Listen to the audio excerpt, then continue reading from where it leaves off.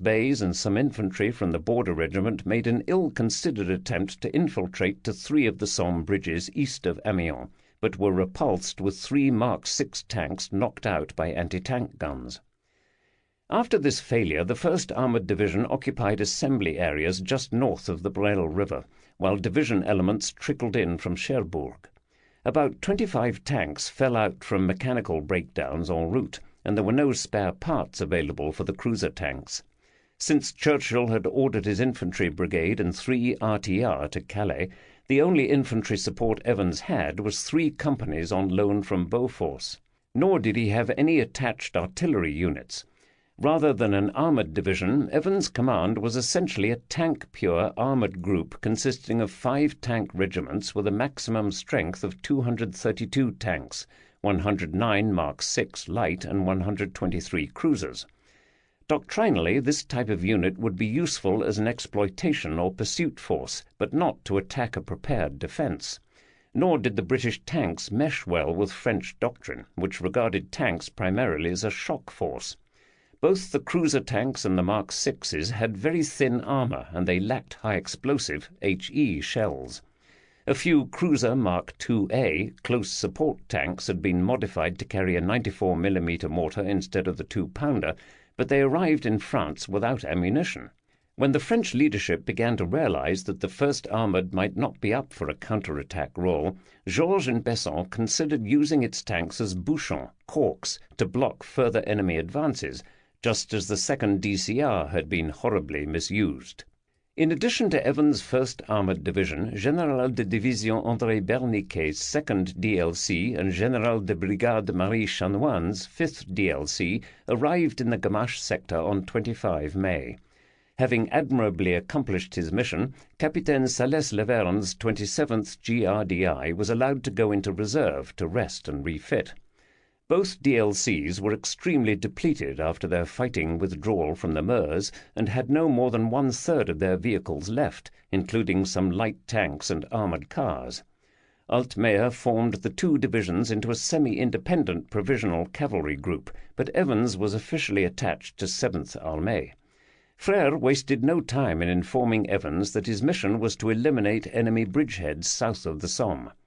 On 26 May, Altmeyer ordered Evans to concentrate his division in the Biencourt area, 18 kilometers south of Abbeville, and to be prepared to support the 2nd DLC and 5th DLC in a counterattack against the Abbeville bridgehead the next day.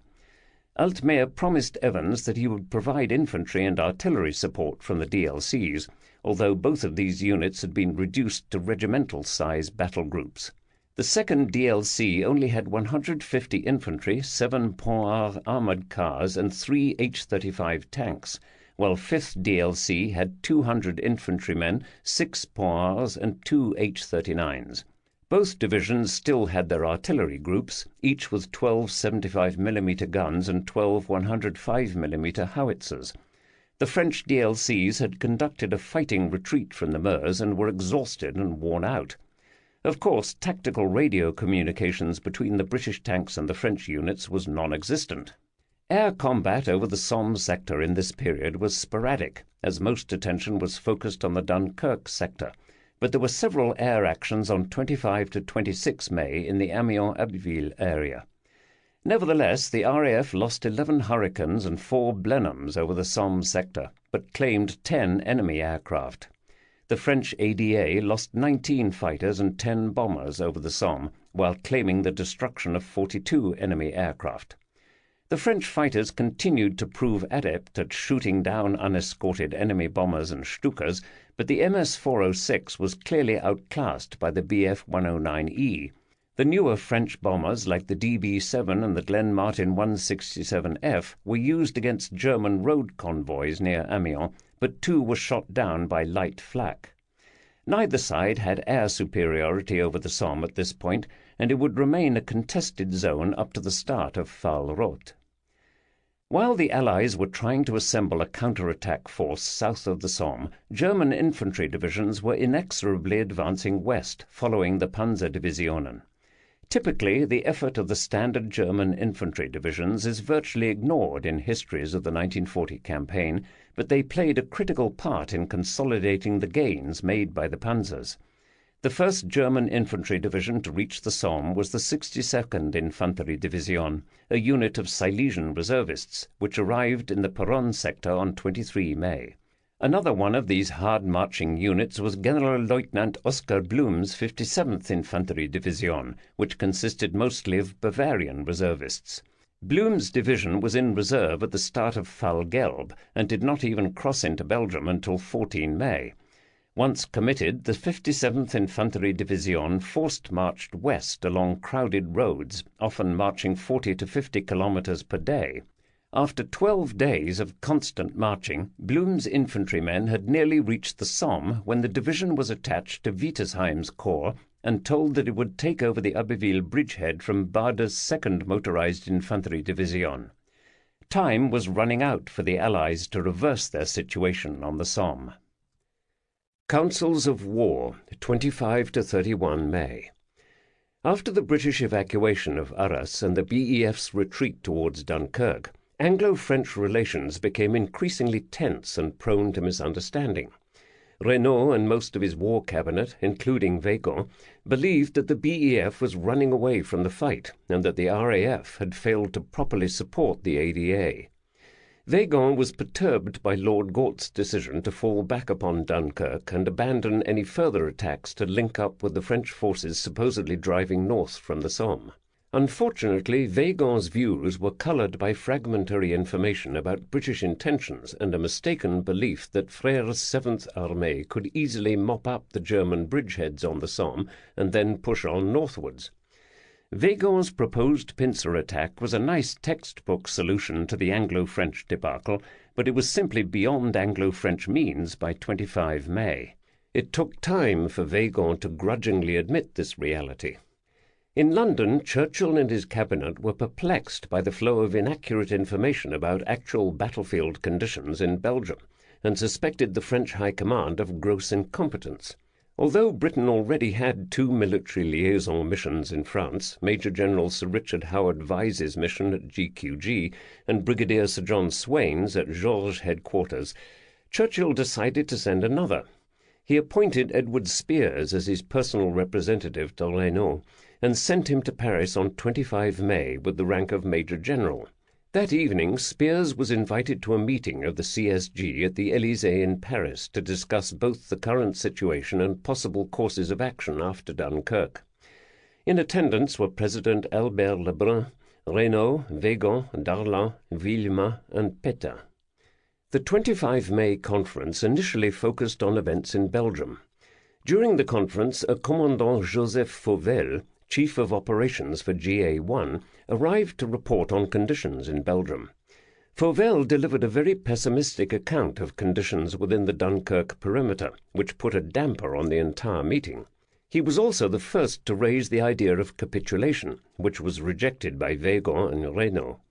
Spears was surprised by the passive reaction in the room to Fauvel's impertinent suggestion, and wrote in his diary that, "In my view, nothing short of throwing Fauvel out of the window would have been adequate." Soon afterward, Weygand went into a tirade that this war is sheer madness. We have gone to war with a 1918 army against a German army of 1939. Later, when discussing options for the First Armée, Weygand said that Blanchard's troops, if doomed, must disappear with honor.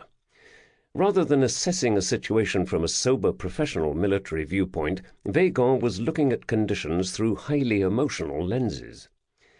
Yet aside from the unfolding disaster in Belgium, the rest of the French front was beginning to stabilize. Touchon's 6th Armée had established a strong front along the Aisne, with 7 infantry divisions.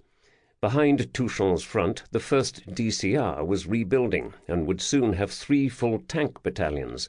Siget's 2nd Armée had also managed to stabilize the situation south of Verdun, in the area between the Aisne and the Meuse. Although a number of divisions had been withdrawn from Prételat's GA2 to create the new lines on the Aisne and Somme, the Maginot Line and the rest of the eastern defences were still fully intact. Villemain's ADA had suffered heavy losses, but still had over 300 operational fighters, 100 bombers, and 50 ground attack aircraft. While the Luftwaffe could establish local air superiority wherever it wished over northern France, the ADA was still capable of inflicting serious losses on the enemy. Far from the 1918 army decried by Weygand, most of the French army's equipment had proved adequate, but there just wasn't enough of it at the right place and time. Nevertheless, it was clear that Fall-Gelb's opening moves had inflicted great damage on the French army, and the Third Republic had been virtually stripped of Allied forces in the field. Weygand pointed out that no more than 60 French and a handful of British divisions were now left to face up to 140 German divisions, and the situation in the air was even worse. Clearly, the altered strategic situation pointed to the need to delay the enemy until their offensive ran out of steam, which meant this was the time to dig in and hold on. However, once the prospects for his pincer attack faded, Weygand became increasingly pessimistic and did not place any great faith in defensive operations. Instead, he kept insisting on offensive actions in order to help restore morale in the French army and generate the will to fight. The Somme front, which was still fluid, offered the possibility of recovering major French cities, Amiens and Abbeville, which could give the French army a much-needed tactical victory. Yet if the counterattacks on the Somme failed, Weygand expected that the French army still had the resources to make a proper final stand. But the outcome was unlikely to be favorable. He told President Albert Lebrun that the army must resist firmly in the Somme-Aisne position, and when this resistance is broken, the fragments must stand fast to the end to save our honor. For the first time, the idea of asking the Germans for an armistice was raised, and Weygand suggested this might become necessary if the Germans achieved another major breakthrough. Reynaud sharply rejected any notion of an armistice, and for the time being the idea was dropped. But it was now clear that the commander-in-chief was thinking about exiting the war. It was also clear that Weygand was fixated on making his stand on the Somme, even though the Germans had already succeeded in establishing 6 bridgeheads, which meant that the river itself no longer had much defensive value. Some members of the General Staff and Spears suggested a retreat to the Seine, but Weygand categorically rejected this idea, stating that it would put Paris in the front line and expose the Maginot Line to attack from behind. Prételat, commander of GA2, thought it ridiculous to make a stand on a river line that was already compromised, but was ignored. Weygand repeatedly voiced a fear that military defeat could lead to social unrest and revolution, such as the Paris Commune of 1870. Having invested 5 billion francs in the Maginot Line, the French army would not part with a single position now. The defences had become more important than what they protected. Weygand also rejected the idea of constructing any fallback positions behind the Aisne-Somme, claiming that once the front broke, an orderly retreat to any other position would be impossible. There would be no retreat. Weygand's strategy was based on frustration and emotional symbolism, not on cold, hard military reality. Villemain, also present, stressed that the RAF had failed to adequately assist his ADA, and his criticism also shaped the group perception that France was being abandoned by its allies in its hour of need. As a result of Weygand's pessimistic assessment, the cabinet decided to begin preparations to move the government to Bordeaux, if necessary. Given the limited state of French resources, a delaying action on the Somme and a main line of resistance behind the Seine would have made more sense. Weygand already knew that Panzerdivisionen did not do well in cities, based upon the experience of the 4th Panzerdivision in Warsaw, so fortifying Paris would have caused major problems for German efforts to cross the Seine. Indeed, the Wehrmacht had a great distaste for city fighting.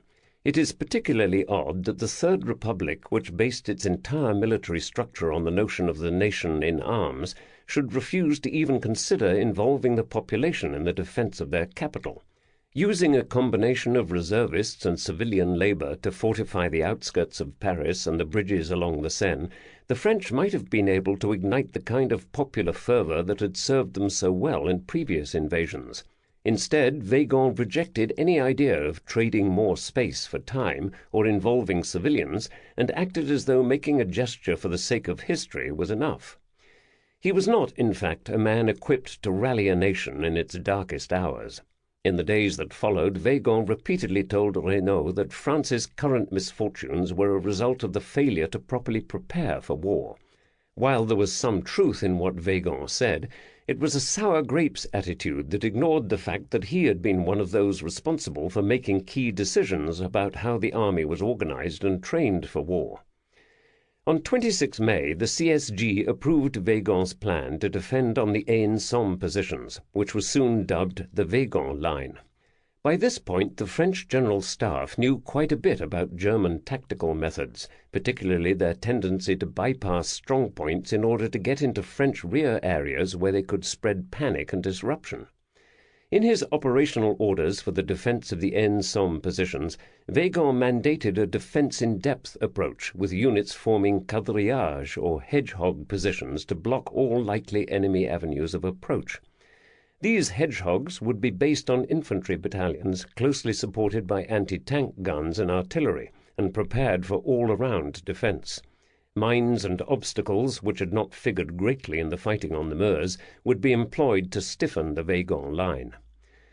French armaments production was just beginning to gain its stride, and by the end of May, weekly deliveries of armored fighting vehicles amounted to about 90 tanks and 20 armored cars, enough to begin re-equipping the DCRs and DLMs. The new R40 was beginning serial production, and this tank offered a significant improvement in mobility and anti-tank capability over the original R35 design. The Luffley W15 TCC tank destroyer, which mounted a 47mm anti-tank gun atop a Luffley tractor, was hastily rushed into production in late May 1940, and the first battery, 51st Batterie d'Anti-Chars Automoteur, or BACA, was formed on 22 May. The W15 TCC was used to equip a total of 10 independent motorized anti-tank batteries, BACA, by 13 June, each with 5 guns. French aircraft production was also greatly accelerated, and the new D-520 fighter was finally being delivered in quantity, with 3 more fighter groups converting to it. Even while the Dunkirk evacuation was underway, Churchill was eager to demonstrate to the French leadership that Britain was committed to maintaining both air and ground forces involved in the campaign in France. There were a total of about 140,000 British military personnel south of the Somme. Although most of these were line of communications troops, there were infantry and artillery training depots. Lieutenant General Sir Henry Karslake, a no-nonsense officer, was called out of retirement and sent over to France on 23 May to take command of the LOC troops and to organize them. The Cabinet authorized the evacuation of 50,000 of these troops and large quantities of military stores back to England, beginning with the supply depots, including chemical weapons, in Le Havre and near Rouen. However, Churchill directed that sufficient supplies would remain to support a second BEF contingent of up to 5 divisions. By 26 May, there were 3 armed British formations still in France: the 1st Armoured Division on the Somme, the 51st Highland Division en route to the Somme and arriving within 2 days, and the improvised Bowman Division conducting rear area security near Rouen. The RAF contingent in central France continued to operate, with its 3 Hurricane-equipped squadrons sending daily patrols over the Somme front. On the night of 29-30 May, Churchill sent Reynaud a cable assuring him that a new expeditionary force would be dispatched to France after the bulk of the BEF was rescued from Dunkirk, and it would be based from Saint-Nazaire. Churchill promised that the new BEF would include British regulars he was bringing from India and Palestine, as well as Australian and Canadian troops. One thing that is striking about the British War Cabinet minutes for this period is that while both the Germans and French were exclusively focused on the current campaign in Flanders, Churchill and his ministers were discussing a myriad of other issues and plans, including the nearly forgotten campaign in Norway. Considerable emphasis was placed on diplomatic efforts to get more material support from the United States, particularly aircraft and destroyers. However, Churchill also had time to advocate a bomber offensive against Italian industry in case Mussolini entered the war, as well as contingency plans for Ireland, Portugal and Crete. Simply put, the British leadership was already drifting away from the main battle with Germany once the BEF evacuation began, and too much attention was given to peripheral issues. While the Anglo-French were trying to recover from the shock of the German encirclement of their best forces in Belgium, Hitler and the OKH began looking to the next phase of the campaign before Operation Dynamo even began. No one had put serious thought into follow-on operations prior to the commencement of Fall Gelb because the level of success that would be achieved was uncertain. Yet now that Fall Gelb had gone well beyond even Hitler's expectations, the OKH had to scramble to draft and plan and reorganize the field army for another offensive pulse. On the same day that he imposed the halt order on Panzergruppe Kleist, Hitler issued Führer Directive 13, which outlined his concept for Fall Rot. It explicitly stated its intent to destroy in the shortest possible time the remaining enemy forces in France. He envisioned a three-phase offensive, beginning with a thrust from the Amiens sector by Bock's Heeresgruppe B against the weakest French forces in order to reach the lower Seine. In the second phase, the main effort would consist of a double pincer attack by Rundstedt's Heeresgruppe A against the strongest French forces in the Reims sector, followed by a mechanized exploitation deep into Champagne. In the third phase, Leib's Heeresgruppe C would conduct Operation Tiger, an attack against the Maginot Line near St. Avold, in order to penetrate the line. The Luftwaffe was tasked with maintaining air superiority and providing close air support to the Heer, but Hitler also wanted it to conduct an annihilating reprisal against the English homeland for English attacks on the Ruhr. The next evening, 25 May, Hitler held a conference at his Felsennest command post with Halder and the OKH staff to flesh out details for Fall Rot. He stressed that he wanted an army-size attack to break the French line on the western Somme, followed by a rapid armoured thrust to the Le Havre-Rouen area. However, he was a bit apprehensive about Paris and wanted to avoid dealing with the city until the main French forces were destroyed in the Reims area. Hitler stressed speed in the operation, indicating that he was also concerned that some deus ex machina might appear to spoil his victory, however unlikely. Hitler could command Fall Rot to be thrown together in 10 days, but it was the OKH that had to manage all the preparations for a second major offensive. During the Kaiserschlacht offensives in 1918, German unmotorized armies had typically needed 5 to 6 weeks to prepare for follow-on offensives, and that was within well-established lines of communications. In the Second World War, the Wehrmacht had yet to mount a back-to-back series of offensives and had been organized with the idea that short, high-intensity operations would be followed by lengthy recovery periods. If the Allies had somehow managed to stop Panzergruppe Kleist short of the English Channel, that might have been the case in May 1940 as well. However, the rapid success of the Panzer breakthrough led to standard procedures being discarded. The Wehrmacht would not only mount a second consecutive major offensive, but it would do so as soon as possible in order to hit the enemy before they had a chance to recover their balance. Behind the panzers, there was chaos throughout much of Belgium and Luxembourg. Roads, rail lines and major bridges in both countries were still a mess due to a combination of bomb damage, enemy demolitions and hard use by the rapidly advancing armies. German Pioniere troops had their hands full repairing just the main lines of communications. The OKH also had to help establish a military administration in the occupied areas and move hundreds of thousands of enemy prisoners to POW camps. Many Allied troops were still wandering around at liberty in the German rear areas. On the day before Fall Rot began, Bock decided to visit the Channel coast at Le Touquet and was astonished to see unsecured French soldiers still there, who politely saluted him. The man on the spot was Generalleutnant Eugen Müller, Generalquartiermeister des Heeres, but he delegated most of the logistical headaches to his deputy, Oberst Eduard Wagner. Guderian had rushed willy-nilly to the Channel, and his panzers were now desperately short of ammunition, fuel and spare parts. Until this was dealt with, there would be no Fall Rot. Altogether, the 10 German Panzerdivisionen had lost 516 tanks, destroyed or requiring extensive repairs, or 20% of their starting strength during Fall Gelb. Losses among the most capable PZ-3 and PZ-4 medium tanks were particularly heavy. Several thousand trucks had also been lost, which impaired mobility.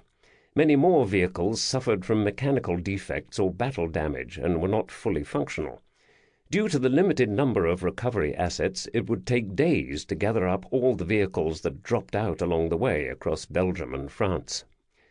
Since the Heer had created combat units at the expense of support units in the lead-up to war, it was necessary to send seriously damaged tanks and other vehicles back to Germany for depot-level maintenance and repair, because they could not be repaired near the front.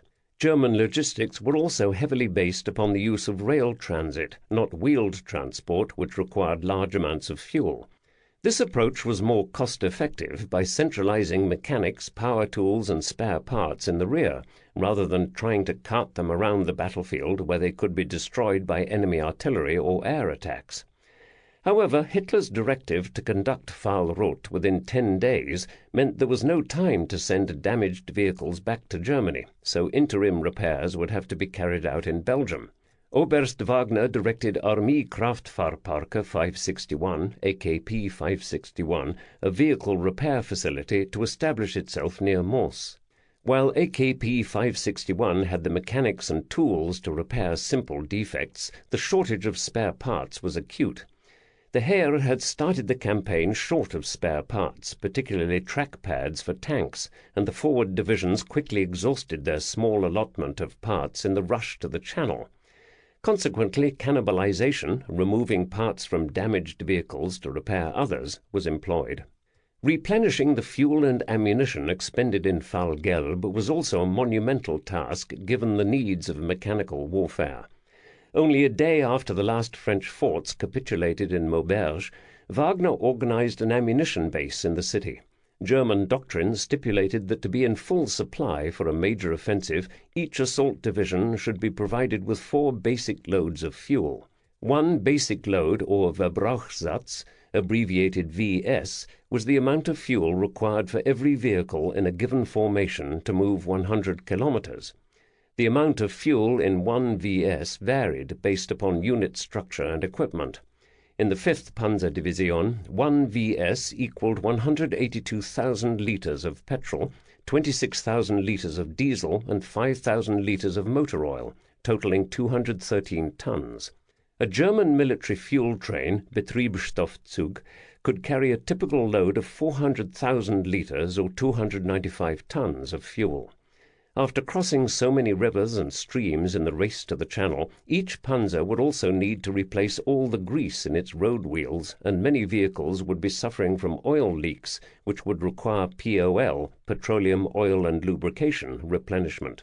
In order to provide just the 10 Panzer Division and 6 motorized infantry divisions with 4 VS of fuel and basic replenishment of POL products for Fallrot, the OKH had to ensure that over 10,000 tons of fuel and 1,000 tons of POL, equivalent to about 40 fuel trains, was transported over 200 kilometers from supply depots in Germany to forward supply dumps in Belgium.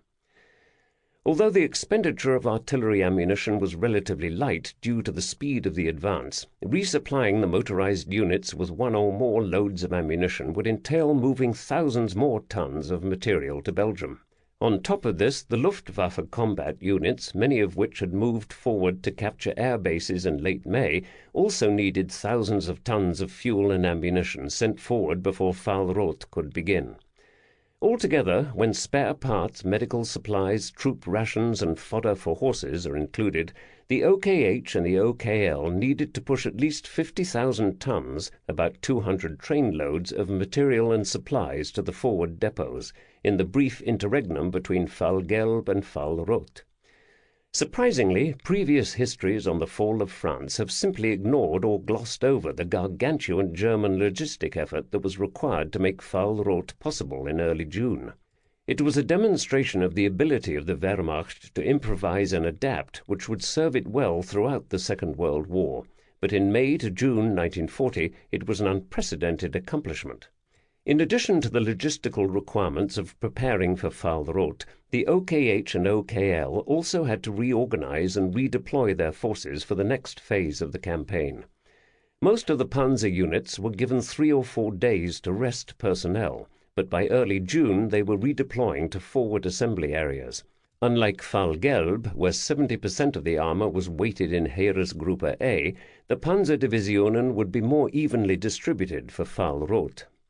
A tactical lesson already learned from Fall-Gelb was that the Panzerdivisionen did not have enough organic infantry, and the motorized infantry divisions were often too far back. Consequently, when the motorized forces were reorganized for Fall-Rot, a total of 5 motorized corps were formed, each with 2 Panzerdivisionen and 1 motorized infantry division.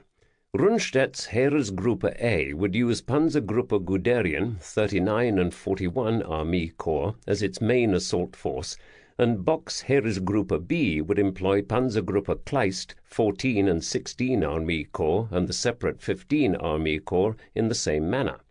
It is important to note that the OKH and the Army Group commanders had noted the personal friction between Guderian and Kleist during Fall-Gelb and decided to upgrade the insubordinate Guderian from merely a corps commander to a Panzergruppe commander. This indicates that the Wehrmacht was willing to tolerate a certain amount of headstrong behavior in its commanders, as long as it resulted in battlefield success. The Luftwaffe also redeployed its short-range Bf-109 fighters and Ju-87 dive bombers to airfields around Cambrai, Maubeuge and Laon, but most of the level bombers remained at air bases in Germany because they required more logistic resources. Intelligence shaped both sides' preparations for Fall-Rot. Although the OKH knew that the French army had been badly hurt in Belgium, Halder expressed concern in his diary that up to 8 French colonial divisions would be sent from North Africa and Syria to reinforce the Metropolitan Army. The Wehrmacht had already discovered that the colonial units were tough on the defence and did not rout as the Reserve B divisions had. It is likely that the Germans were also aware that French industry had greatly increased armaments production since the invasion had begun, and there was concern that formulations evacuated from Dunkirk might be re-equipped and re-enter the battle. Despite its material deficiencies, the French army was able to develop a pretty clear intelligence picture of the likely enemy course of action. By late May, the Deuxième Bureau stated that it expected the next phase of the German offensive to be a 2-pronged attack. In the west, a breakout from the Amiens bridgehead, and in the centre, a push towards Reims. This appreciation was very close to the actual plan for Fall-Rot.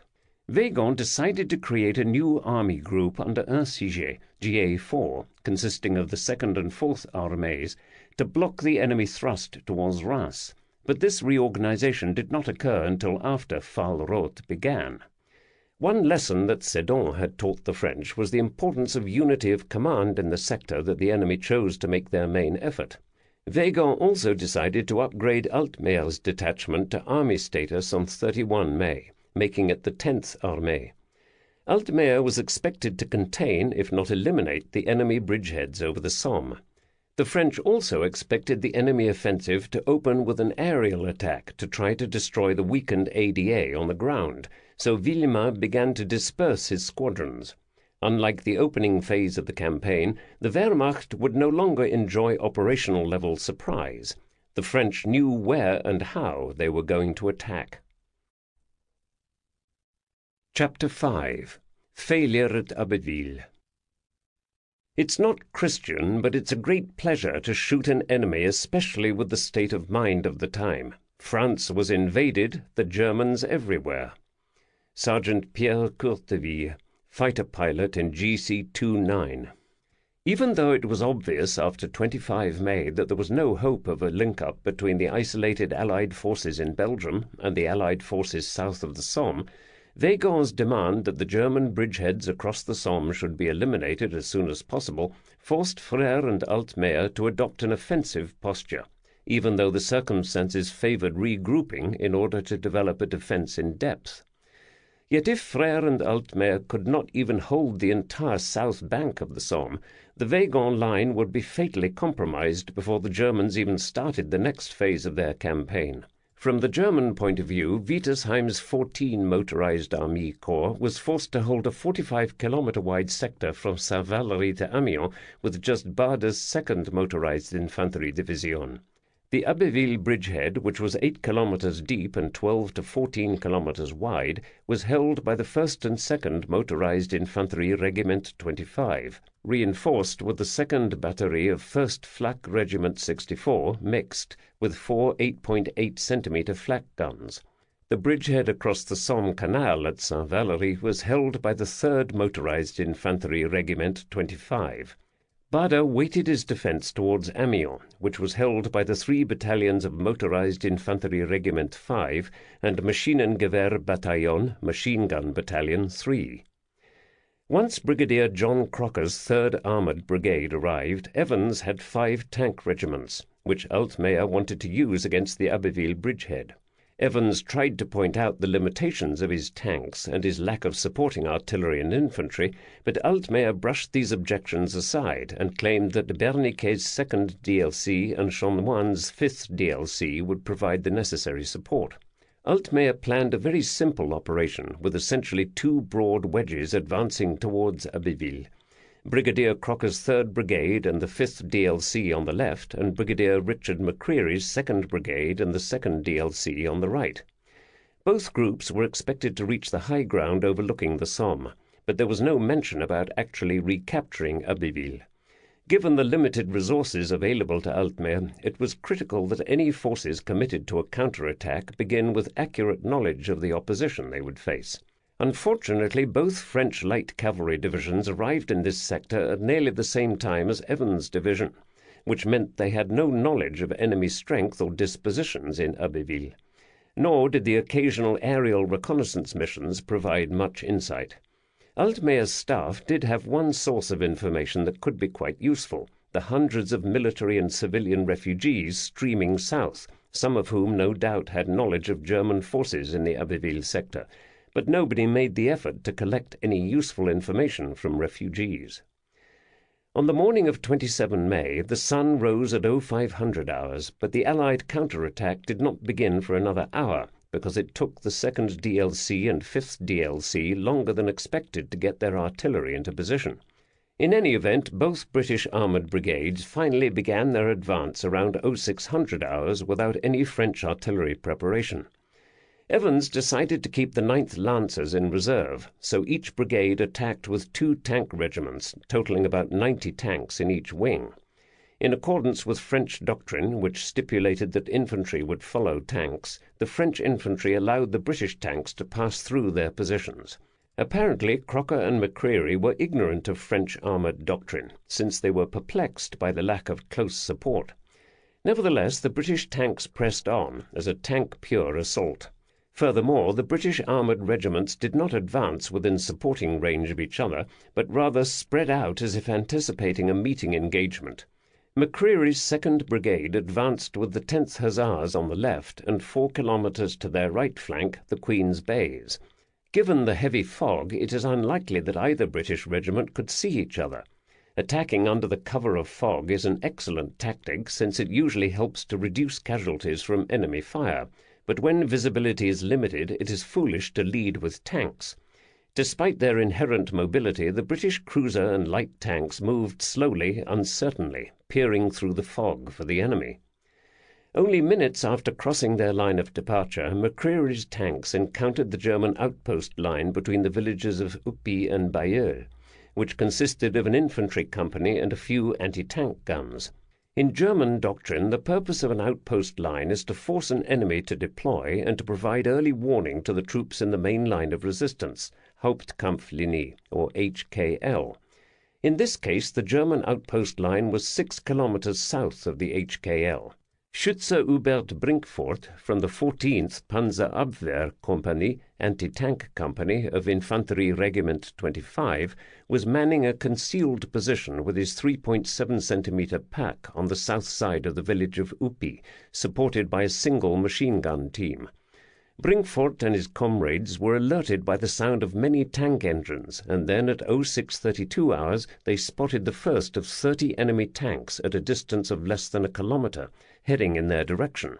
It was the 10th Hussars. The 10th Hussars advanced across open, rolling ground, perfect tank country. Brinkfort waited until the enemy tanks were within 200 meters and then opened rapid fire, destroying the two lead Mark VI tanks.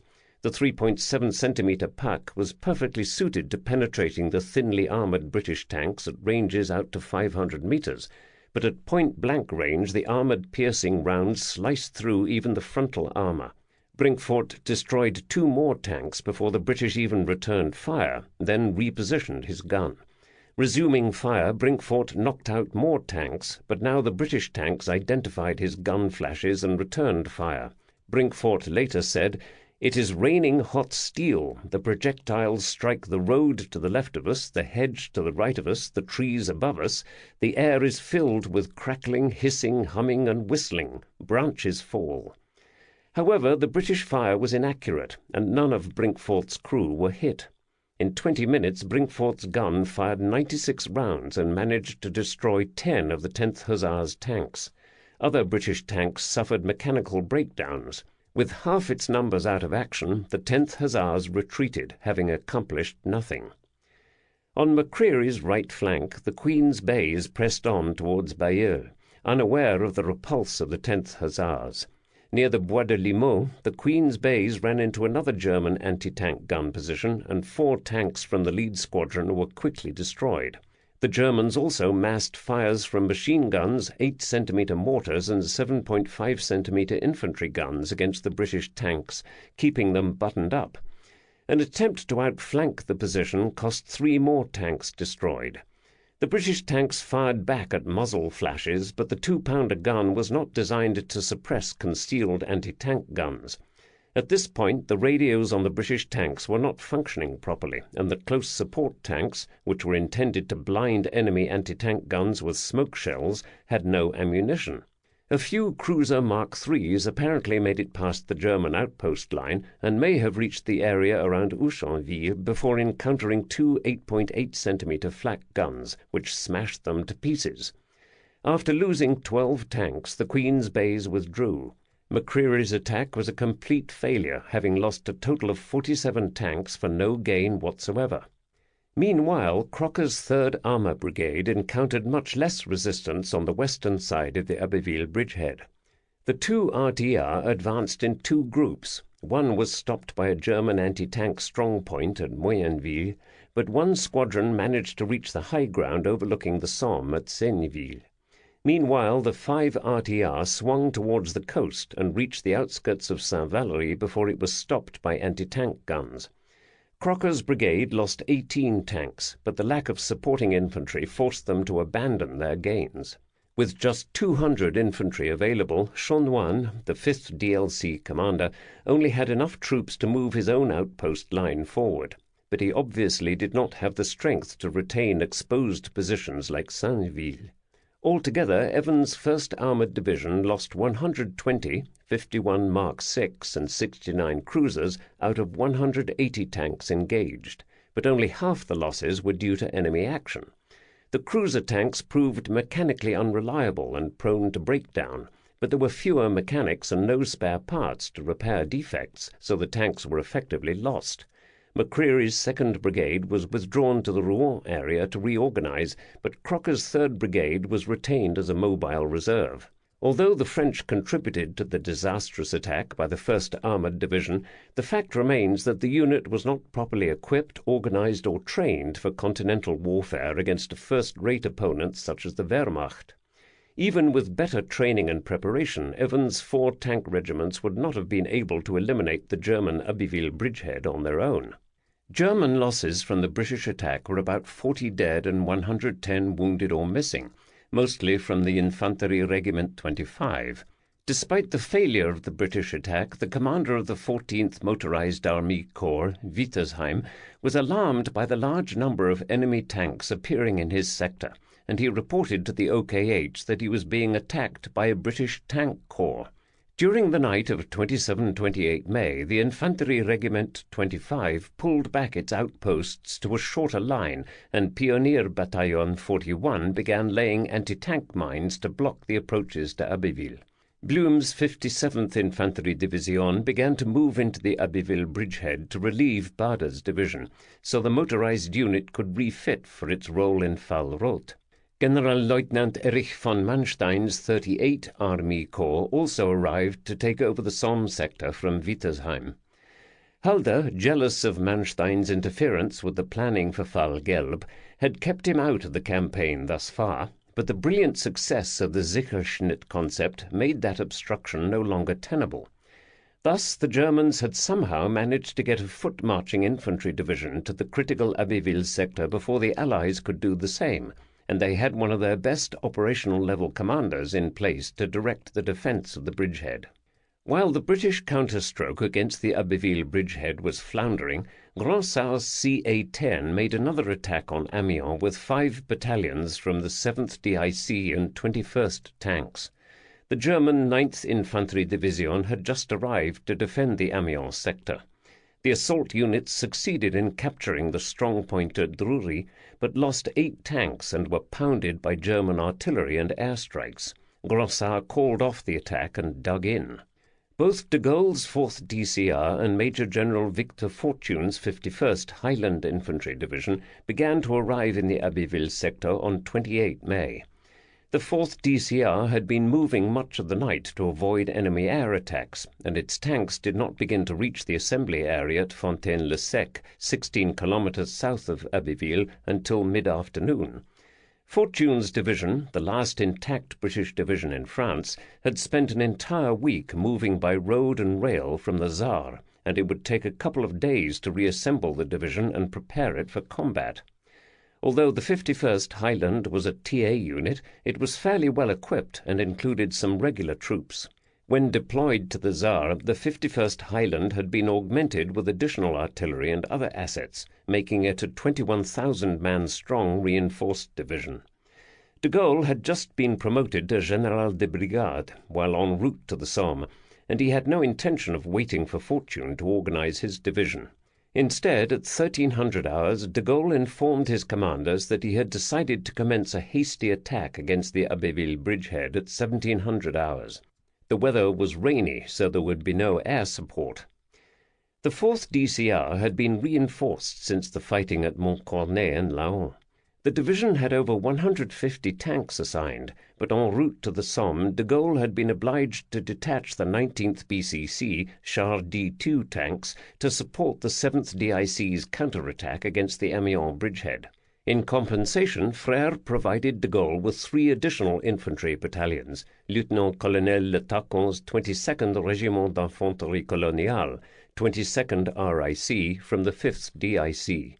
Nevertheless, de Gaulle still had 2 battalions, 46th, 47th BCC, of Charles B-1 bis tanks, 3 battalions of R-35 infantry tanks, 2nd, 24th, 44th BCC, and a cavalry regiment, 3rd Cuirassiers, equipped with Saumur S-35 and H-39 tanks. He also had a squadron of Pont-Art armoured cars for reconnaissance, 3 battalions of partly motorized infantry, 5 batteries of the excellent 47mm anti-tank, and a battery of 25mm anti-aircraft guns.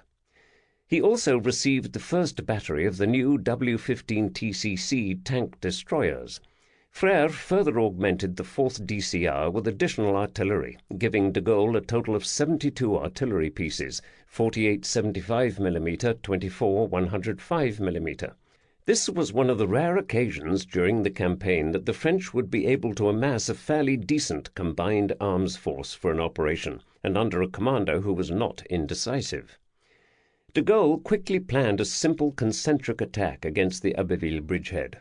Thanks to the British attack on the previous day, the French now had a fairly good picture of German dispositions in this sector, although they were not aware that the 57th Infantry Division had just relieved Bader's 2nd Motorized Infantry Division. The Infantry Regiment 217 had moved into the Abbeville bridgehead with its 3 infantry battalions and 2 companies of Panzerjägerabteilung 157. The Uppy-Caumont-Bailleul sector was held by the 3rd Infantry Regiment 217. The Germans had a total of 36 3.7cm pack anti-tank guns in the bridgehead, plus the 8.8cm flak battery which remained in place. The French Char B-1 bis tank battalions were the last to arrive in the assembly areas, and they had barely 30 minutes to refuel and prepare for action. Some tanks were still refueling when the attack began. By 1700, the 46th and 47th BCC were gathered in an assembly area just 2 kilometers south of Upi. Although many details slipped through the cracks, like ensuring all subordinates had the proper radio frequencies and call signs, the French Army regulars demonstrated their professionalism here by slapping together a plan based upon verbal orders and executing it within less than an hour. Indeed, the German Heer is often praised for its ability to execute hasty attacks based upon verbal orders, the essence of the so-called Auftragstaktik, but de Gaulle's tankers demonstrated that the better French units were also capable of conducting hasty attacks. Most criticisms of the French methodical battle doctrine do not mention actions such as Abbeville, but instead prefer to focus on the early clumsy efforts to conduct counterattacks at Sedan and Flavion. At 1700 hours, the French artillery began a 15-minute artillery preparation, with the heaviest concentrations delivered upon the Upi-Caumont sector. De Gaulle's 2 artillery groups, equipped with 105 mm howitzers, fired 6,000 rounds at Upi in 15 minutes. This was one of the first occasions in the campaign where the French artillerymen got a chance to support a major attack. At 7:15 hours, the bombardment shifted onto the Mount Caumont area, and the 4th DCR commenced its attack. The main effort was a frontal attack upon Upi by Colonel Aimé Soudre's 6th Demi-Brigade Blindée, light armored brigade, with 32 Char B-1 bis tanks of 46th and 47th BCC supported by the 4 BCP, while Colonel Léon Simonat's 8th Demi-Brigade Blindée, 65 R-35s, and L'Attaquant's 22 RIC attacked the Bois de Limoux and Bailleul. Lieutenant-Colonel François' 3rd Cuirassiers would mount a supporting attack on the extreme right near Bray with his 40 S-35 and H-39 tanks. De Gaulle's units attacked according to French tactical doctrine, with the tanks advancing in company-size groups, followed by infantry. However, unlike the British tanks, the French tanks were designed to resist fire from 3.7 cm anti-tank guns. Leaving its assembly area, Commandant Petit's 47th BCC had difficulty with some steep embankments, which forced tanks to look for a way around. But then the battalion deployed with the 1st Compagnie on the left and the 3rd Compagnie on the right. Across the embankment, the Char B-1 bis tried to reassemble into platoon-size wedges, each of 3 tanks. While the 46th BCC swept west of Upi, Petit's battalion was supposed to sweep to the east, and its first objective was the crossroads at Les Croisettes, 4.5 kilometers away. The German troops in and near Upi opened fire with every barrel at their disposal and called in artillery fire from 2 10.5 centimeter batteries in Abbeville. However, the Bavarian infantrymen who had just taken over this sector were in for a rude surprise. The armor-piercing shells from the 3.7 centimeter pack bounced off the 60 mm thick frontal armor on the Char B-1 bis, which kept on advancing despite multiple hits. Capitaine Maurice Durand's 1st Compagnie, Jeanne d'Arc, took 30 direct hits, but knocked out 2 anti-tank guns with its 75 mm gun. Another projectile damaged Durand's 75 mm gun barrel, but he went on a rampage, crushing several anti-tank guns and machine gun positions under his tracks. Petit in Conde also knocked out 2 anti-tank guns. Even the 57th Infanterie Division diary admits that the ineffectiveness of our defensive weapons led to a tank panic, and some troops abandoning their positions. The French tankers, with limited visibility from their turrets, noticed some German infantry fleeing and others attempting to hide behind walls and hedges in the village. After most of the German crew-served weapons had been suppressed, the 3 companies of Commandant Bertrand's 4th BCP began entering Upi. The French chasseurs were cautious and requested nearby Char B-1 bis tanks to suppress enemy machine guns still in action, but there was some hand-to-hand combat. Around 1930 hours, one German platoon attempted to withdraw from Upi, but 200 meters outside the town they encountered French infantry, and 25 Lancers surrendered. The remnants of the German 10th IR-217 made a last stand in the Château de Upi, then surrendered at around 21:30 hours. The 4th BCP recaptured Upi at a cost of 6 dead and 12 wounded. Even before the 4th BCP had cleared Upi, Petit's 47th BCC began to advance towards their objective of the Le Croisette crossroads. However, 6 of his 19 tanks had already dropped out due to mechanical problems, particularly with the Naudet steering system used to turn the tank to fire the hull-mounted 75mm gun. Capitaine Ghislain's 3rd Compagnie had 7 of its 10 tanks out of action, but only 2 were due to enemy fire. Nevertheless, Petit ordered the attack to continue with the remaining handful of operational tanks. Durand's Jeanne d'Arc made it to the objective and crushed a 2-centimeter flak gun defending the crossroad, but had been hit a total of 90 times, and all its weapons were damaged. Alarmed by reports of an enemy tank breakthrough, General-Lieutenant Blum rushed to the position of Hauptmann Erich Kiel's 2nd Batterie near the village of Cobert. Blum directed Kiel to engage French tanks advancing to the south with his 2 8.8-centimeter guns. The distance was about 2 kilometers.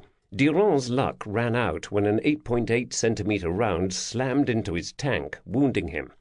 Durand and his crew abandoned the disabled Jeanne d'Arc and made it back to French lines. Lieutenant Paul Bauchet's Cruy was also hit by 8.8-centimeter fire, which killed the platoon leader. Blum also directed an artillery battery on Mount Caumont to concentrate on the French tanks near Le Croisette, and 3 tanks were damaged by near misses. Commandant Petit was angry that the French artillery, which he could not communicate with by radio, did not suppress the German artillery and flak guns that halted his advance. Indeed, the disadvantage of relying upon the short-range 75mm gun to support an armoured unit was now apparent. At 21:30 hours, Blum committed his reserve, the 3rd IR-179, to reinforce the gap created between Le Croisette and Caumont, but it would take hours for this battalion to arrive on foot. Short of fuel and ammunition, Petit's tanks withdrew to resupply in Upi.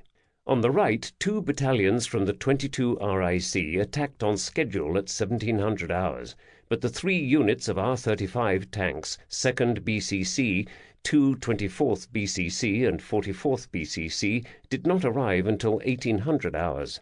With the help of the tanks, the 22nd RIC cleared the Bois de Limoux and Bailleul.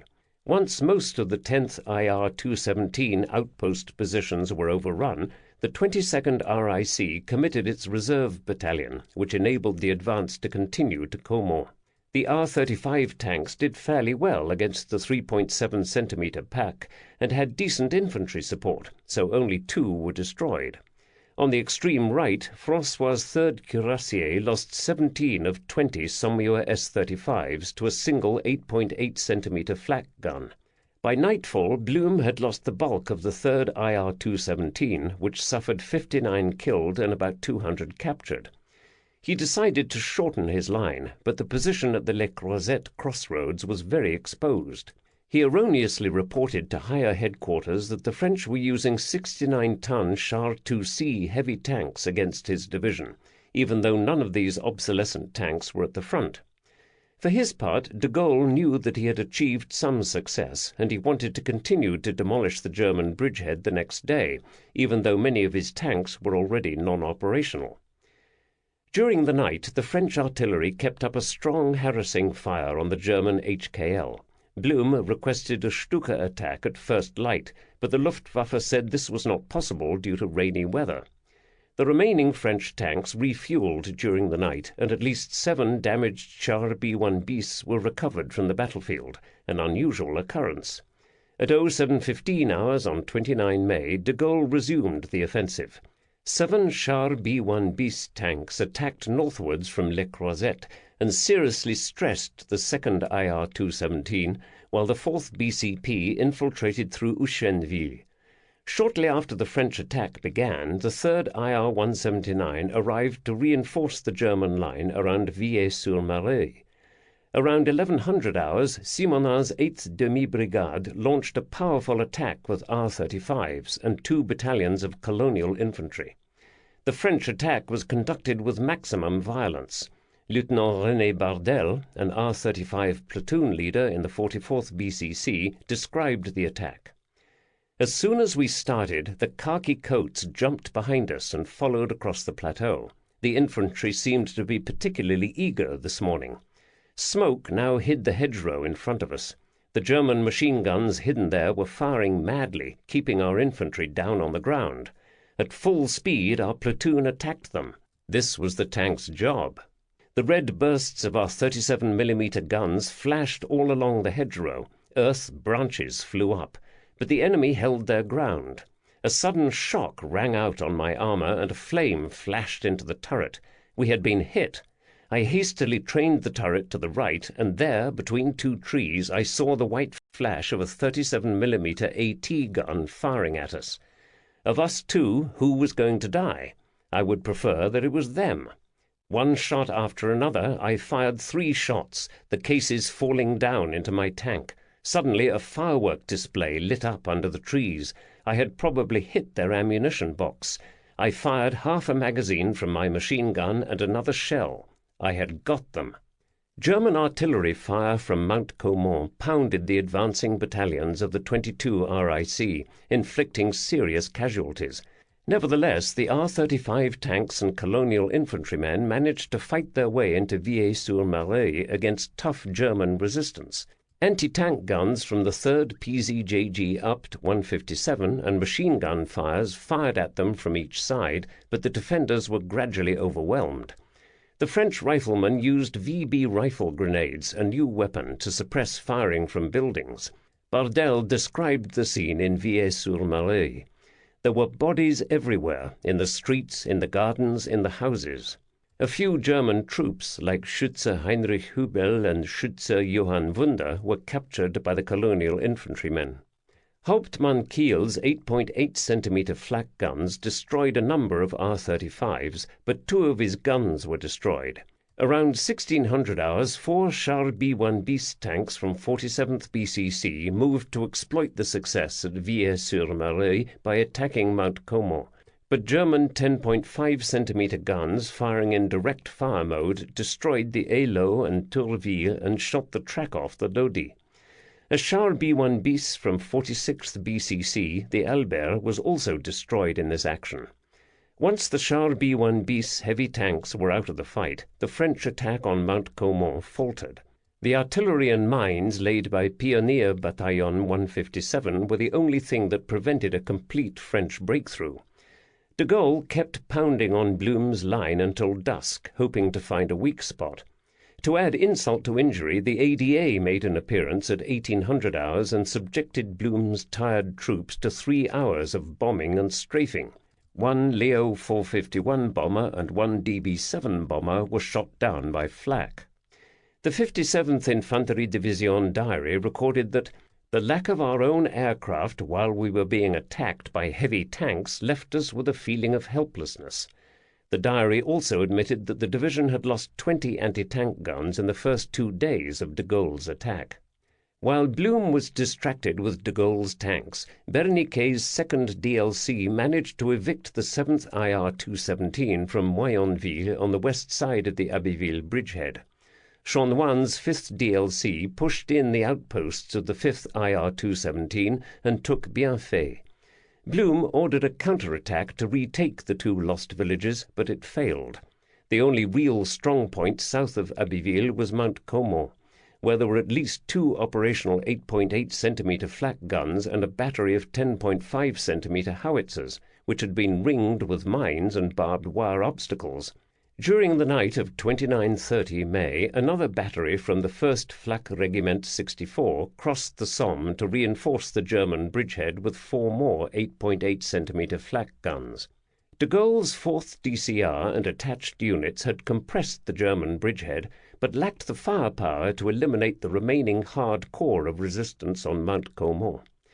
Interestingly, Blum later commented about the accuracy of the French artillery, although it was not enough to suppress the German artillery on Mount Caumont. Clearly, this would have been an excellent place to employ the French 155mm GPF howitzers. The GQG controlled 6 regiments of these weapons, but none was allocated to this critical sector. Instead, de Gaulle had to make do with light artillery, which could not eliminate the German guns on Mount Caumont. After 2 days of intense combat, only a few tanks were still operational, but battlefield recovery efforts managed to salvage several Char B-1 bis. No thought was given to using the fragile tanks of the British 1st Armoured Division, now in reserve, since they had fared poorly against even light enemy anti-tank guns.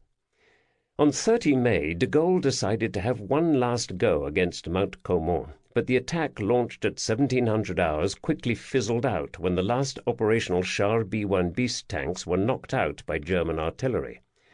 By the end of the day, the 4th DCR only had about 40 tanks left, mostly light R-35 and H-39s. Some of the Char B-1 bis heavy tanks would be repaired, but the division was fought out. De Gaulle had lost over 100 tanks in his 3-day counterattack. French infantry strength was also ebbing, with half of the 4th BCP casualties, while the 22 RIC had suffered 626 casualties, including 104 dead. Blum's 57th Infantry Division had suffered close to 1,000 casualties, and every 3.7 centimetre Pak 36 anti-tank gun in the bridgehead had been destroyed, but the division had not broken. Weygand directed the 4th DCR to pull back into reserve, and the Abbeville sector was turned over to Fortune's 51st Highland Division, which was finally reassembled. De Gaulle's troops had captured almost 300 German prisoners, who were taken to a POW camp at Anoche, 55 kilometres southwest of Amiens.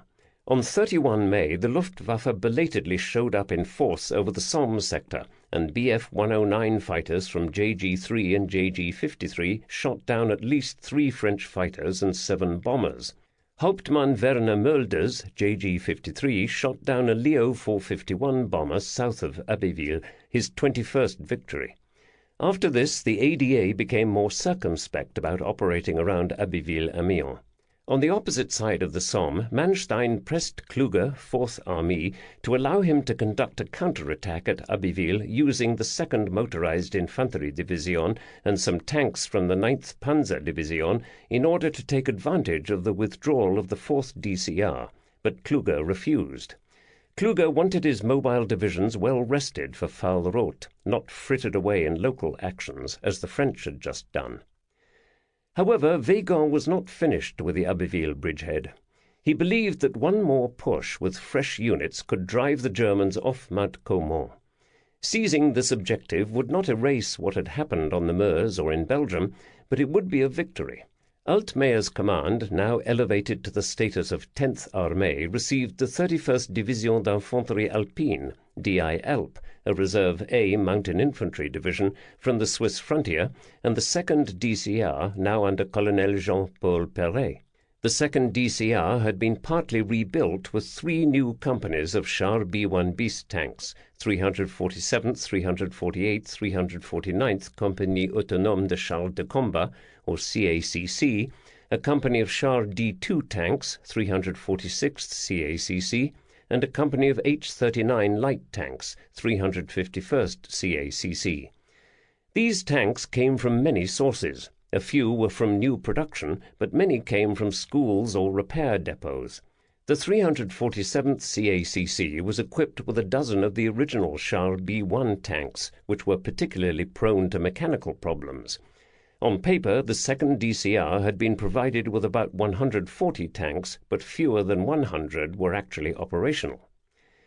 General de Division Marcel Hiller and his small staff stood up the 9th CA headquarters in order to direct operations in the Abbeville sector. Although Altmaier and Hiller should have taken charge of planning the next counteroffensive, they instead delegated it to Major General Fortune. The decision to let a British infantry division commander plan an operation in which the main strike force was going to be a French armoured division bordered on the ridiculous. De Gaulle had returned to Paris to consult with Weygand, but certainly those 4th DCR officers who were in reserve were more knowledgeable about the enemy and terrain in this sector than Fortune's staff. Nor were liaison officers assigned to help translate, so Fortune's staff could barely communicate with the French units with which they were supposed to coordinate. Instead, the planning process was confused and made worse by an overly complex scheme of manoeuvre. The basic concept was to simultaneously attack the 57th Infantry Division's bridgehead in 3 places, from the west, south, and southeast. Rather than make an all-out effort to crush the Abbeville bridgehead, both Allied infantry divisions would only contribute 3 of their battalions to the operation. The 31st DI Alpes provided Colonel Jean-Baptiste Favatier's 15th Régiment d'Infanterie Africaine, RIA, and the 51st Highland provided Brigadier Herbert W.V. Stewart's 152nd Infantry Brigade. The 2nd DCR would provide 1 motorized infantry battalion, raising the total to 7 infantry battalions. Although a total of about 250 British and French artillery tubes were amassed to support the operation, most of it was light 75mm and 25-pounder guns. Nor was much effort put into obtaining air support. While the Allies were preparing their attack, Blum rotated depleted units out of the Abbeville bridgehead and brought in the 3 fresh battalions of Oberst Heinrich Anton de Boy's Infantry Regiment 199, List. This unit carried the lineage of the unit in which Hitler had served in the First World War. The 2nd IR 199 dug in atop Mount Caumont, while the other 2 battalions were assigned to protect its flanks. German pioneers spent the first days of June in placing new minefields around Mount Caumont, which somehow Allied reconnaissance missed. At 0330 hours on 4 June, the Allied counterattack began with a 10-minute artillery preparation focused on Mount Caumont. However, the German troops were in deep trenches and relatively safe from the light Allied artillery. The barrage was ineffective. The main effort began up the main highway to Abbeville, with 21 Char B-1 bis tanks, mostly from the 348th CACC, advancing along with a motorized infantry battalion in the lead. At the same time, Favatier's 15th RIA and the R-35s of the 48th BCC advanced on their left to clear out Bienfait. The British 4th Battalion's Seaforth Highlanders and another group of French light tanks followed as a second echelon. Within 30 minutes of beginning their advance, the French tanks began to encounter mines which knocked out 4 of the lead Char B-1 bis tanks. A number of R-35s were also knocked out by mines. Apparently nobody had thought about sending sappers with the tanks to clear mines, even though de Gaulle's tanks had already encountered enemy mines in this sector. Another Char B-1 bis was destroyed by fire from a German 10.5 centimeter gun. German mortars and machine guns pinned down the Allied infantry, which could make very little progress. Colonel Favatier was incensed when he saw some of his infantrymen retreating without orders, and he ordered the supporting R-35 tanks to fire on them if they did not stop. This prevented further retreats, but few infantrymen were advancing. When Colonel Favatier was killed by enemy artillery fire, any remaining forward impetus disappeared.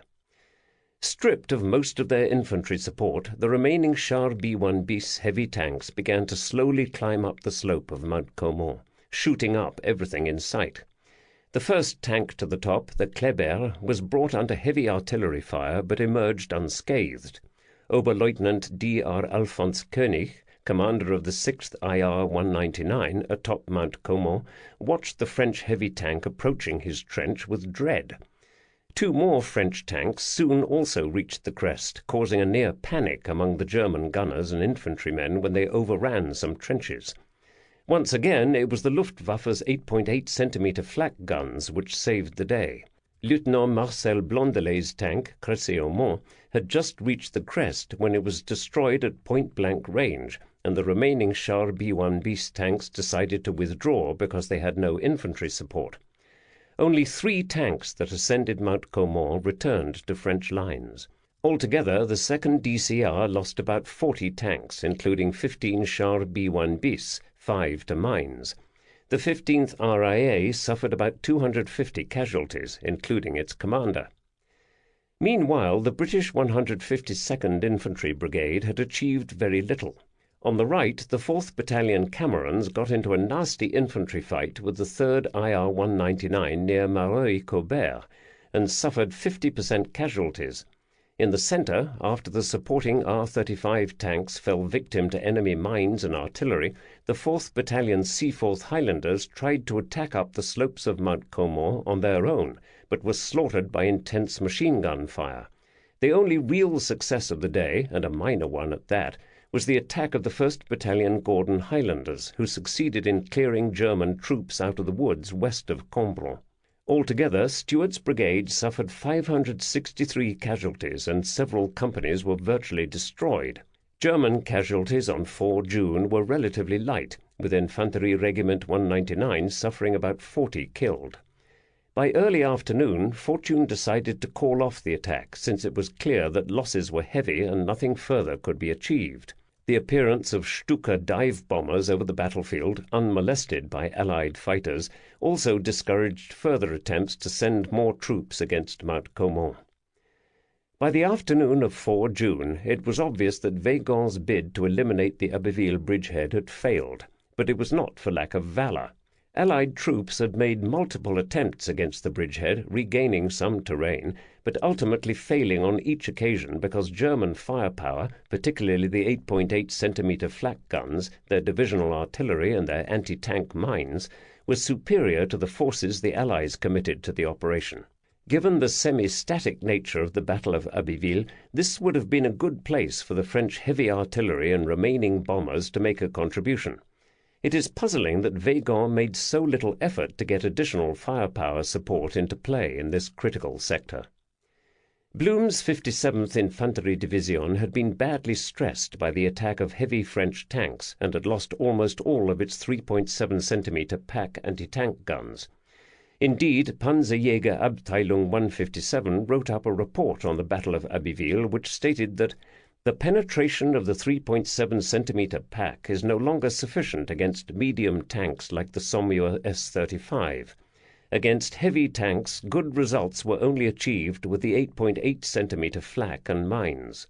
A post-battle survey of abandoned French tanks around Mount Caumont indicated that of 74 wrecks examined, 33 were destroyed by 8.8 centimetre flak, 21 by mines, 6 by 3.7 centimetre pack, 5 by artillery, and 9 by other causes. The meaning here was clear. The Heer had not invested adequate resources into developing its anti-tank guns, and this deficiency would prove even more serious during the Russian campaign in 1941 to 1942. However, fielding the improved 5 centimetre pack was not a priority, and this weapon was still in development. From the Allied perspective, Abbeville was a fiasco.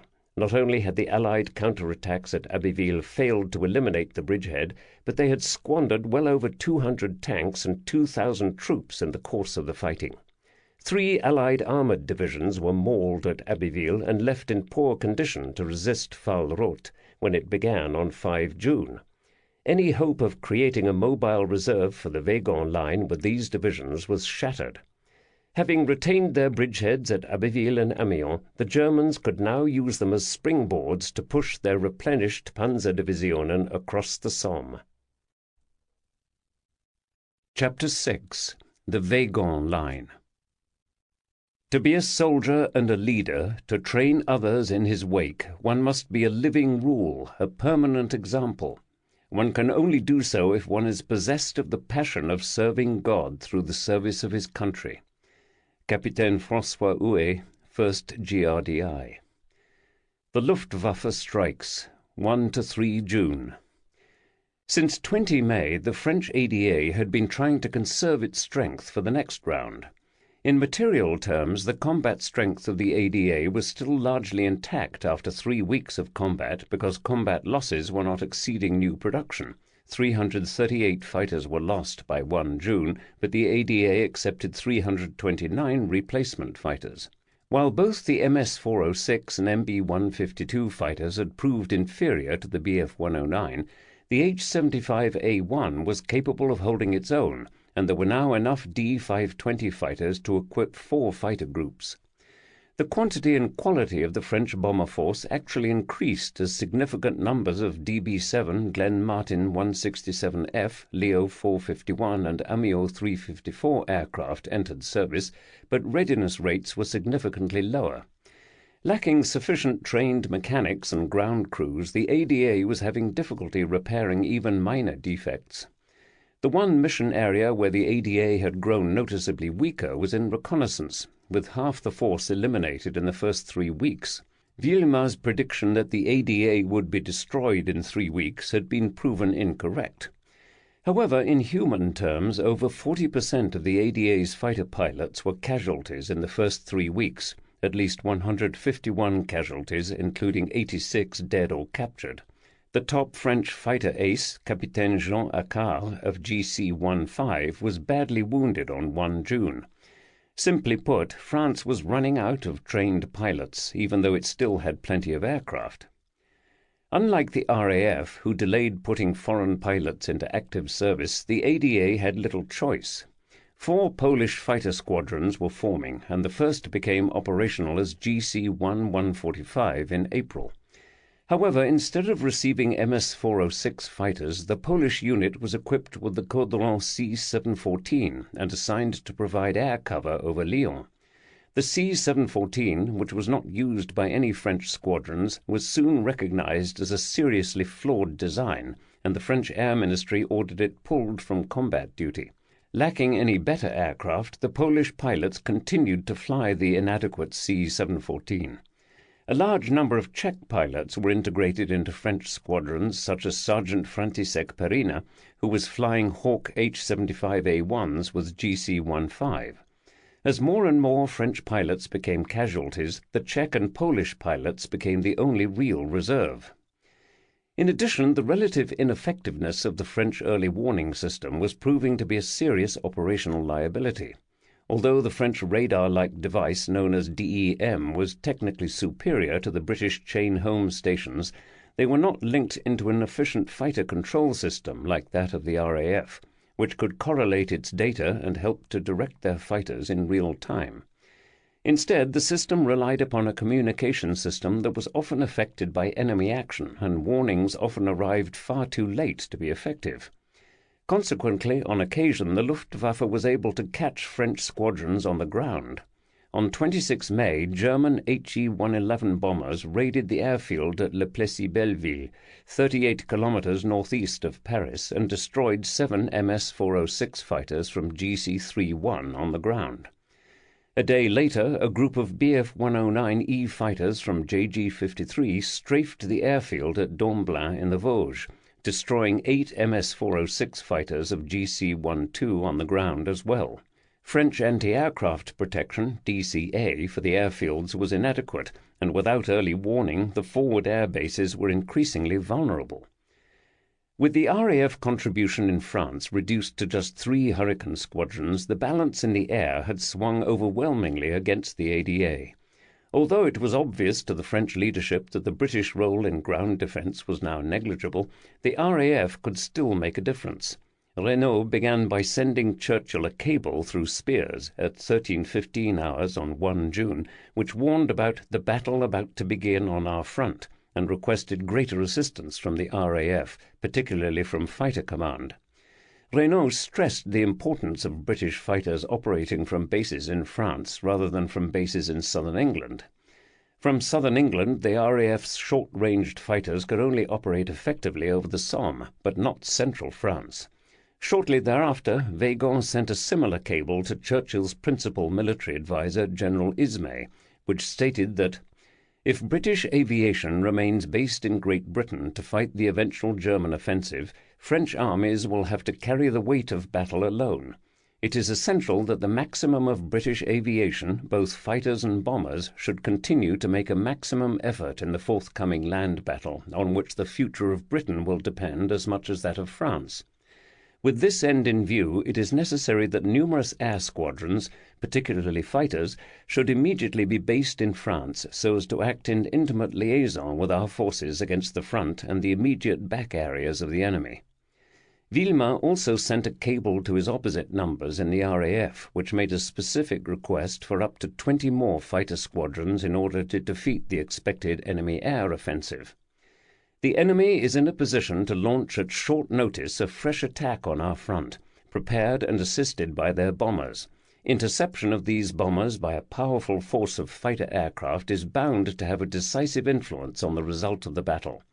French fighter aircraft, of which at the present only 350 are available, would soon be overwhelmed if they are not heavily reinforced right from the start of the enemy attack by British fighter aircraft.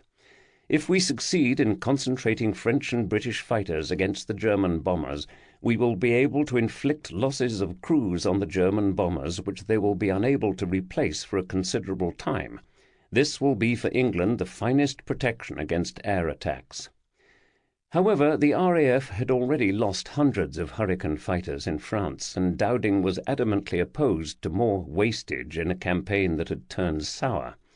He believed that fighter command should be preserved for the defence of Britain's airspace, and he placed no value on operations in France.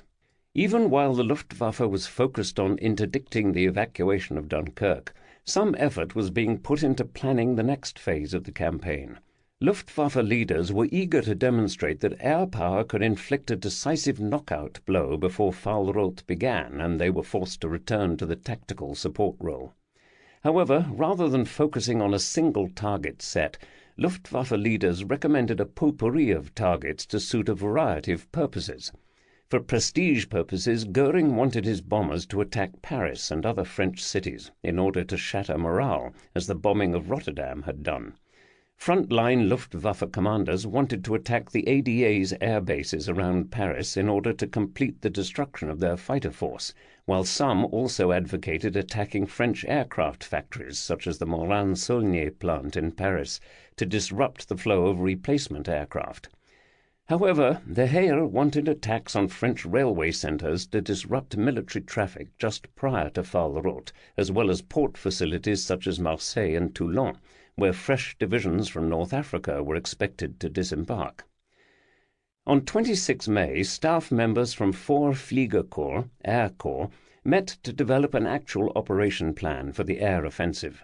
In true committee fashion, the Luftwaffe staffs included targets from each category to satisfy everyone and planned on striking 2 geographic areas, first the Rhone River Valley, then Paris and vicinity. The offensive was designated Unternehmen Paula, Operation Paula, and Generalleutnant Ritter von Grimes' 5 Fliegerkorps would make the opening move from bases in southern Germany.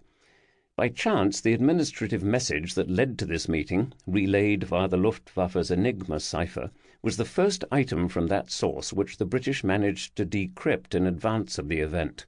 From this intercept and other communication lapses, the Allies were able to deduce that the Luftwaffe was planning major air attacks, but the specific objectives were unknown. Villemain ordered a large portion of the remaining French fighters concentrated at air bases in the Greater Paris region under a plan known as Operation Tapir, with about 150 operational fighters controlled by GC-23. He hoped that with adequate warning he could get enough fighters in the air to decimate the German bombers. Around 0400 hours on 1 June, 18 Ju-88 bombers began taking off from Lechfeld Air Base in Bavaria and began flying southwest along the German-Swiss border. The Luftwaffe had been deliberately violating the Swiss border since the beginning of Fall Gelb, and there had already been shooting incidents with Swiss fighters.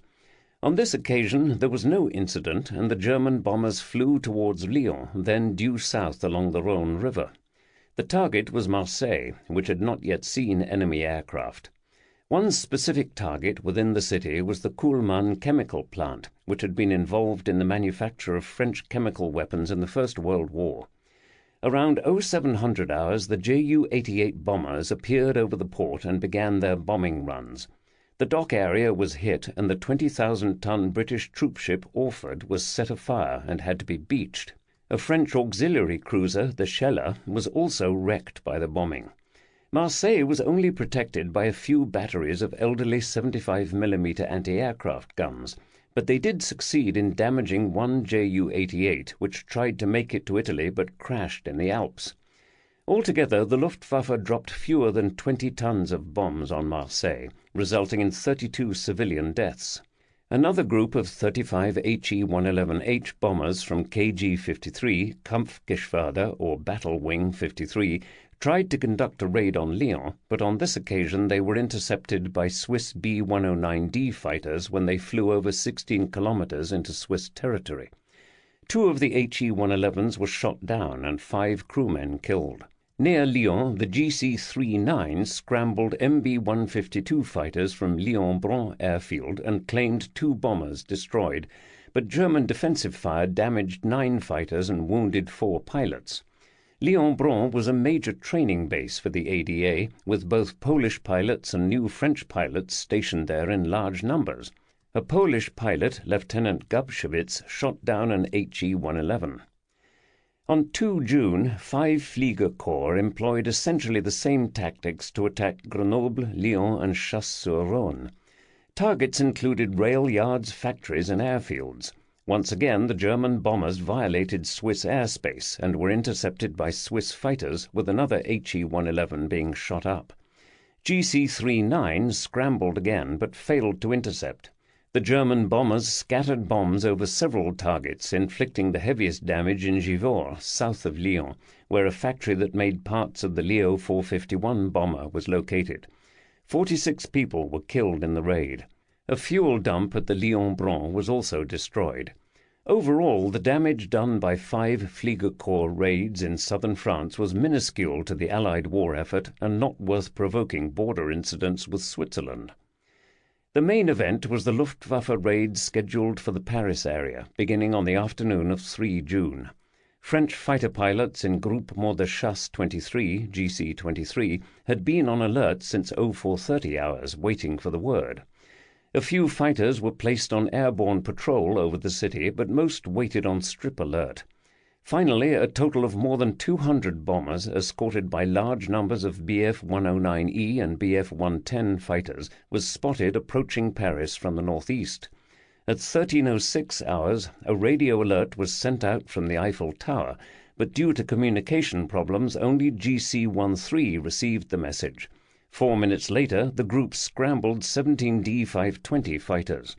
1 airborne patrol from GC-18 with 9 MB-152 fighters was north of the city but was not immediately aware of the enemy attack. As they approached the city, the German bomber group split up to attack different objectives. General d'Armée Pierre Hering, military governor of Paris, had relatively few anti-aircraft guns to protect the capital.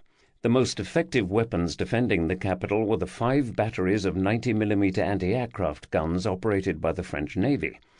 At 13:25 hours, the first bombs began to fall on Paris. Targets included the Air Ministry, the Citroën and the Renault plants, the Javelot armaments plant, and a dozen other industrial facilities, plus 16 airfields. A total of 20 French aircraft, including 16 fighters, were destroyed or damaged on the ground, but the airfields were only temporarily disrupted. French anti-aircraft fire was largely ineffective. Hering estimated that the Germans dropped a total of 1,538 bombs in the Paris area, roughly 300 tons of bombs. Altogether, 254 people were killed in the bombing and 652 injured, 80% of whom were civilians. The French fighters were unable to engage the German bombers over the city, but managed to intercept some of the formations as they exited to the northeast. 5 minutes after the bombing began, 9 MB-152 fighters from GC-18 scrambled from Clé-Souilly, east of Paris, and intercepted a group of Ju-88 bombers from KG-51. One was shot down, and among the surviving crew members was Oberst Josef Kammhuber, commander of the Geschwader wing. The D-520 fighters from JC-13 managed to shoot down a Bf-109 fighter and damage 3 bombers, but lost 2 of their own fighters. Another senior Luftwaffe officer, Oberst Gerd von Massow, was also captured. Altogether, the ADA conducted a total of 253 fighter sorties on 3 June and managed to destroy 10 enemy aircraft, 5 Bf-109, 1 Bf-110, 2 Do-17, 2 Ju-88, but lost another 10 fighters, 6 MB-142, 2 MS-406 and 2 D-520, and 12 pilots killed and 8 wounded in aerial combat. The loss of trained pilots was more serious for the ADA than the loss of aircraft. On the same day, RAF fighters in France conducted a total of 19 sorties, with 3 Hurricanes lost and 2 Bf-110s claimed. In retaliation for Operation Paula, Renault authorized the ADA bomber force to attack German cities. On the night of 4-5 June, Groupement de Bombardement 6 sent 10 Leo 451 and 4 Farman 221 bombers to attack the BMW plant in Munich. This was the first Allied raid on that city. Another 6 bombers were sent to bomb a factory that made German tank engines in Ludwigshafen. One French bomber failed to return. On the same night, RAF Bomber Command sent 57 bombers to attack a number of targets across northern Germany. Without proper night navigation raids and with light bomb loads, these puny raids could not achieve anything of real military value. By 4 June, the Luftwaffe had lost a total of 96 Bf-109s, 34 Bf-110s, 32 Ju-87 Stukas, and 176 bombers since the beginning of the campaign. Additional aircraft were damaged or were non-operational due to mechanical faults. Nevertheless, the two Luftflotten could still employ more than 500 operational Bf-109E fighters, as well as over 200 Ju-87 Stukas and 700 bombers. While Operation Paula failed to inflict a mortal blow upon French morale or the ADA, it was evident that the French did not even have the ability to defend the airspace over their capital, never mind Allied units on the front line. Yet the Luftwaffe also demonstrated inadequate operational planning with Operation Paula by attacking far too many targets without any real focus on defeating a particular center of gravity.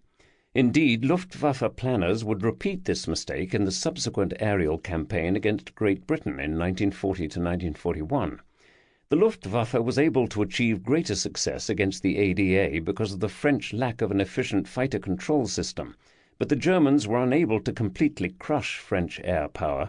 This should have been a lesson taken to heart when later dealing with the RAF. Calm before the storm, 4 June. After the Allied failure at Abbeville, a brief calm settled over the front before the German offensive began. Altmeier's 10th Armée was left holding an 85-kilometre-wide front on the lower Somme with 7 infantry divisions and the remains of 3 light cavalry divisions. He also had 3 mauled armoured divisions, 2nd DCR, 4th DCR and British 1st Armoured, with a total of about 300 tanks. Weygand had promised Altmaier additional reinforcements from units arriving from overseas, but these would not arrive before the Germans struck. While the Allied counterattacks had compressed the German bridgeheads at Saint-Valery and Abbeville, the bridgehead at Amiens represented a serious threat to Altmeier's right flank. Behind Altmeier's 10th Armée, General Karslake had deployed the improvised Bowman Division along the Brelle to deal with any enemy breakthrough on the lower Somme. Although it was unable to stand up to a Panzer Division, Karslake and his staff had worked wonders to equip Bowman with some artillery, anti-tank guns, and even a few tanks. Like the French army, the BEF had not stockpiled any appreciable equipment reserves in France, so it was impossible to fully re-equip even a single division. It is important to note that at this point the remaining British ground forces in France had no supreme commander after Lord Gort had embarked at Dunkirk. On 2 June, Brooke was appointed to take command of the new BEF, but incredibly he chose to dally in England for the next 10 days. The appointment of Brooke was an inspired bad choice, given his low opinion of the French army and emotional rejection of this mission, evident on every page of his diary entries for June 1940. In the meanwhile, non-combat officers like Karslake and Bowman conducted the thankless task of trying to put the British forces remaining in France in the best state of readiness possible. Frère's 7th Armée held a 90-kilometre sector of front from the lower Somme to the Aisne with 9 infantry divisions. He also had the partly rebuilt 1st DCR in reserve, giving him a total of about 150 tanks. Like Altmeier's army, Frère's divisions were virtually all regular army and comprised a good portion of veteran colonial officers and troops. However, Frère's front was not anchored on any natural obstacles, having lost control over the south bank of the Somme, and his right flank was vulnerable. Furthermore, his front was bent backward, which made it longer than military logic recommended. But Frère was guarding the direct route to Paris, and there could be no question of voluntarily giving up ground in this sector. Touchon's 6th Armée had 11 infantry divisions holding a 100-kilometre wide front behind the Aisne from Soissons to Rethel. 5 of Touchon's divisions were active duty units, and the other 6 were Reserve A formations. On the whole, these were good troops with effective leadership. The boundary between Frère's 7th Armée and Touchon's 6th Armée was located in the Chemin des Dames, north of the Aisne. Each army had positioned one division behind the Ailette and the Oise-Aisne Canal to hold this 48-kilometre wide sector. The 6th Armée had about 120 infantry tanks, but the 1st DCR was in the process of moving to provide a mobile reserve in this sector. Touchon did possess considerable artillery support, including regiments such as the 184th Régiment d'Artillerie Lourde, heavy artillery regiment, equipped with 155mm GPF howitzers. Altogether, General Besson's GA3 had to hold a 275-kilometre wide front with 27 infantry divisions, which meant that each division would be defending a wider sector than recommended by doctrine. Consequently, the kind of operational-level defence in depth desired by Weygand was impossible, and, at best, depth could only be achieved at the tactical level by weighting the sectors the enemy was most likely to attack. Besson only had tactical reserves, perhaps 700 tanks, and none of his units had mobility comparable to the enemy's Panzerdivisionen. Besson had been assigned to defend a fixed line without any kind of prepared fallback positions, the kind of orders that soldiers recognize as a die-in-place mission. Meanwhile, the 4 armies in General Prételat's Groupe d'Armée No. 2, GA2, sat almost as spectators, since the German breakthrough on the Meuse had swept past them. General Henri Friedenburg's 2nd Armée protected an 85-kilometre wide sector between the Aisne and Longwy, with 10 infantry divisions and the Montmédy fortified sector, SFM, a division-size fortress unit. Friedenburg's army was the most capable formation in GA2, and it included the elite Corps d'Armée Coloniale, Colonial Corps. Half of Friedenburg's divisions came from North Africa. Although the 2nd Armée had no river line to stand behind, the terrain in this sector was hilly and heavily forested, which favoured the defence. In terms of armour, Friedenburg had the 3rd DCR and 5 tank battalions, giving him a total of over 200 tanks. The rest of Prételat's GA2 was committed to holding the Maginot Line, its only real mission. General Condé's 3rd Armée held the left flank of the Maginot Line with 5 infantry divisions, while the rest of the line down to the Swiss border was protected by 11 divisions from General Victor Bourret's 5th Armée and General Auguste-Marie Laure's 8th Armée.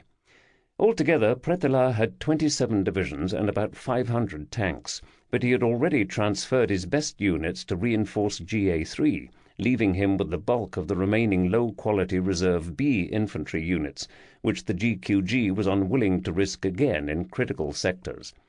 Inside the fortified sectors of the Maginot Line, there were about 135,000 French troops in 26 fortress infantry regiments and 15 artillery regiments. But these troops were fixed in place and unequipped for any kind of field operations. Thus, more than half the French army in metropolitan France was assigned to sit on the sidelines during the decisive moment of the campaign. Weygand tried to re-equip troops returning from Dunkirk and use them to form new units, but there was little stockpiled equipment to dispense. On 27 May, the GQG began forming the first of 9 light infantry divisions, DLI, from various sources, including training schools and personnel returning from overseas. The DLIs were small divisions with just 2 infantry regiments, a single artillery regiment, and a handful of anti-tank guns. Most of the DLIs had negligible motor transport and could only move by train or walking. The DLIs were the first instance in the Second World War of countries forming instant divisions in extremis, but this measure would be repeated by the Soviet Union in 1941 and Germany in 1944 to 1945. These French divisions were better than militia, but they were still poorly equipped and likely to fall apart quickly in combat. It appears likely that Weygand felt the need for quantity in the line rather than quality, in order to offset the perception of the German numerical advantage. But forming the DLIs was a serious waste of resources. Instead, it would have been more efficient to use the troops put into these divisions to replace losses in the existing front-line divisions and to provide them with some reserve regiments. Just before the next phase of the German offensive began, The French GQG also made frantic efforts to bring several fresh divisions from North Africa and to return the French troops sent to the Norwegian campaign. The 85th Division d'Infanterie Africaine, DIA, arrived from Algeria and was in reserve on the Seine. 2 more divisions were en route by sea. General de Division Silvestre Day, who had just commanded French forces in Norway, was given command of the 25th CA near Paris, and his veteran Chasseurs Alpins brigades were quickly reformed into the 40th Division d'Infanterie, 40th DI. 2 Polish infantry divisions were trained and ready for active service, and a Polish tank brigade was nearly ready. However, Weygand's reserves were just a handful of leg infantry divisions with very limited mobility and firepower. According to Horn, the Germans had 104 fully manned divisions against 49 Allied divisions, giving the Germans an overall 2-to-1 numerical advantage. Other sources claim the Germans had 143 divisions by counting units mopping up in Holland, the static divisions in Heeresgruppe C, and units in reserve in Germany, but this is facile bean counting. In fact, most of the front-line German divisions had suffered significant casualties which had still not been replaced. For example, Panzer Regiment 35 in 4th Panzer Division had suffered 25% personnel casualties among its tank crews in just 2 weeks of combat, and refilling tank command and platoon leader billets was a challenge for Germany throughout the war. Panzer Regiment 8 in the 10th Panzer Division only had 70% of its tanks operational at the start of Fall-Roth, and many were in poor running condition. The actual number of German divisions committed to Fall-Roth was 90, with 50 in the first echelon. The OKH pulled many of the less capable reserve and Landwehr divisions back into reserve and relied upon the 10 Panzer Divisionen and the best of the 1st Weller infantry divisions to finish off France. Weygand had 49 divisions in the area that the enemy intended to attack, but negligible reserves. In other words, the Germans had no significant numerical advantage at the line of contact, but they had a decisive 12-to-1 advantage in terms of operational reserves. Having failed to prevent the Luftwaffe from bombing Paris, there was little hope that the ADA could seriously contest enemy efforts to gain air superiority over the battlefield in the forthcoming operation. Villemain still had 367 operational fighters and 126 bombers, but his squadrons were sliding into the role of a guerrilla air force rather than a serious contender. The D-520 fighter had demonstrated that it was a significant improvement over the flawed MB-152 and MS-406 fighters, but the Bf-109E was still the best fighter flying over France, and there were many more of them. The 2 French assault groups equipped with the Breguet 693 ground attack aircraft were probably the best available tactical resource, but they were not enough to be decisive. Nor would the RAF be of much help in resisting the Luftwaffe, with only 30 Hurricanes and 70 Fairey battles still in France. The optimal manner to use an outnumbered force like this would have been to mass all the bombers and ground attack aircraft into a Corps d'Aviation d'Assaut, attack aviation corps, which could be hurled at the point where the Germans chose to make their breakthrough. All available French fighters would similarly be focused on the breakthrough zone in order to deny the Germans air superiority in the critical sector. However, the ADA could not mass its remaining combat power and instead frittered it away in a series of small-scale operations.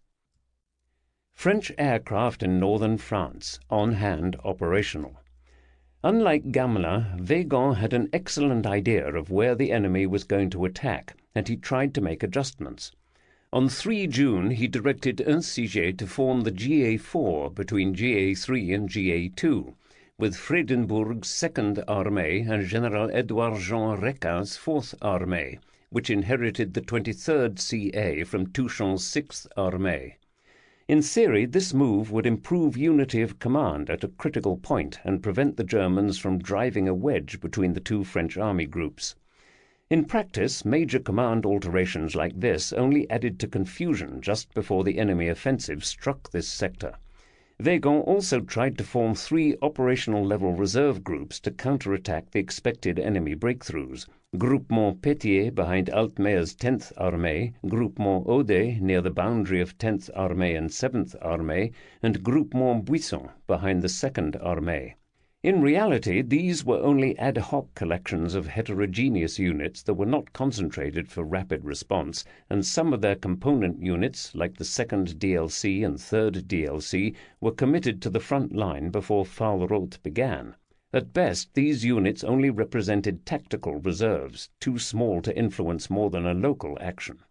Lacking reserves, effective air support, and any meaningful Allied assistance, the French situation appeared grim. Yet the one critical difference for the defenders was that the shock of the initial German offensive had worn off after 3 weeks, and the enemy would no longer enjoy surprise.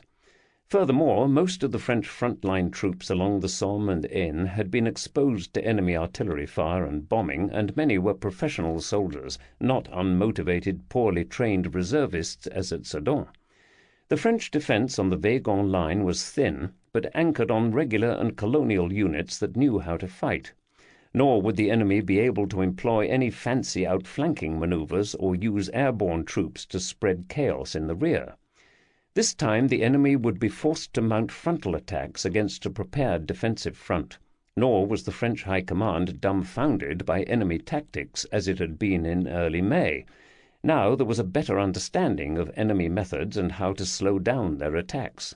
French front-line morale had stiffened, and many units were determined to defend their sectors. Bock makes the first move, 5 June. Hitler had set 5 June as the target date for Fahlrot to begin on the Somme front, but Bock found that only Generaloberst Günther von Kluge's 4th Armee was fully ready to attack. Reichenau claimed that his 6th Armee still needed a few more days to recover from the fighting around Lille, and Strauss's 9th Armee also requested a delay, so these armies would only make local attacks on the first day of the offensive. Kleist's Panzergruppe was intended to be the exploitation force for Bock, but Kleist was reluctant to commit his panzers into the constricted bridgeheads until the infantry had gained more ground south of the Somme. Nevertheless, Wietersheim's 14 motorized Army Corps moved into Amiens, and Höppner's 16 motorized Army Corps moved into the Peronne bridgehead. Kluge had his own armour, Hoth's 15 motorized Army Corps, consisting of the 5th and 7th Panzerdivisionen, which he would use to create new crossing sites in the area between Abbeville and Amiens, while the infantry of 2 Army Corps broke out of the Abbeville and Saint-Valery bridgeheads. Manstein's 38 Army Corps would also seize bridgeheads over the Somme west of Amiens. Kluge's intent was to push Altmeier's army back from the Somme, then pierce his disorganized front at several locations with armor in order to effect a breakthrough. Kluge's intermediate objective was Rouen and crossings over the lower Seine. June 5 began with a muggy, misty morning. Kluge left it up to the individual corps commanders to decide how best to kick off their attacks.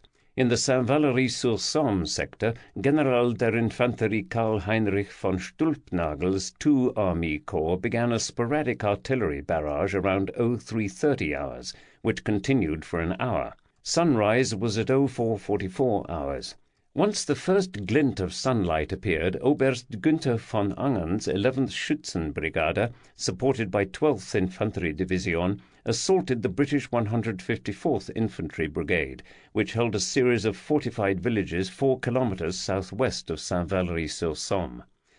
Brigadier Arthur Stanley Clark had deployed 2 of his battalions up front in a series of fortified villages across an 11-kilometre wide front.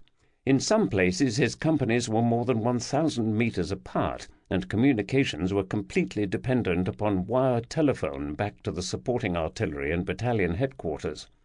The 51st Highland tried to construct a hedgehog-style defence as recommended by Végon by positioning some individual artillery pieces forward, but the whole idea of quadrillage was to create strong points that were self-sufficient and capable of all-round defence.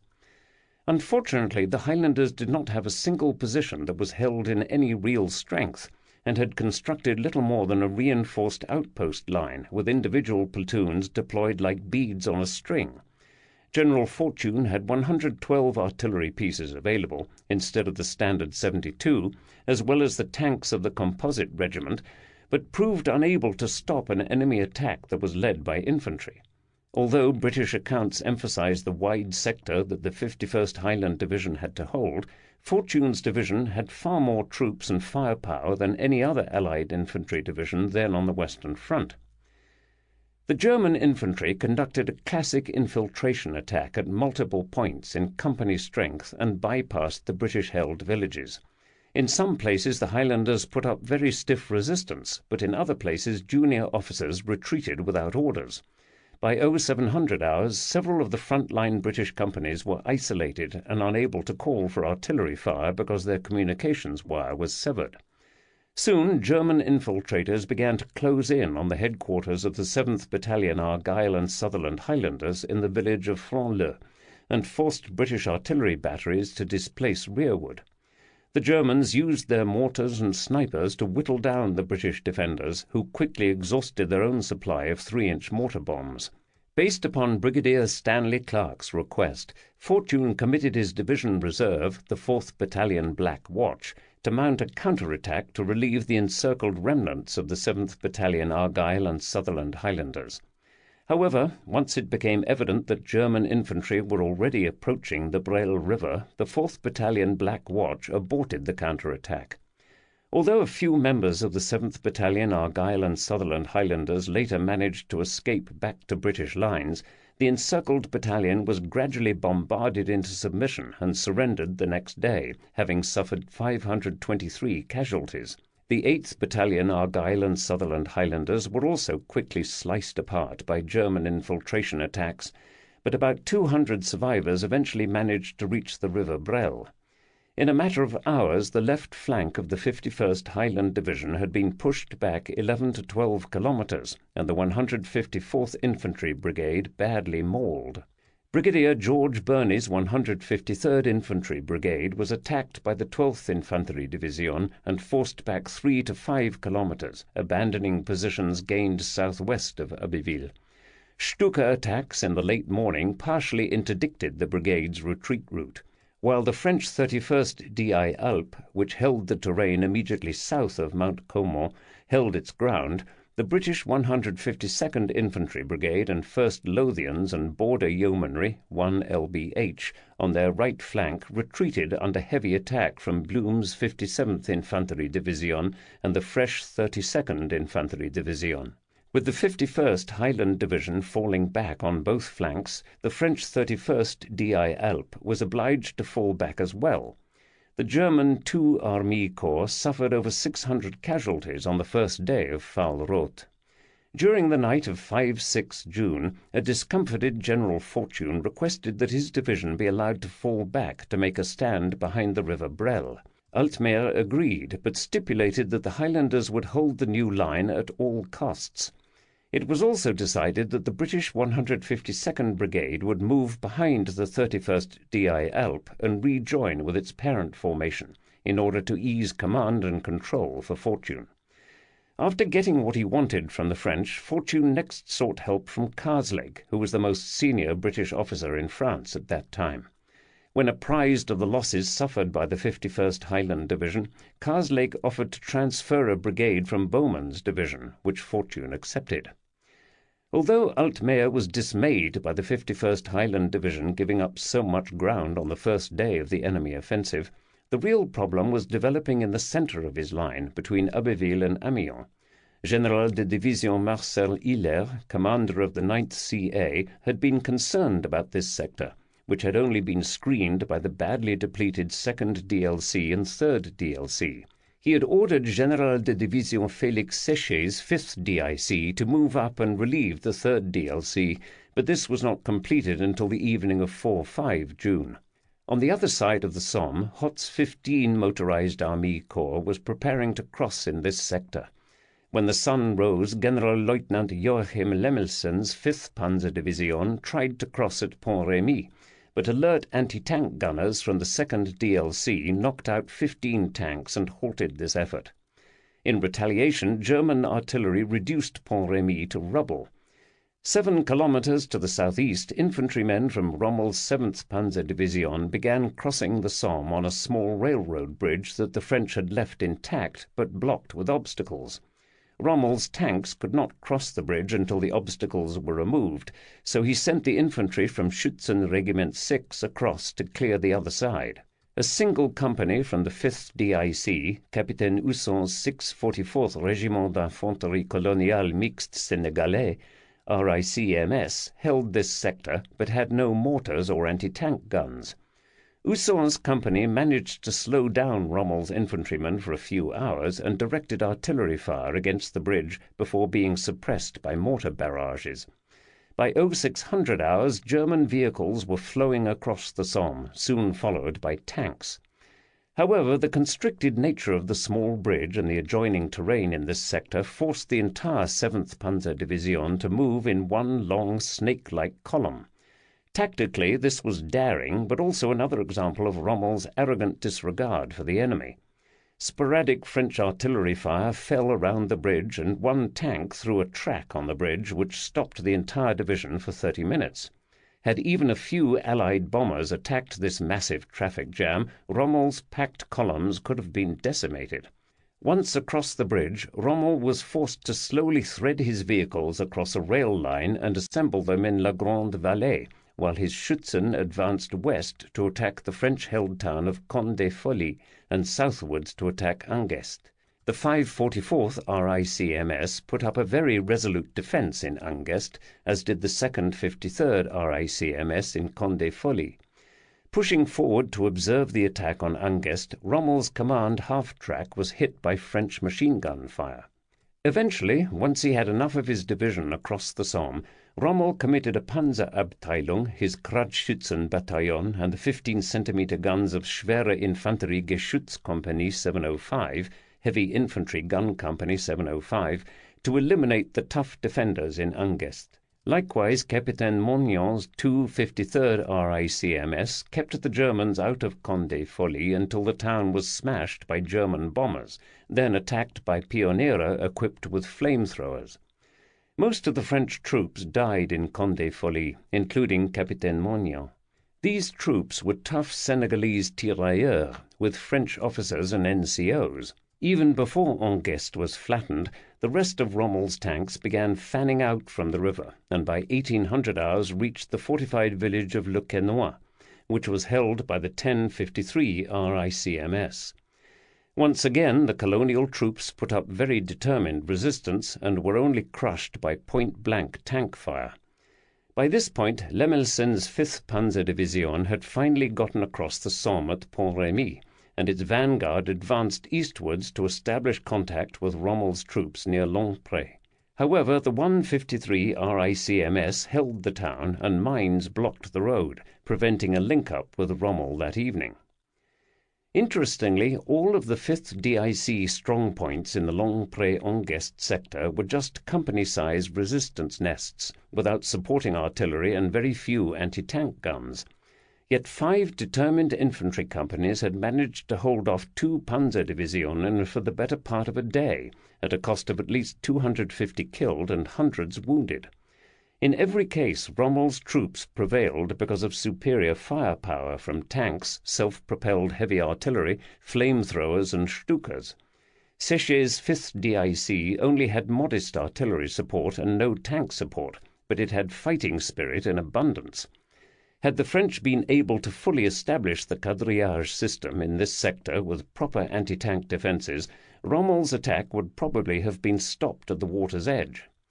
As it was, the determined resistance of the Senegalese tirailleurs brought out the worst in Rommel's troops, who murdered a number of captured West African troops in Angest and Condé-Folly. These were not rabid Waffen-SS troops, but normal Heer troops, who, during the fighting on the Somme, committed a number of atrocities against African troops and the French officers who commanded them. West of Amiens, Manstein's 38 Army Corps conducted an assault river crossing across the Somme at dawn with the 27th and 46th Infanterie Divisionen. The lead assault battalion succeeded in crossing the 30-meter-wide Somme near Bréhy with rubber boats, but ran into trouble due to the marshy terrain in this sector, which forced troops to wade through watery areas even after reaching the far side. This sector was defended by the 60th RI from the 13th DI, an active division, but due to the marshy terrain, the French had thinned out their defence in this area. A sector that was 8 kilometres wide was held by just 2 French battalions, and in some places there were gaps up to 500 metres wide between French positions. The commander of the 60th RI kept his 3rd Battalion in reserve in order to respond to any crossing attempts.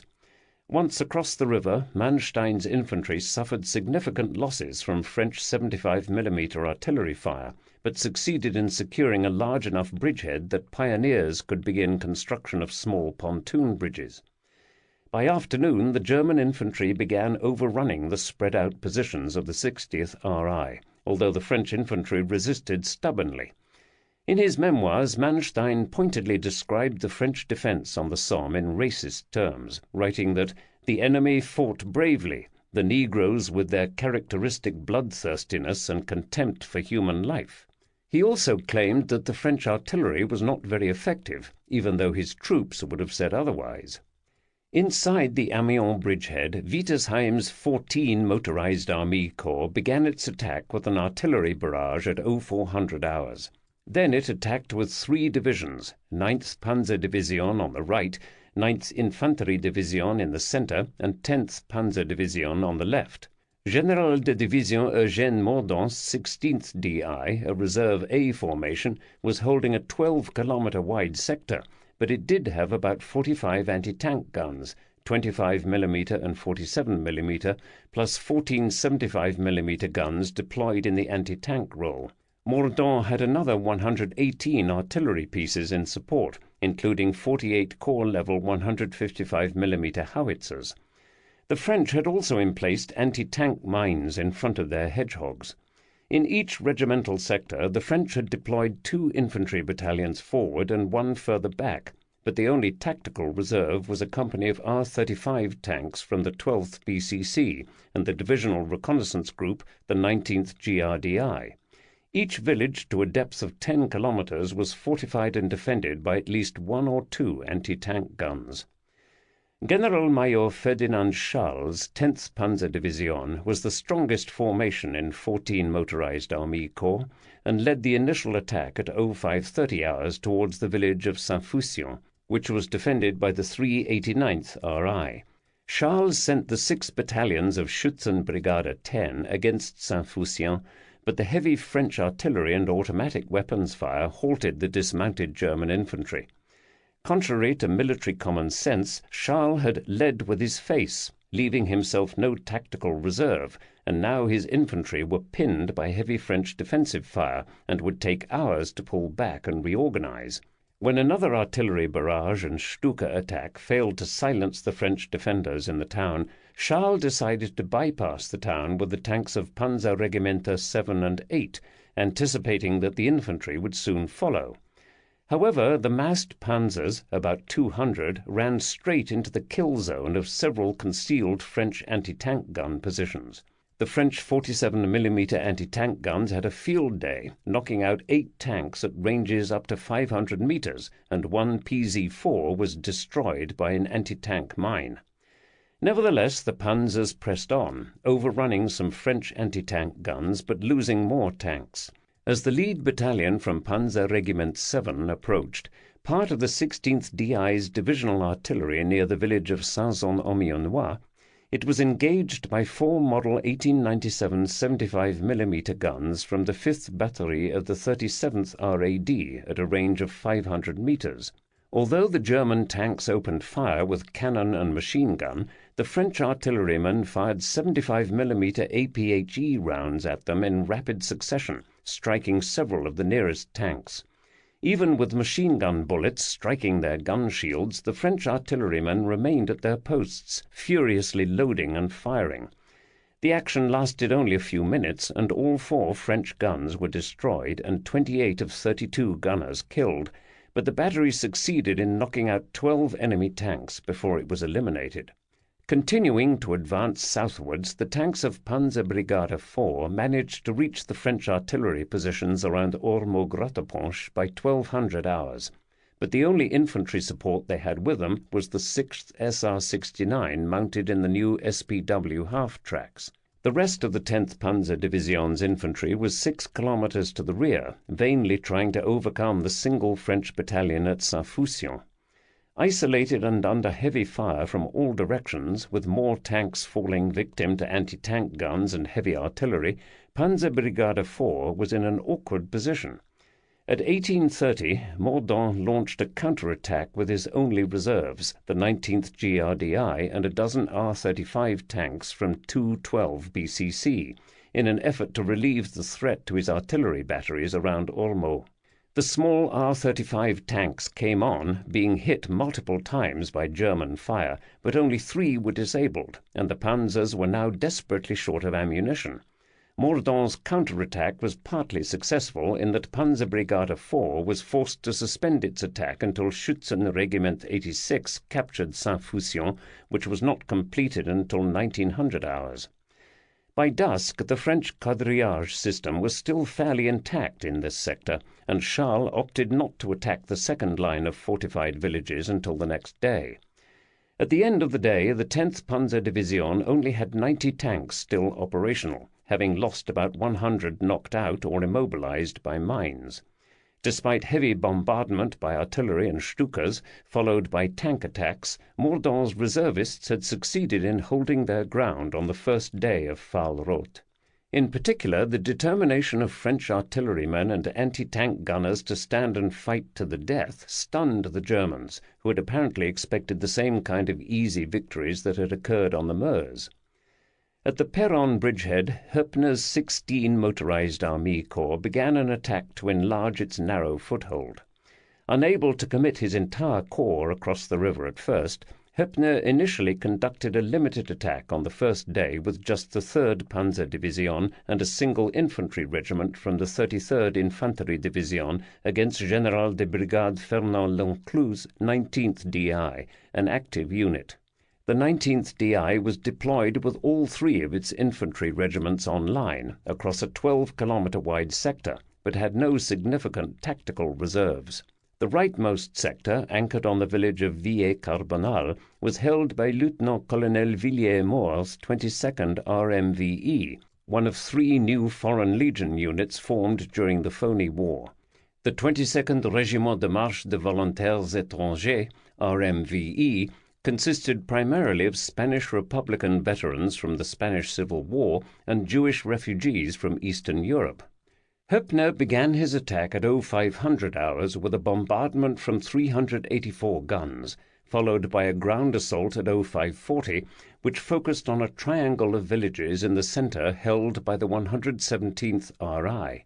French defensive fire was heavy, which slowed the German dismounted infantry advance to a crawl, but the 3rd Panzer Brigade rolled over French trenches, bypassed the fortified towns, and pushed south towards the French artillery. Due to the disconnect between their tanks and following infantry, the Germans were prevented from using proper combined arms tactics. By 1100 hours, the 3rd Panzer Brigade had reached its initial objectives, 12 kilometers in the French rear, but Panzer Regiment 6 had lost 31 tanks and had no infantry support. German tank companies fought attritional duels with French 75mm guns, with both sides taking heavy losses. Gradually, the Germans used their firepower advantage to assault one French-held village after another, taking Bellois-en-Santerre at 1100 hours, then Berny at 1400 hours, and finally Estrée-Deniécourt at 1700 hours. By the end of the day, the French 117th RI was badly mauled in the center, but the 22nd RMVE was still holding solidly on the right flank. On the left flank, the 41st RI had not only repulsed several attacks by the Infantry Regiment 104, but mounted a successful local counterattack with 2 Cheniette tractors and some infantry, which took 216 German prisoners. By the end of the day, Hoepner had not yet achieved a breakthrough, but the 19th DI had suffered heavy losses and could not sustain this kind of defense for long. On the left flank of Bock's Heeresgruppe B, Reichenau's 6th Army conducted some small-scale attacks on the Somme south of Peronne in order to put pressure on Freyre's right flank.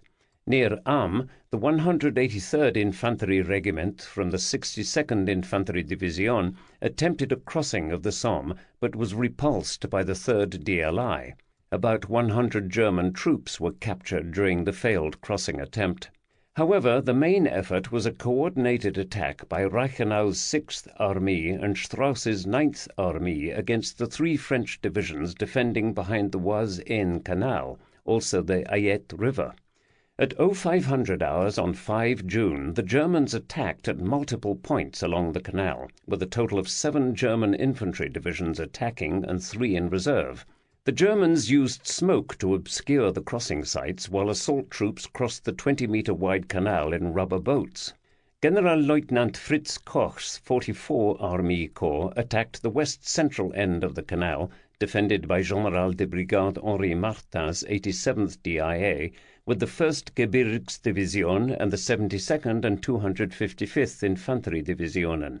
The 1st Gebirgsdivision, Mountain Division, initially sent an infantry battalion, the 1st Gebirgsjäger Regiment 100, across, but this unit was clobbered by French artillery, which inflicted 41 dead and 115 wounded.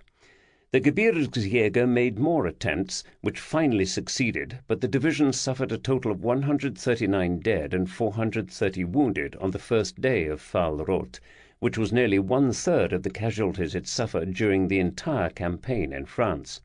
Koch's 44 Army Corps continued to pound on the 87th DIA all day, and the Algerian tirailleurs of the 18th Régiment Tirailleurs Algériens, RTA, were gradually enveloped on both flanks. During the afternoon, the 87th DIA launched a counterattack with infantry and 3 FT-17 tanks, which resulted in 100 German soldiers captured, but this provided only temporary relief. By 1500 hours, German infiltrators succeeded in advancing to a depth of 2 to 3 kilometers, which destabilized the left end of the French line. Several French positions were surrounded and fought on until they ran out of ammunition. In the center of the French line, the 25th and 290th Infantry Divisionen from the 18 Army Corps attacked General de Brigade François Huppel's 7th DI.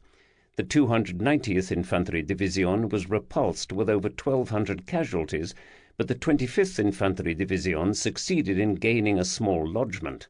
At the eastern end of the French line, the 50th and 291st Infantry Divisionen from the 42 Army Corps made a costly but successful crossing near Chauvignon and threatened to occupy the high ground of the Chemin des Dames. The only available reserve was a Foreign Legion battalion, 3 12th Régiment Étranger d'Infanterie, or REI, and a company of R-35 tanks from the 1st BCC, which were used to conduct a spirited counterattack. Although the Legionnaires prevented the loss of key terrain, the Germans pounded the hapless unit with artillery and Stuka attacks, resulting in the battalion suffering 75% casualties. By the end of the day, the French position on the canal was shaky, and there were no more reserves to eliminate any of the German penetrations. However, the 4 assault divisions from the 9th Army suffered 2,953 casualties on the first day of Fall-Roth, including 638 dead or missing. The ADA committed as much strength as it could to the Somme sector on 5 June, but ran up against strong Luftwaffe fighter sweeps. Around 0730 hours, a Poté 63 was sent on a reconnaissance mission to Amiens, escorted by 15 Hawk H-75A fighters from GC-14. However, they were intercepted by Bf-109 fighters from 1st JG-3, and the reconnaissance plane was shot down. Another Poté 63 was sent, escorted by MS-406 fighters from GC-37, but it too was shot down. Despite inability to gather aerial reconnaissance information about the enemy attacks, the ADA began sending its bombers and ground attack aircraft in to attack the suspected crossing sites.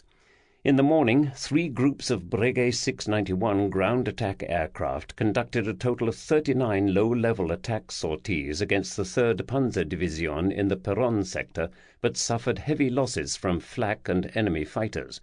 5 aircraft shot down, 4 more damaged, and 6 aircrew killed. Around noon, 18 Martin 167F bombers attacked in the Péronne sector, but 2 were shot down and 3 damaged. At 1800 hours, 12 DB-7 bombers were sent to the same area, losing just 1 bomber to Bf-110 fighters. On the German side, Hauptmann Wilhelm Balthasar, commander of 1st JG-1 and a Condor Legion veteran, had a very good day, claiming 5 victories for himself. Overall, the French lost 34 aircraft, including at least 14 fighters during the course of the day, and the RAF lost 2 Hurricanes. By the end of the day, the British AASF was left with only 16 operational Hurricanes in France. Nevertheless, it was also an expensive day for the Luftwaffe, with a total of 38 aircraft lost, including 9 Bf-109 and 3 Bf-110 fighters. Losses were particularly heavy in Luftflotte 3, which opted to conduct several deep strikes against the Châteauroux plant, which built the MB-174 light bomber, Chaumont and Langres. Unescorted bombers from KG-51 and KG-55 suffered heavy losses when intercepted by French fighters. Hauptmann Werner Mölders, now in command of 3rd JG-53, had a good morning on 5 June, claiming his 24th and 25th victories, which made him the highest-scoring Luftwaffe fighter ace to date. However, during a late afternoon sweep west of Compiègne, Mölders ran into trouble when his patrol of Bf-109Es was jumped by 8 French D-520 fighters from GC-27.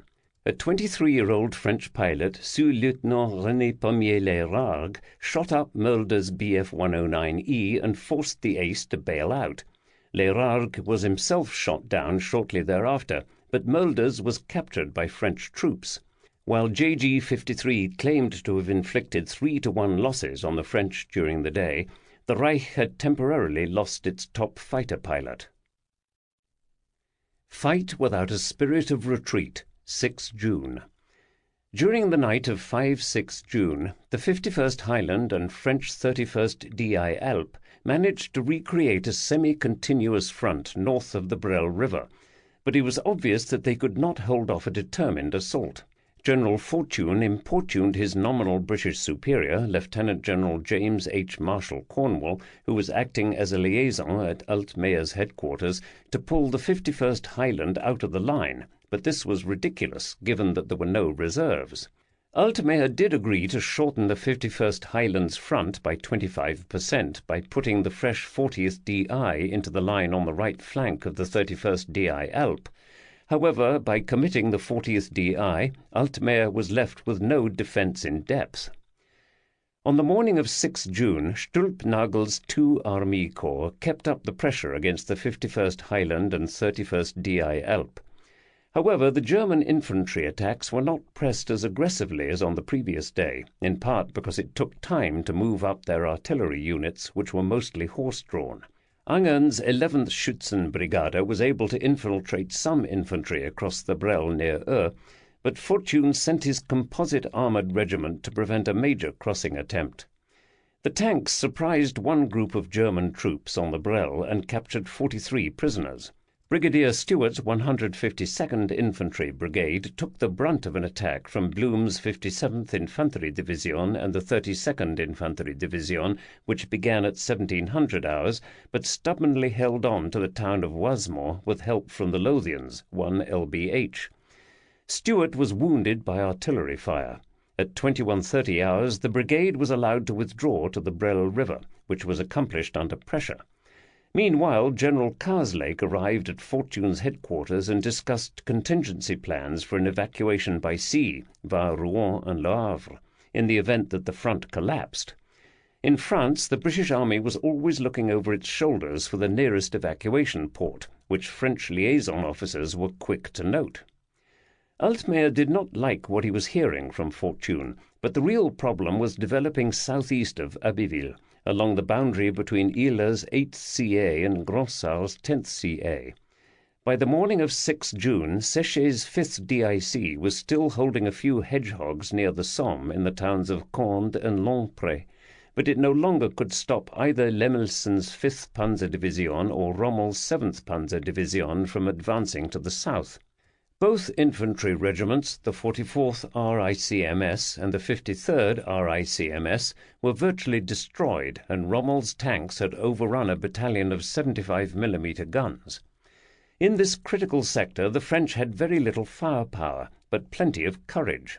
German artillery and bombers smashed these towns into burning rubble, and the survivors eventually surrendered. The one key point Séché's troops still held was the town of Arrain, situated at an important four-way crossroads. The Germans needed this crossroad taken as soon as possible, and Rommel's 7th Panzer Division had already bypassed it. However, the French garrison in Arrain was substantial, consisting of Commandant Seymour's 153rd RICMS and one artillery battery, and German supply columns could not reach Rommel's vanguard until the crossroad was cleared. At dawn on 6 June, elements of Lemelson's 5th Panzer Division attempted to parley with Seymour under a white flag, but once it was clear that the French would not surrender, they reportedly told him, "We will annihilate you." After a brief artillery bombardment, the 5th Panzer Division attacked the northern part of Arrain with infantry. This section of the town was held by the 5th Compagnie under the command of Capitaine Charles Nchorer, a 35-year-old from Gabon, who was one of the few African officers in the French army of 1940. Nchorer's company repulsed Lemelson's infantry and drove them from the village. This did not sit well with the Germans. For the time being, the 5th Panzer Division settled down to besieging the town, while the bulk of their armour and motorized infantry pushed south into the vacuum south of Arrain. Although the French 2nd DLC and 3rd DLC attempted to establish blocking positions, Rommel ordered his tanks to move cross-country, avoiding towns and other likely choke points. Consequently, Hoth's 2 Panzer Divisionen drove a wedge into the French front, which unhinged the right flank of Hiller's 9th CA. Altmeyer did have 2 mobile armoured units in reserve, but they were never in the right place at the right time.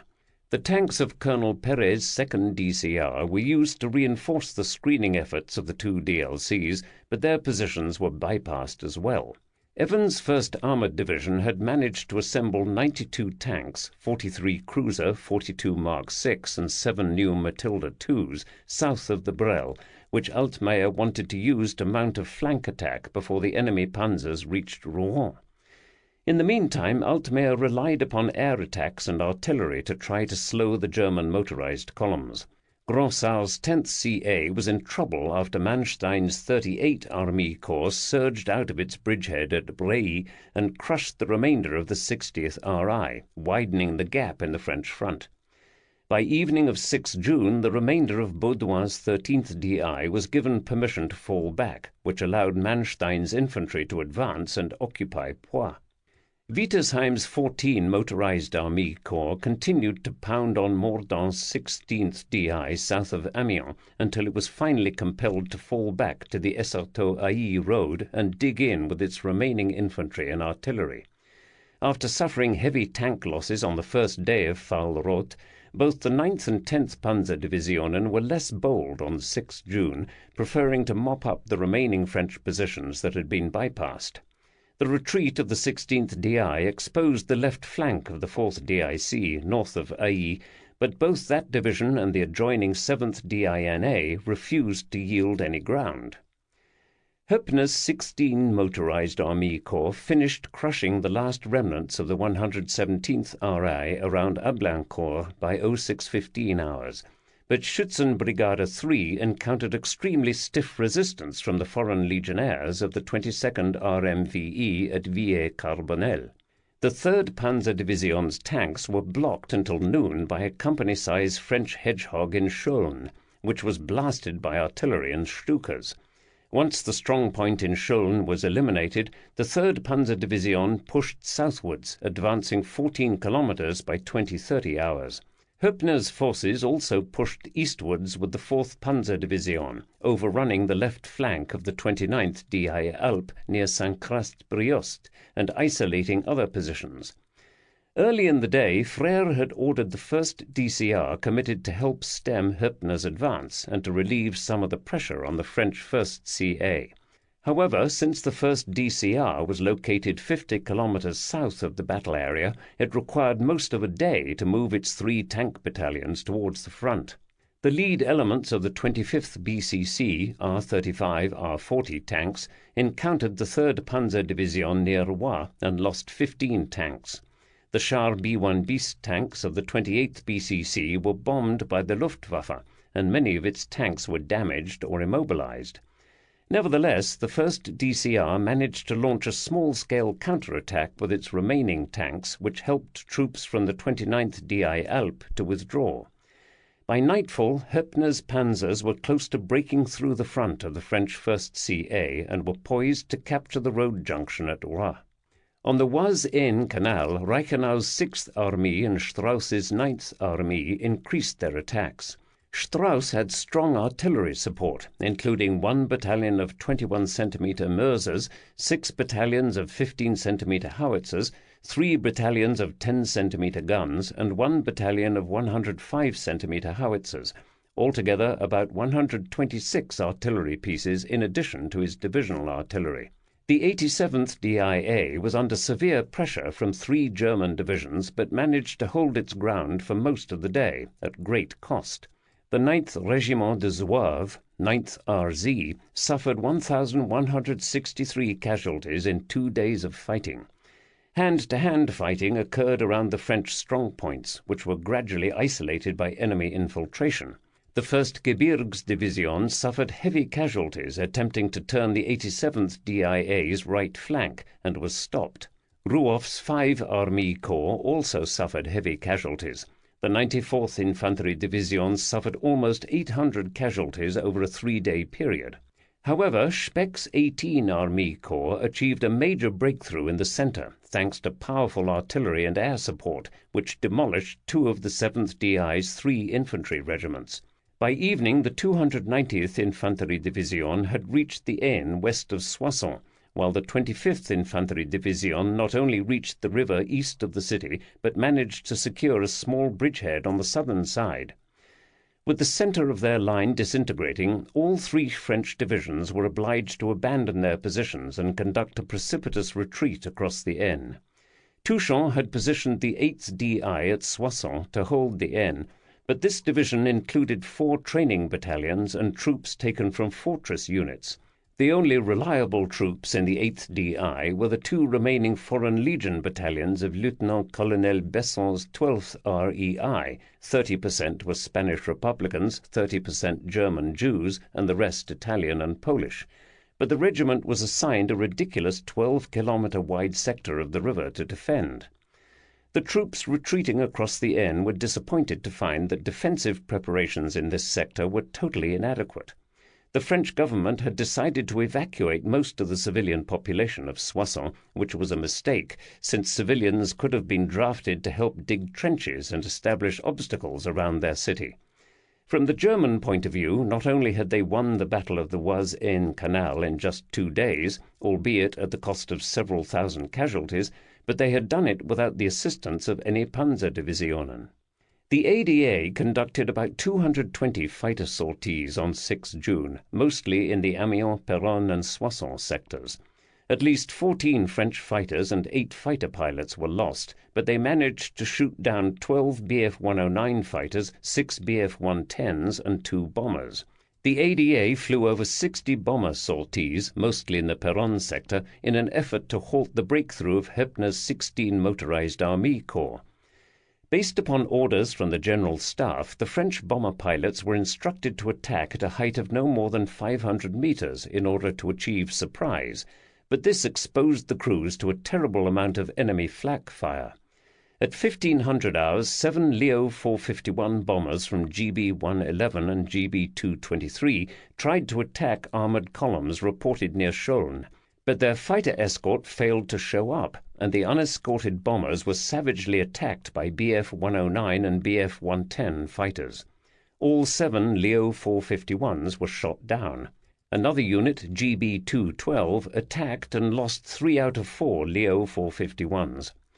The faster American-built bombers had better luck. Groups equipped with the Martin 167F made 25 sorties and lost only 2 bombers, while the DB-7 bombers made 9 sorties and suffered no losses. However, the only French raid that did any real good was a strike by 8 Breguet 691s, which caught 3rd Panzer Division refueling north of Schoen. The Germans admitted that painful casualties were taken from French airstrikes.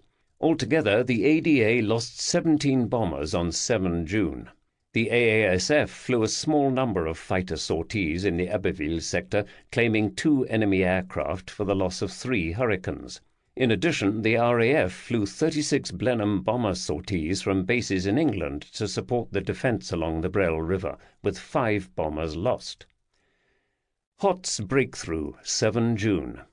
Illes' 9th CA had managed to stabilise a line behind the Brel River by the morning of 7 June, and the fresh 40th DI was able to anchor the line at Aumale, which meant 3 Allied divisions had to hold a 45-kilometre-wide sector. Brigadier Frederick Moran's support group from the 1st Armoured Division, which had been detached from its parent division, was deployed to screen some of the gaps on the right. However, the relative stability of the Brel line was now irrelevant because beyond Aumale the right flank had been torn asunder and a 20-kilometre-wide gap between Altmeer's 2 corps created by the advance of Hoth's 15 motorised Army Corps. Most of the 5th DIC had been obliterated, but Commandant Seymour's 153rd RICMS managed to hold out in Airain for most of the day, which greatly irritated Manstein's troops, who were mopping up French resistance centres in the wake of Hoth's panzers. When their ammunition was exhausted, the French battalion finally surrendered. The African troops suffered badly at the hands of the vengeful German troops, likely from the 46th Infantry Division, and many prisoners were shot out of hand. Capitaine Ncherer was shoved up against a wall and shot in the head. Bypassing resistance centres, Lemelson's 5th Panzer Division and Rommel's 7th Panzer Division advanced to the southwest against negligible opposition from the fragments of French light cavalry divisions and Morgan's support group. Thanks to a captured operational order acquired from a dead German officer, Altmeer knew that Hoth was heading for Rouen, but there was precious little he could do to block this. Bowman's improvised division held a fallback line along the Bethune River, which could support a withdrawal by the 9th CA, but it was not strong enough to hold off a Panzer Division. The logical course of action was to immediately order Illes' 9th CA to fall back towards Le Havre, where it could be supplied or evacuated by sea. In order to buy time, Altmeer intended to use the British 1st Armoured Division, with its 78 remaining tanks, to launch a counterattack against Hoth's flank before he reached Rouen. Unfortunately, Weygand arrived at Altmeer's headquarters in Lyon-la-Forêt on the evening of 7 June and quashed any ideas of retreating or using British armour in a counterattack role. Instead, he said that this was the decisive battle of the war and ordered Altmeer to hold his ground. He said, "Continue the Battle of the Somme, continue holding at every point where you are. I need until 15 June to effect my plan." In a fine display of micromanagement, he also ordered Evans' 1st Armoured Division and Pétier's fought-out 3rd DLC to establish a 15-kilometre-wide defensive front behind the Andelle River to block the approaches to Rouen. When Evans protested that his unit was ill-suited for a defensive mission, Weygand sarcastically told him that if he could not stop the enemy with his tanks, he must do so with his bare hands and bite him like a dog. As a sop to Altmeer, he provided the 10th Armée with a token reinforcement, the 17th DLI, a unit that was still in the process of reforming with evacuees from Dunkirk. Weygand's order was utter nonsense, based upon the troops available and the nature of the terrain. A mishmash of lightly equipped troops and some thin-skinned tanks spread out to cover all possible crossing sites could not possibly stop or even seriously delay 2 German Panzerdivisionen. The Andelle itself was little more than a stream and could not pose a serious obstacle, nor did Weygand have any plan that would materialize in a week. While a counterattack by the 1st Armoured Division could not stop Hoth's panzers, it might have caused the Germans to slow down to deal with the threat to their flank, thereby gaining some time for at least part of Illes' corps to withdraw towards the Seine. Instead, Weygand's mental inflexibility handed the Germans a tactical triumph on a silver platter. By the end of the day, Rommel's panzers fought their way past French rearguards into Forges-les-Eaux, just 35 kilometers northeast of Rouen. A British armoured patrol was stunned to bump into Rommel's vanguard, and 2 Mark VI light tanks were knocked out. Illé's 9th CA was now in serious danger of being isolated against the coast. Weygand would disingenuously refer to Hoth's breakthrough as a tactical accident. In a desperate effort to delay Rommel's advance, the GC-16 sent 3 MS-406 fighters at 1800 hours to strafe German motorized columns spotted near Forges-les-Eaux. Lieutenant Svetopluk Janok, a 27-year-old Czech pilot, described the action. "I spotted the assigned area in front of me, and then I kissed a small gold cross, a gift from my mother. Already the enemy flak was starting to target us. The motorized column raised dust off the road. We dived on the tail of the column. The cannon sounds. The Germans jumped out of their vehicles to disperse in the ditches and fields. What a panic! But they deserved it. Already 2 vehicles are in flames. Farther on, we are going to sow panic in another column. But this time the Germans reply. Bullets are flying around us and explosions of light flak shells are appearing. I'm already over the column. Turning around, I see a plane in flames crashed in a field. I can still see the tricolor cockade. Again the flames devour a young life. It is Lieutenant Paterle. A new column soon appeared in the distance. One idea obsesses me: to kill, to revenge before they have my skin. I fly as near as possible to the ground to escape their fire for as long as possible. Dust flies. The column is in a village. The Boche will not be able to scatter themselves in the fields. They shoot. Already there is a hole in my wing, but it does not matter. No way to escape. We are shot at from all sides. Where do they get all this ammunition? Again an impact on the wing. There are only 2 vehicles in flames, and already my cannon is empty. Where is Sergeant Emil Bendel? He's there, to my right, at the same altitude, and he seems to pass me. I see his head, and he beckons me. A glow reached my cockpit. I look at the instruments on board, then again to the right. My heart stops for a moment. Bendel's head disappears in the smoke of his plane, which in a matter of seconds is transformed into a mass of flames, slowly descending towards the ground. Bendel was doing his first mission today. It was also his last. My plane is still maneuverable, but it seems to have lost speed. A new column appears before me. In my sights, I see a large car with at least a dozen officers with silver braid. My heart vibrates with hatred and vengeance when I press the trigger of the machine guns. The bullets lift the dust off the road. The car stops and catches fire. Among the passengers, no one moves, but I cannot make another pass because my machine guns are empty. With the sun on my right, I head toward French lines, but the firing continues. Finally, I leave this hell. More flak, the sun still to the right, but the engine overheats. The plane is increasingly difficult to maneuver. The cockpit is in dire condition. I feel very tired. On the floor I see blood. I open the canopy. It is only at this moment that I feel a pain in the left leg. Again the pain takes hold of me. I think of jumping in a parachute, but I realize that if I am hurt I will not be able to walk. The paths are full of fugitives and the Germans are not far away. So I stay in the plane. I finally arrive at our airfield, where I manage, not without difficulty, to land.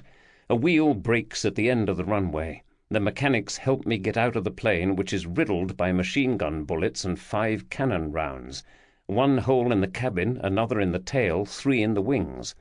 Later, I woke up in a clean bed at the Château de Vincennes hospital. Meanwhile, Grandsal's 10th CA had refused its collapsing left flank south of Amiens, but was still able to slow the progress of Wittersheim's 14 motorized army corps. Grandsal pulled Mordaunt's battered 16th DI out of the line and replaced it with the 24th DI. By a miracle, the 4th DIC managed to keep Ailly for another day.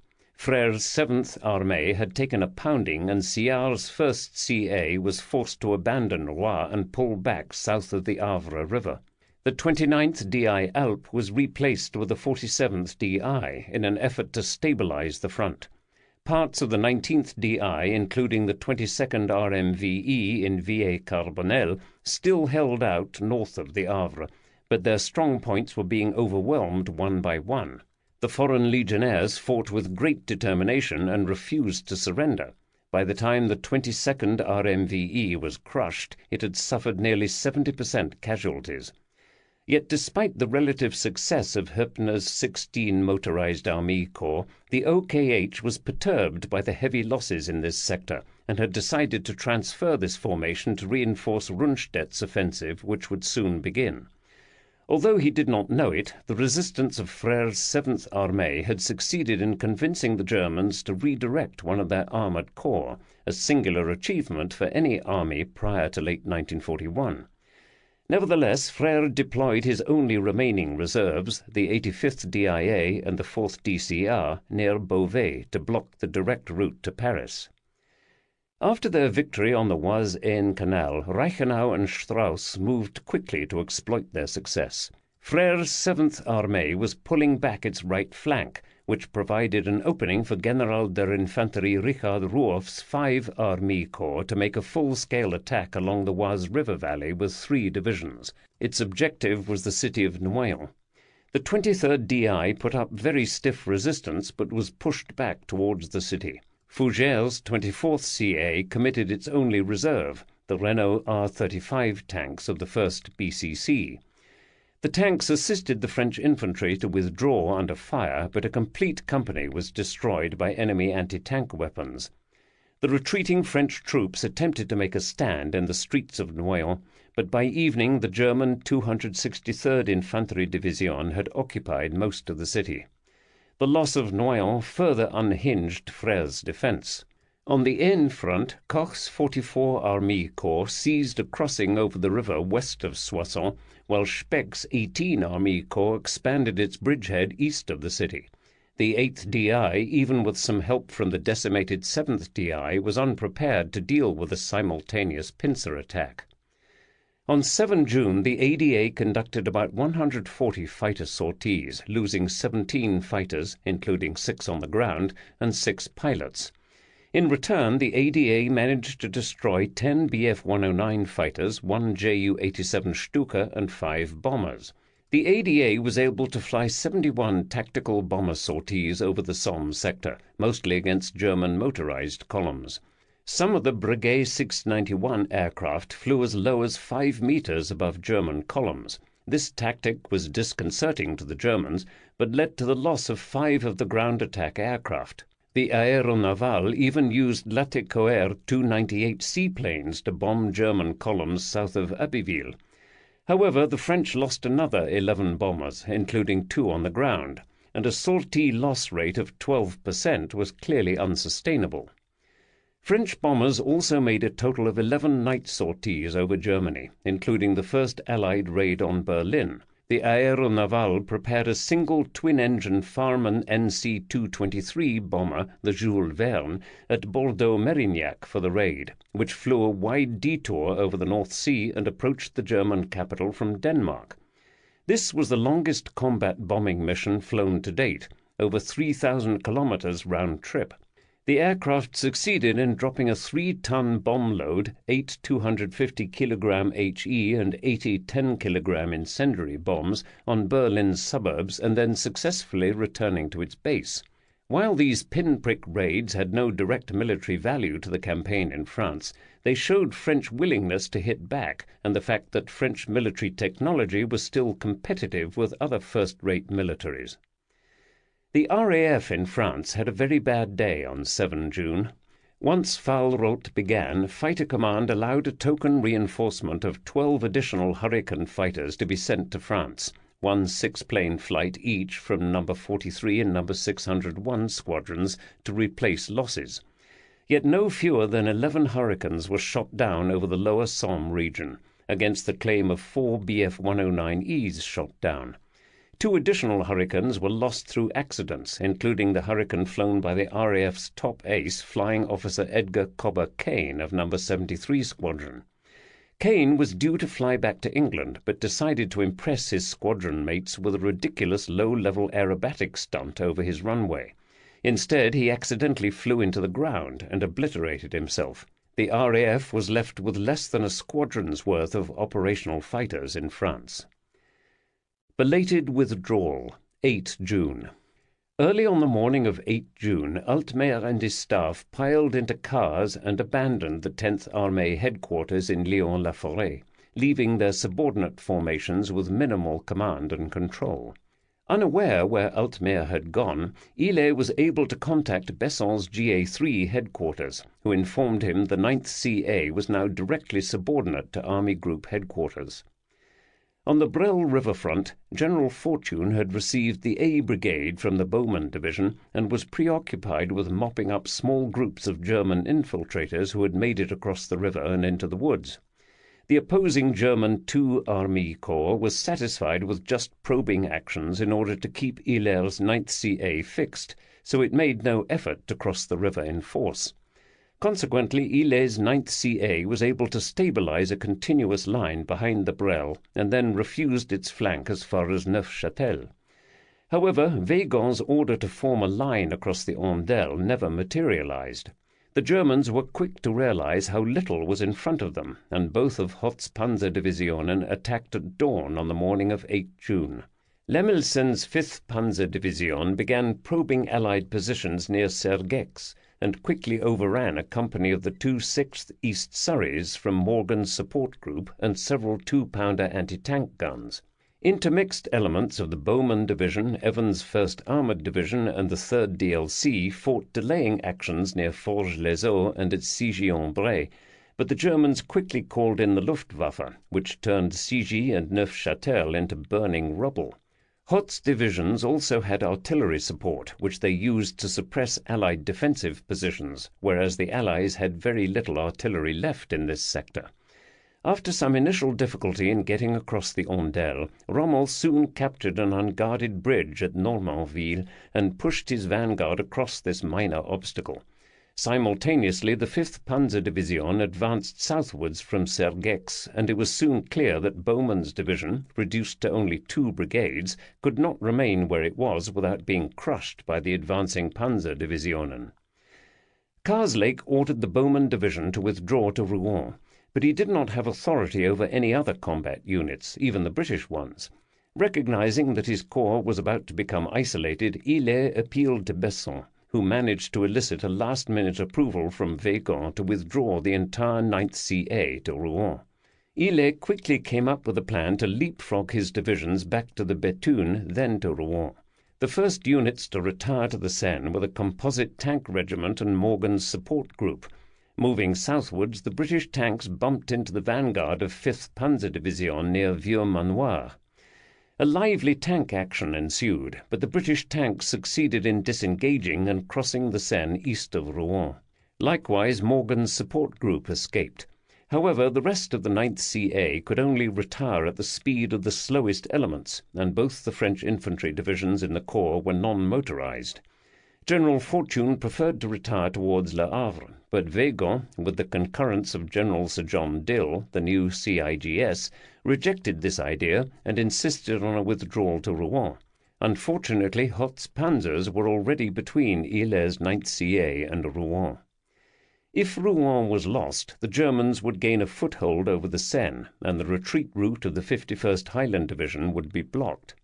Recognizing the importance of retaining Rouen and the Seine crossings, Karslake directed Bowman to establish blocking positions to delay the enemy advance and assemble boats to enable the 51st Highland Division to cross the Seine elsewhere if necessary. 3 infantry battalions were available for the task, but all were lightly equipped.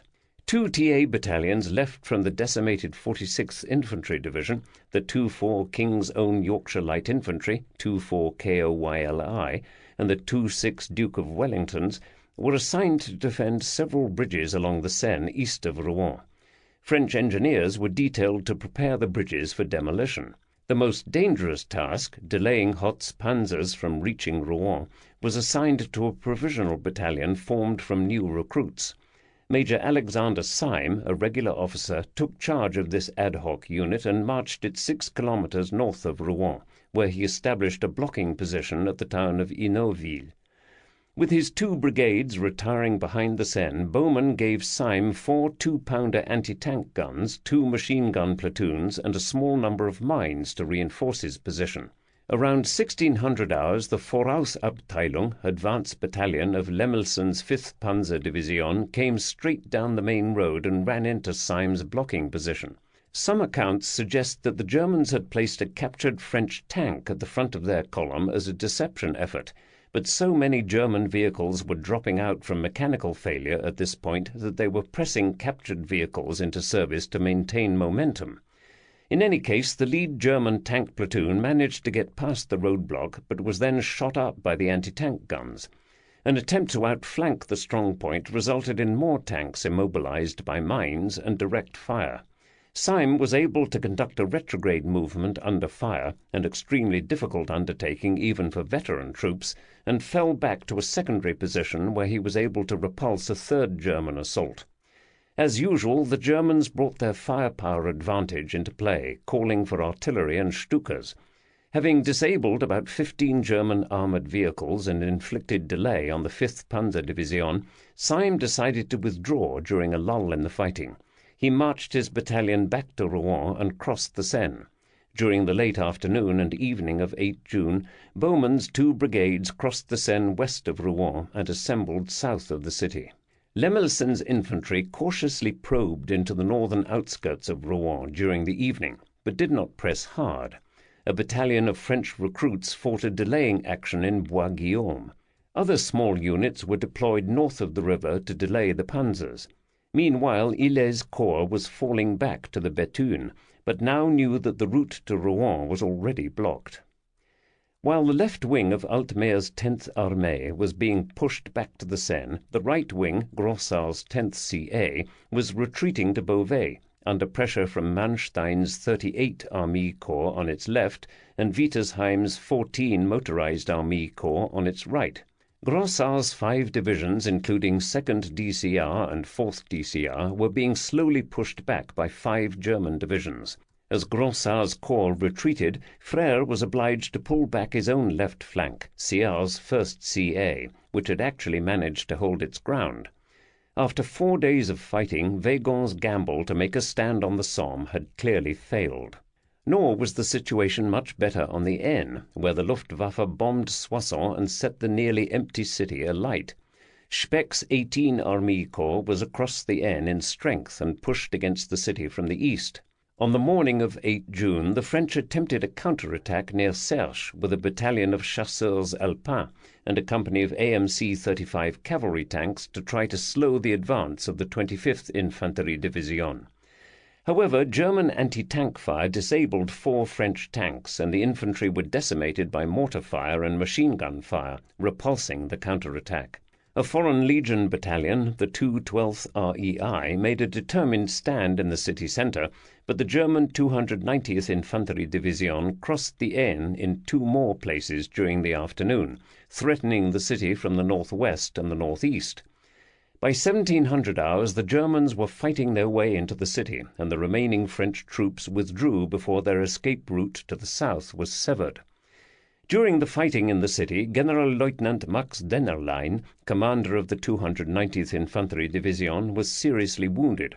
The sudden loss of Soissons was a major defeat for Touchon's 6th Armée.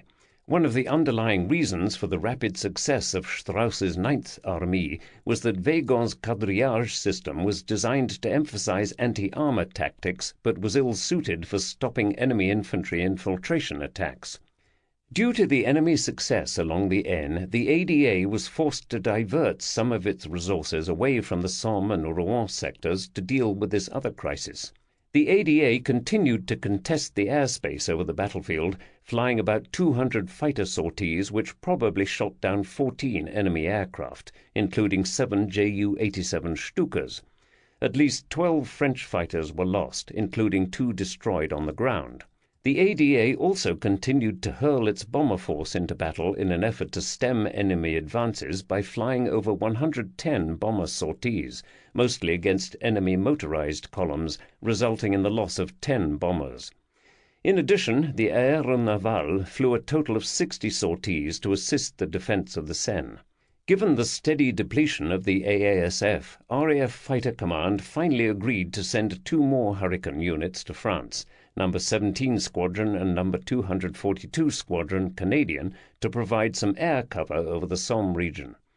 During the day, RAF fighters claimed 2 BEF 109s and 2 bombers, but lost a total of 6 Hurricanes. Rouen falls and the end of the 9th Corps, 9 to 12 June. General de Division Gaston Dufour, a 65-year-old infantry officer, had been recalled out of retirement at the start of the war and put in charge of the military region around Rouen. Weygand had ordered him to defend the lower Seine, designated as the SDBS, or Secteur Défensif de la Basse Seine, with any forces available. Thus Groupement Dufour was virtually conjured out of thin air. Unfortunately, aside from the 31st Régiment Régional and its 6 obsolete FT-17 tanks, Dufour had very little to work with. It was Amiens all over again. He had a mixed variety of training engineer and anti-aircraft units in Rouen, along with 2 infantry regiments, 1 each from the 17th and 236th DLI and the 126th GRDI, plus 2 75mm artillery groups. Somehow even a Polish anti-tank battery ended up in Rouen. However, Dufour had almost no staff, little means of communicating with these disparate elements, and no time to form them into a cohesive team. At best, he could order various units as they appeared to go and defend this or that bridge and hope that they did. Nor could he expect much cooperation from the British units around Rouen, most of whom had headed south after crossing the Seine. In an effort to prevent French reinforcements from reaching Rouen, the Luftwaffe conducted several battlefield interdiction attacks against major regional train hubs. The city of Évreux, 50 kilometers south of Rouen, was devastated by a major bombing raid against its train station, which burned out the center of the city and killed 560 people. As a result of this raid, a train heading for Rouen with the 236th DLI's other infantry regiment was delayed. However, the Luftwaffe also bombed a train at Gisors, 50 kilometers east of Rouen, which was moving 260 German prisoners away from the fighting. 8 prisoners were killed and 25 to 30 wounded. The only bright spot for the French was that the GQG decided to send Dufour 4 of the newly formed motorized cavalry groups, Groupe Franc Motorisé de Cavalerie, GFC, to defend the lower Seine. The GFCs had been formed in early June from the survivors of the division-level reconnaissance units, GRDIs, lost in Belgium.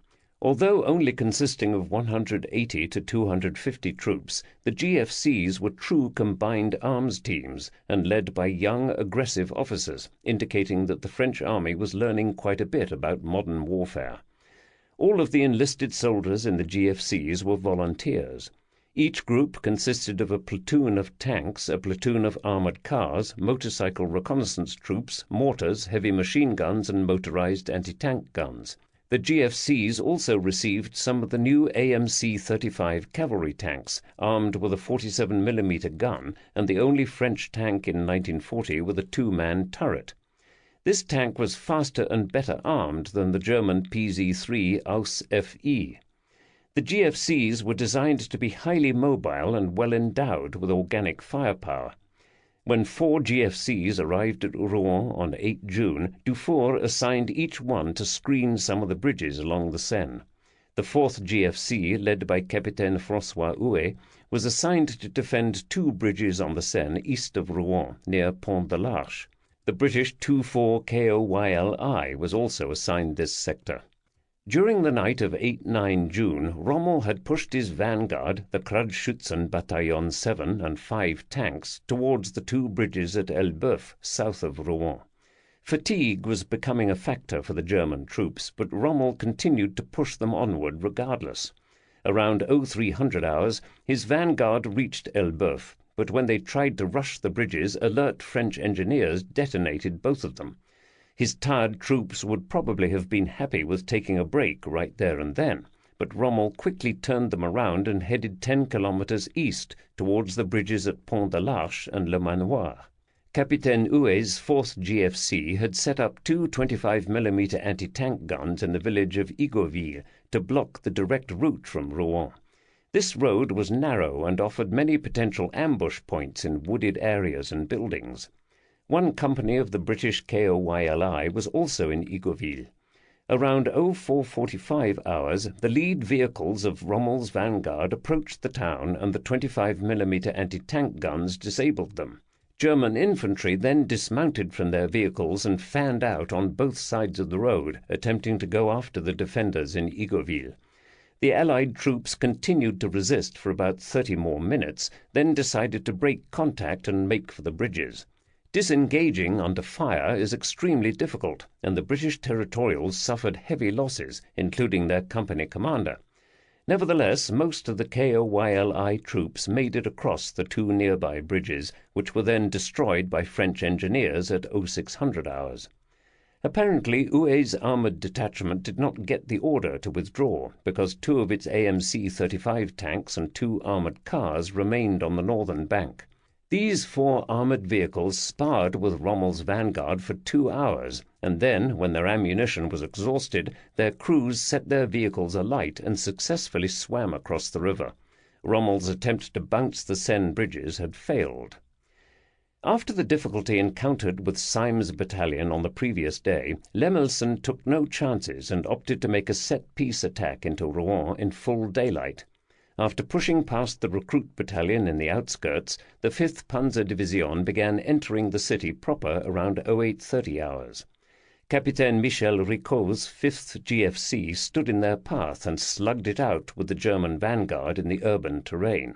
Ricot had fewer than 250 troops, but many were foreign legionnaires, and they were very well armed. The 5th GFC had 5 Saumur S-35 tanks, 5 Pont 178 armoured cars, 2 Lafley W-15 TCC tank destroyers, 2 25mm anti-tank guns, and plenty of automatic weapons. Ricot lost more than half his troops, but delayed the 5th Panzer Division for 4 hours, then retreated across the river. Other German units bypassed Ricot's 5th GFC and headed down the Rue de la République towards the Pont Corneille. There were a few sandbagged roadblocks manned by reservists and supported by a few FT-17 tanks, but these were quickly overcome. French artillerymen on the southern bank held their fire until the first German vehicles approached the bridges, then unleashed a barrage. At 10:15 hours, French engineers began destroying the bridges, and by 1100 hours every span was lying in the Seine. Dufour also had 2 groups of 220mm heavy mortars, which he used to shell German troop concentrations on the other side of the river. During the fighting in Rouen, 1 or more major fires started. Enraged by the stiff resistance in the city, the Germans allowed the fires to burn in Rouen for 3 days, which destroyed a large portion of the city. With Rouen occupied, Hilaire's 9th CA was nearly isolated, and Hoth was quick to redirect his armour westwards to pin the Allied forces against the coast. Once informed of the loss of Rouen on the afternoon of 9 June, General Fortune decided to detach a mobile battle group dubbed Arc Force under Brigadier Stanley Clark to move ahead of the main body. Arc Force consisted of troops from 7 infantry battalions, 3 artillery regiments, and a number of engineer companies. The mission of this force was to keep the route to Le Havre open for the main body. Fortune also sent messengers to the French commander of the port of Le Havre, asking him to arrange for naval transport to evacuate the entire force. A single British battalion, the 14th Royal Fusiliers, formed part of the garrison of Le Havre. Alert to the predicament of the 51st Highland Division, the Royal Navy was quick to organize an evacuation mission, designated Operation Cycle. Both the Army and the Royal Navy requested air support, and the RAF agreed to provide air cover over Le Havre. However, once General Sir John Dill, the CIGS, found out that Fortune was attempting to evacuate his force by sea, he ordered him to conform to Weygand's plan of retreating to Rouen, even though this was no longer practical. Fortune decided to essentially ignore Dill and abandoned his position on the Bethune during the night of 9-10 June. British rearguard battalions succeeded in keeping any pursuers at bay, but Stülpnagel's 2 Army Corps did not press hard. They did not need to. During the night of 9–10 June, Rommel reoriented the 7th Panzer Division and pushed hard towards the coast against negligible opposition.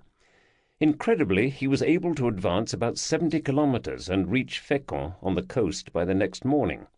Although Arqueforce had just slipped through his fingers and managed to reach Le Havre, the rest of the 9th CA was now cut off.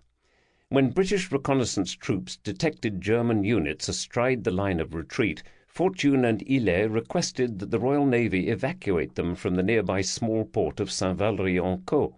Throughout 10 June, Fortune struggled to get his division to Saint-Valery, while the slow-moving French units lagged behind. The Royal Navy assembled a force of 9 destroyers to evacuate the Allied troops assembling near Saint-Valery, while cargo ships were sent to retrieve the British troops at Le Havre.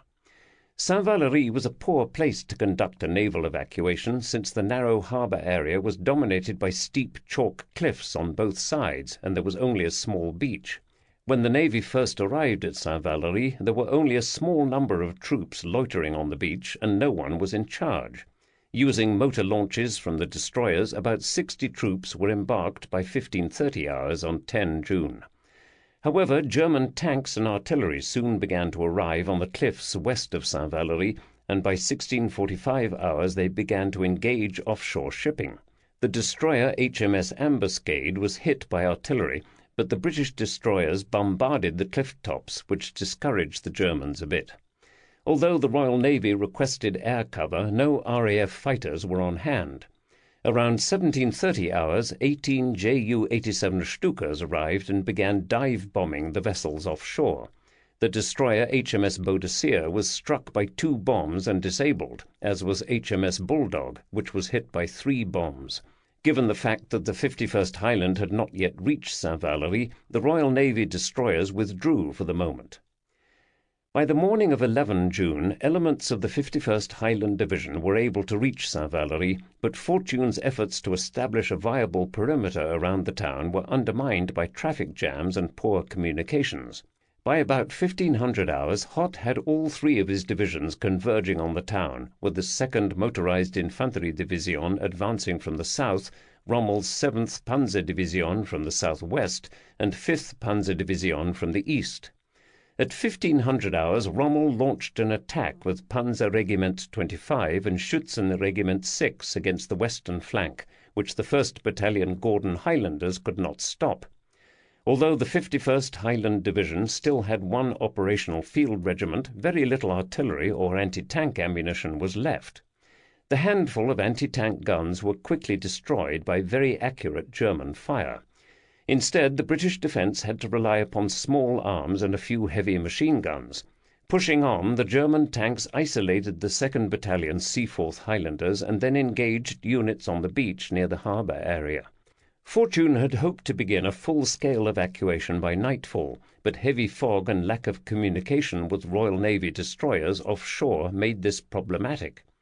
Once Rommel established weapons in place to sweep troops off the beaches, evacuation became impossible. Around 1800 hours, the British War Office belatedly approved Fortune's request to evacuate, unaware that the opportunity to save the division had passed. During the night, Rommel used his tanks and artillery to pound the trapped Allied troops in the harbour area, who began to lose all cohesion. Since 6 June, RAF Bomber Command had been conducting daily tactical strike sorties from England to support the 51st Highland Division. Altogether, the Blenheim bombers of No. 2 Group flew 393 sorties in 8 days, and even with fighter escort they still lost 28 bombers, an appalling 7% loss rate. Unlike Dunkirk, the RAF lacked the ability to prevent the enemy from closing in for the kill against the 51st Highland Division. Despite heavy fog, the destroyer HMS Saladin approached Saint-Valery but found that enemy fire on the beaches made any rescue attempts suicidal. Thus, by dawn on 12 June, the Allied position was hopeless, and most of the trapped units were running out of ammunition. Isolated troops destroyed their heavy weapons, vehicles and radios, then began to move towards the beaches. However, German infiltrators had compromised the defence during the night, and once the sun came up it was clear that the Germans dominated the harbour area and beach, and any movement in that direction attracted intense fire. Ile was more realistic about the situation, recognizing that evacuation was impractical, and he announced the surrender of the French units in the 9th CA at 0800 hours. Fortune, on the other hand, over-optimistically thought he could mount a counter-attack to push Rommel's troops back from the town and cliffs, thereby giving the Royal Navy additional time to mount a rescue effort. However, once it became clear that his troops were virtually disarmed and could not possibly hold off Hoth's panzers for another 12 hours, Fortune grudgingly changed his mind. At 1000 hours, Fortune surrendered those elements of the 51st Highland Division around Saint-Valery, amounting to over 10,000 British troops. Amazingly, on the morning of 12 June, the Royal Navy was able to rescue about 3,300 Allied troops, including 2,137 British, from the small coastal town of Veules-les-Roses, 6 kilometres east of Saint-Valery. Most of these were troops who had fallen behind in the retreat to Saint-Valery, including 500 troops from the 207th Duke of Wellington's regiment. The 5th Panzer Division had begun to attack this small enclave, but since it was believed the trapped troops would soon surrender, the attack was not pressed with vigour. Instead, many troops used ropes to climb down the steep cliffs and reach the pebble beach, where civilian craft were picking up boatloads of survivors. At Le Havre, Operation Cycle succeeded in rescuing 11,000 British troops on 13 June, including Arc Force. Nevertheless, the French 9th CA had been completely erased only 8 days after the beginning of Fall-Roth, and active British participation in the campaign was essentially over. Chapter 7. Decision on the Aisne. Officers, non-commissioned officers, and soldiers, the salvation of the country demands of you not only your courage, but all the obstinacy, the initiative, and the combative spirit of which I am capable. The enemy will soon be at the end of his effort. We are in the last quarter of an hour. Hold on tight. General Weygand, Communiqué No. 559, 9 June 1940. Paris will be defended to the last, 9 to 11 June 1940. Even though it was now evident that his concept of holding a front along the Somme was crumbling, Weygand proved unable to mentally shift to develop any new plans. As of 7 June, the Aisne front from Compiègne to Rethel was still solid, and he continued to spout phrases such as "the enemy is at the end of his effort" to his subordinates. Apparently he seemed to think that the German offensive would run out of steam, as they always had in 1918. Consequently, in Weygand's mind, holding on to every scrap of terrain was the key to maintaining fighting spirit and morale, until the enemy offensive faltered. Yet in the halls of government in Paris he began to openly speak in a defeatist tone after the Germans crossed the Somme in force. Weygand's leadership skills were undermined by personal pique, resentful that he had been given a losing hand and was now likely to shoulder the blame for defeat. Nor did it help that he had Pétain close at hand, who slept through most war cabinet meetings but only opened his mouth at opportune moments to deliver cynical tirades against the English, the socialists, or anyone else he thought was to blame for the situation at the front. Pétain's sole contribution during this critical moment in French history was to write a memorandum recommending an armistice, which Reynaud ignored. As a result of defeatism and cynicism left unrebuked, Reynaud lost control of his cabinet during the Battle of the Somme, and it slid downhill after that. In order to counter the increased negativity of Weygand and Pétain, Reynaud brought in de Gaulle as an Under-Secretary of Defence, thinking his can-do attitude could help invigorate the war effort. De Gaulle did possess a fighting spirit, but this was needed more at the front than in Paris. In the cabinet, de Gaulle was too junior to contest the pessimism of the Supreme Commander and Pétain. Although Weygand tried to shoot down any alternatives to his stand-and-die plan, cabinet members were beginning to discuss alternatives, and Churchill's war cabinet was attentive. One idea that Reynaud had suggested himself on 31 May was to create a national redoubt in Brittany as a final fallback position in the event the Somme-Aisne line was lost. The concept was that the remaining French divisions, with British help, might be able to hold Brittany for a time, relying upon naval supply. No serious attention was paid to this concept until after the Germans reached the Seine. Another idea under discussion was to transfer the French government and surviving military forces to North Africa, where they could continue the war against Germany until such time as metropolitan France could be liberated. Georges Mandel, the Minister of the Interior, would become one of the leading champions of this concept. On 6 June, Reynaud told the cabinet that if a peace consistent with the honour and the vital interests of France is denied us, we will continue the war in North Africa. But Weygand immediately denigrated this idea as pointless. The only concession that Weygand was willing to consider, resisted until the last possible moment, was to prepare Paris for defence. Général de Division Narcisse Chauvinot, the senior engineer for the Paris region, had been working to construct a new defensive line north of the city behind the Oise River since the start of the war. By early June, Chauvinot's engineers had managed to build about 300 small bunkers and 14 kilometers of anti-tank ditches, along with some other obstacles. Since the field army didn't even have enough heavy weaponry to outfit its own divisions, the only weaponry Chauvinot received to equip his bunkers came from the Navy, obsolete 47mm and 65mm guns. Weygand ordered Pierre Hering, the military governor of Paris, to form any available troops into an Armée de Paris, which was responsible for defending not only the capital, but all the crossings over the Seine up to 50 kilometers west of the city. Hering had no formed units in Paris, but Weygand ordered the remaining units of Gronsard's 10th CA and the 84th DIA to fall under his command, and then be used to man the Chauvinot line.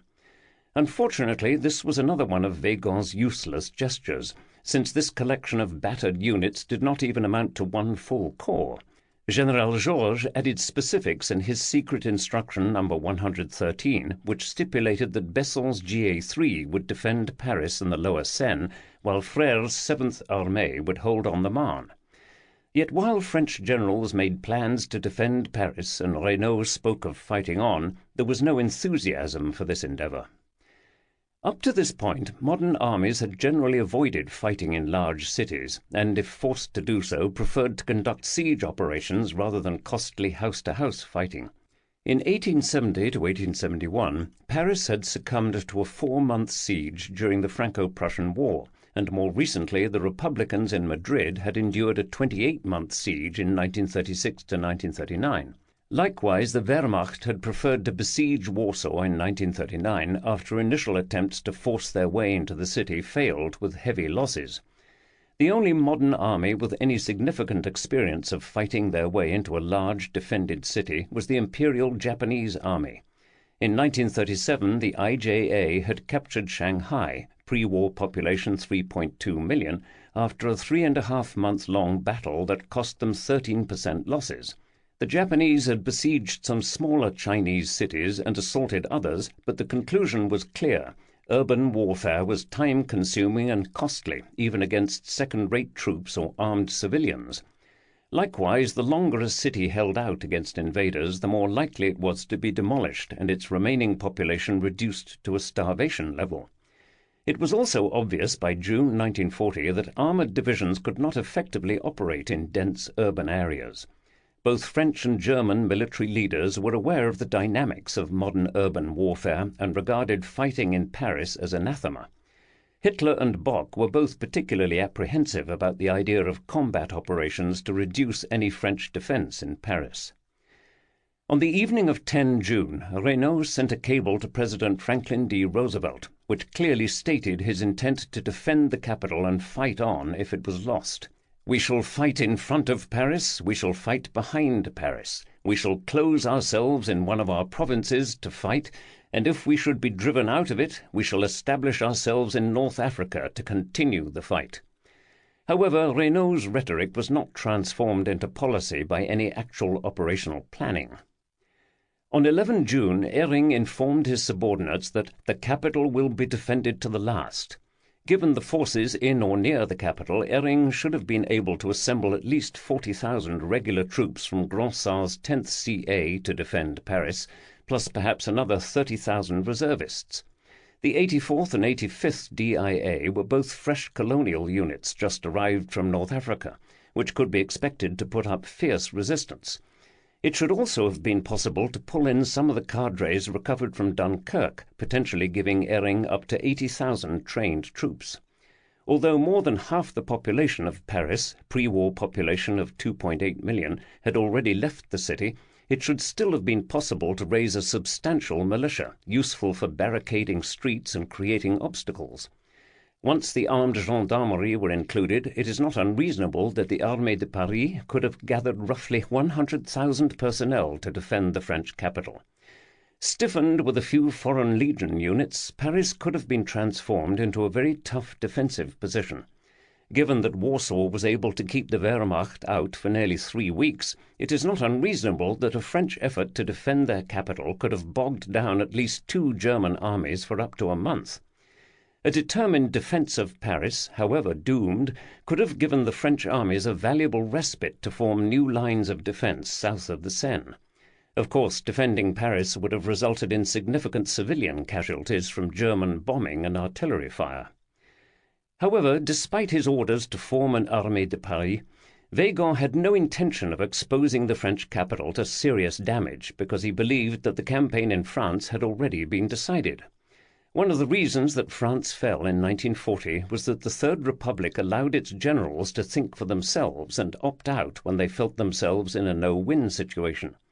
The reason that the Soviet Union did not succumb to the Blitzkrieg in 1941 is because Stalin told his generals what to think, and those who despaired were eliminated. Rather than attempting to hold every haystack, what the Third Republic needed in order to survive this test of fire was the willingness to stand officers who shirked their duty up against a wall, as had occurred during the desperate days of the French Revolutionary Wars. Foremost, Reynaud should have thrown Weygand and Pétain into military prison the second they uttered the word surrender, which would have done more for France than keeping them in charge of managing the nation towards defeat.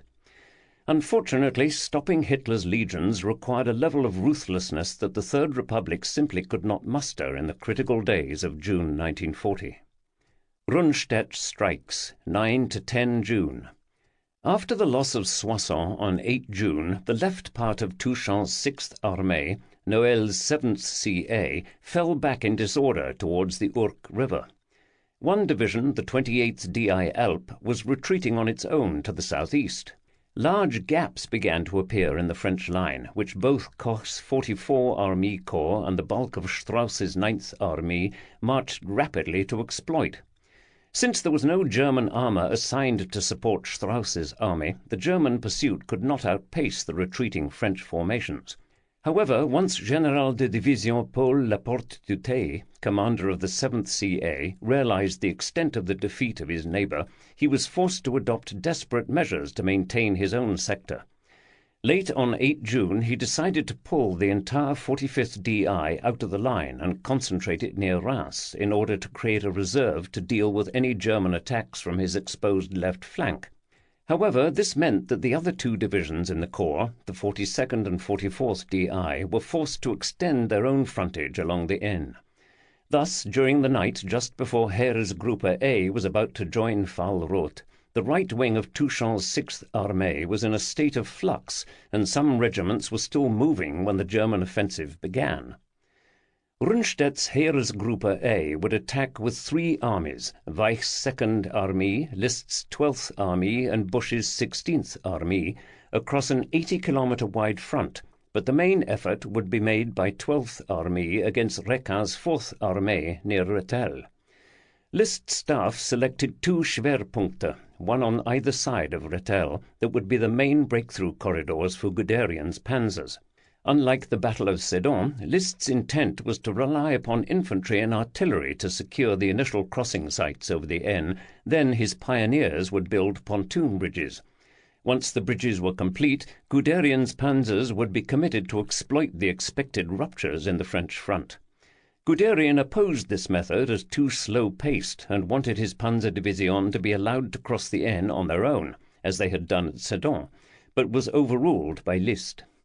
After Guderian's insubordinate manner during Fall Gelb, List was unwilling to give him too much leeway, and instead roped him into a methodical battle, not unlike the French style. A side benefit of Rundstedt's forces delaying their attack until 9 June was that they were able to benefit from lessons learned by Bock's army group in unlocking Weygand's quadrillage system. The French defenders on the Aisne were expecting tanks, but instead they would be undone by infantry infiltration attacks, not unlike those of 1918. At 0330 hours on 9 June, the German artillery preparation began across most of the Aisne front, and it continued for 35 minutes, followed by Stuka attacks at dawn. Then, under cover of smoke, the German assault troop began crossing the river in their pneumatic rafts. In the west, Weich's Second Armée attacked the right flank of Touchon's Sixth Armée with 3 infantry divisions of General de Pioniere Otto Wilhelm Fürster's 6th Army Corps. Not only were 2 French divisions trying to hold too wide a sector, but one regiment from the 45th DI had left its positions along the river near Pont-de-Vert before the relief from the 42nd DI arrived. Consequently, this section of the river was undefended in the morning when the German 5th Infantry Division began crossing. General de Division François Keller's 42nd DI was an active unit, but it started the battle handicapped, with the Germans already occupying the defensive positions on its left flank and his artillery still moving to new positions. While Keller was trying to deal with the situation on his left, the German 293rd Infantry Division crossed a lightly defended sector on his right flank near Berry-au-Bac and advanced 3 kilometers, driving another wedge into the flimsy front. Lacking adequate firepower, the 7th CA could not stop the German infantry attacks, which slowly pushed both divisions back from the river. By the end of the day, Touchon had completely lost his hold on the Aisne. Requin's 4th Armée had a firm hold along the Aisne, but was struck with the full weight of List's 12th Armée. West of Rethel, the Germans sent 4 infantry divisions, 17, 21, 3, 23, from the 3 Army Corps and 13 Army Corps against the 2nd DI and 10th DI of Général de Corps d'Armée Maxime Germain's 23rd CA. The 23rd Army Corps committed 2 infantry divisions, 73, 86, against the 14th DI. Initially, the French defenders inflicted considerable casualties on German attempts to get across the Aisne. Both active divisions, Aimé's 10th DI on the left and Delattre de Tassigny's 14th DI on the right, repulsed the initial German attacks with strong defensive fire. However, in the centre, General de Brigade Albert Klopfenstein's 2nd DI, a reserve A formation, was hit hard by the German 13 Army Corps, which eventually succeeded in getting 2 footholds across the river in this sector. Capitaine Barré's 231st RI, defending Château Porcien, fought for 6 hours in the town until its ammunition was exhausted and the survivors forced to surrender. Around 1400 hours, Colonel Terrier's 33rd RI managed to pull together a company-size force of infantry, supported by 13 R-35 tanks from the 23rd BCC, to counterattack the enemy lodgment, but German artillery and Stuka attacks smothered this small force. Panzerjägers from Generalleutnant Herbert Loch's 17th Infantry Division succeeded in knocking out 9 of the R-35s. In addition to superior support fires, the German infantry also had a clear edge in organic firepower at the tactical level against the poorly equipped French reservists.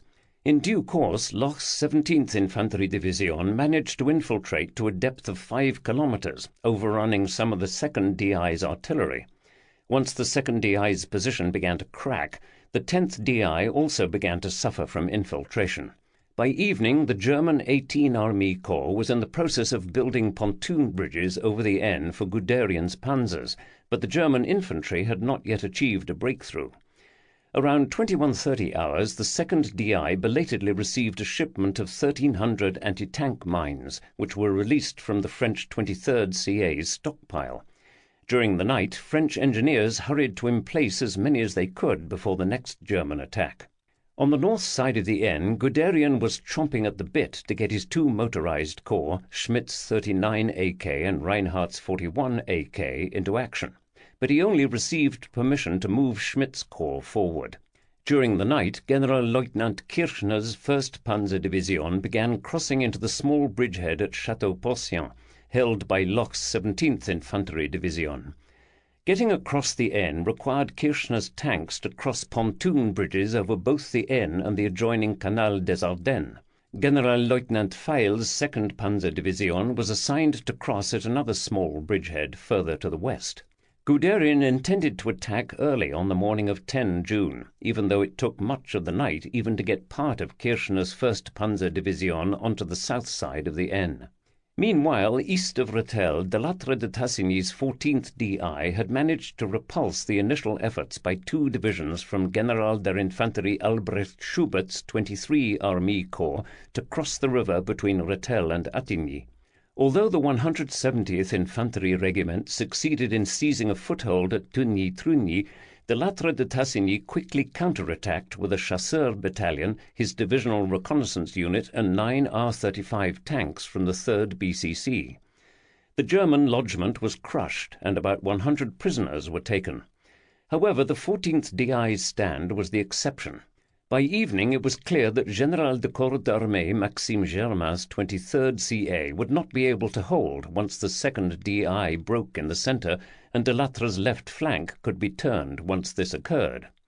Further east, the left flank of the Colonial Corps, held by the 36th DI, was attacked by 3 divisions from the 17 Army Corps, but it did not yield any terrain.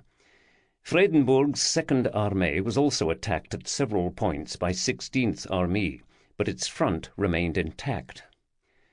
During the night, Requin decided to commit his entire mobile reserve, the Groupe Blindé Buisson Armoured Group, to a major counterattack the next day before the Germans were across the river in force. This group consisted of Colonel Louis Buisson's 3rd DCR, the newly formed 7th DLM, and the 3rd DIM. The 3rd DCR consisted of 126 tanks, 36 Char B-1 bis in the 41st BCC, 50 H-39 from the 42nd BCC, and 40 H-35 from the 45th BCC, and a half-battalion of motorized infantry. General de Brigade André Marteau's 7th DLM had been formed on 31 May from the survivors of the 4th DLC in an effort to recreate a mechanized covering force.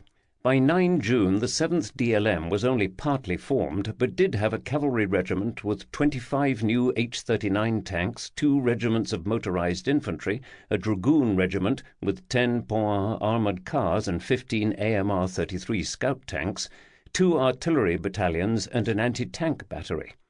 The 3rd DIM was the only motorized infantry division left in the French army, and one of the better equipped active units. In addition to a full complement of anti-tank guns, the 3rd DIM also had armoured cars in its reconnaissance group and a group of motorized 155mm howitzers attached. This time France had a masse de manœuvre, the Groupe Blindé Buisson, which was located in an assembly area near Ville-sur-Retourne, 31 kilometers northeast of Reims. However, the Groupe Blindé Buisson was more a loose collection of partially equipped units than a cohesive mobile reserve, and many tanks were in poor mechanical condition. In Paris, Weygand briefed the War Cabinet on the fighting along the Aisne and grimly stated that "Our armies are fighting the last possible defensive battle. If this attempt fails, they are doomed to rapid destruction." Due to German advances towards the Seine, many ADA units began to relocate southwards, which further reduced the amount of available air support, just as Fahl-Roth was entering its most critical phase. The ADA was now forced to divert its forces between the lower Seine and the Aisne. On 9 June, the ADA only managed to fly about 150 fighter sorties, which shot down 14 enemy aircraft. However, the French lost 21 fighters, including 11 destroyed on the ground. The D-520 fighters of GC-13 had a particularly good day operating south of Soissons, claiming 12 victories for the loss of only 1 fighter. Polish pilots from GC-145 claimed 3 victories but lost 3 of their fragile C-714 fighters. The ADA also flew about 70 bomber missions and lost 11 bombers, including 8 Breguet 693s. British involvement in the air battles over France rapidly dwindled. The AASF flew a small number of sorties and lost 3 Hurricanes for no victories. Sunrise on 10 June began at 0438 hours, but thick mist hung over the Aisne sector for some time. Guderian started his attack from Château Porcien at 0530 hours. 4 regiments of 17th and 21st Infantry Division went first to deal with French strongpoints in villages, while Kirchner's 1st Panzer Division advanced to the southeast across flat rolling terrain, perfect tank country. Around 0700 hours, 9 DB-7 bombers appeared from the south and attacked Kirchner's panzers, but Bf-109s appeared and shot down one of the French bombers, killing its 3-man crew. Soon afterwards, German infantry and tanks encircled Colonel Terrier's 33rd RI headquarters in Tagnon and the 127th RI headquarters in Perthes. By 0900 hours, Kirchner's panzers reached Juniville, having advanced 17 kilometers in 3.5 hours. However, all of the encircled 2nd DI units put up fierce resistance, and the 373rd RI at Juniville repulsed 3 of Kirchner's assaults. Even a joint attack by Oberstleutnant Hermann Balk's Schützenregiment 1, Kradschützenbataillon 1 and Sturmgeschützbatterie 659 were repulsed at Juniville. At Neuflize, 2 companies of the 373rd RI held the town for 10 hours against repeated assaults, and the last survivors were silenced by point-blank fire from German tanks. Nearby, 2 more platoons from the 73rd RI resisted for 6 hours and managed to destroy 3 German tanks and 2 SPWs before succumbing. Most of the French resistance nests were surrounded by anti-tank mines and had 1 or 2 25mm anti-tank guns, and a number of German tanks were knocked out or immobilized. At Tognon, 5 German tanks were lost before Colonel Terrier's group was forced to surrender.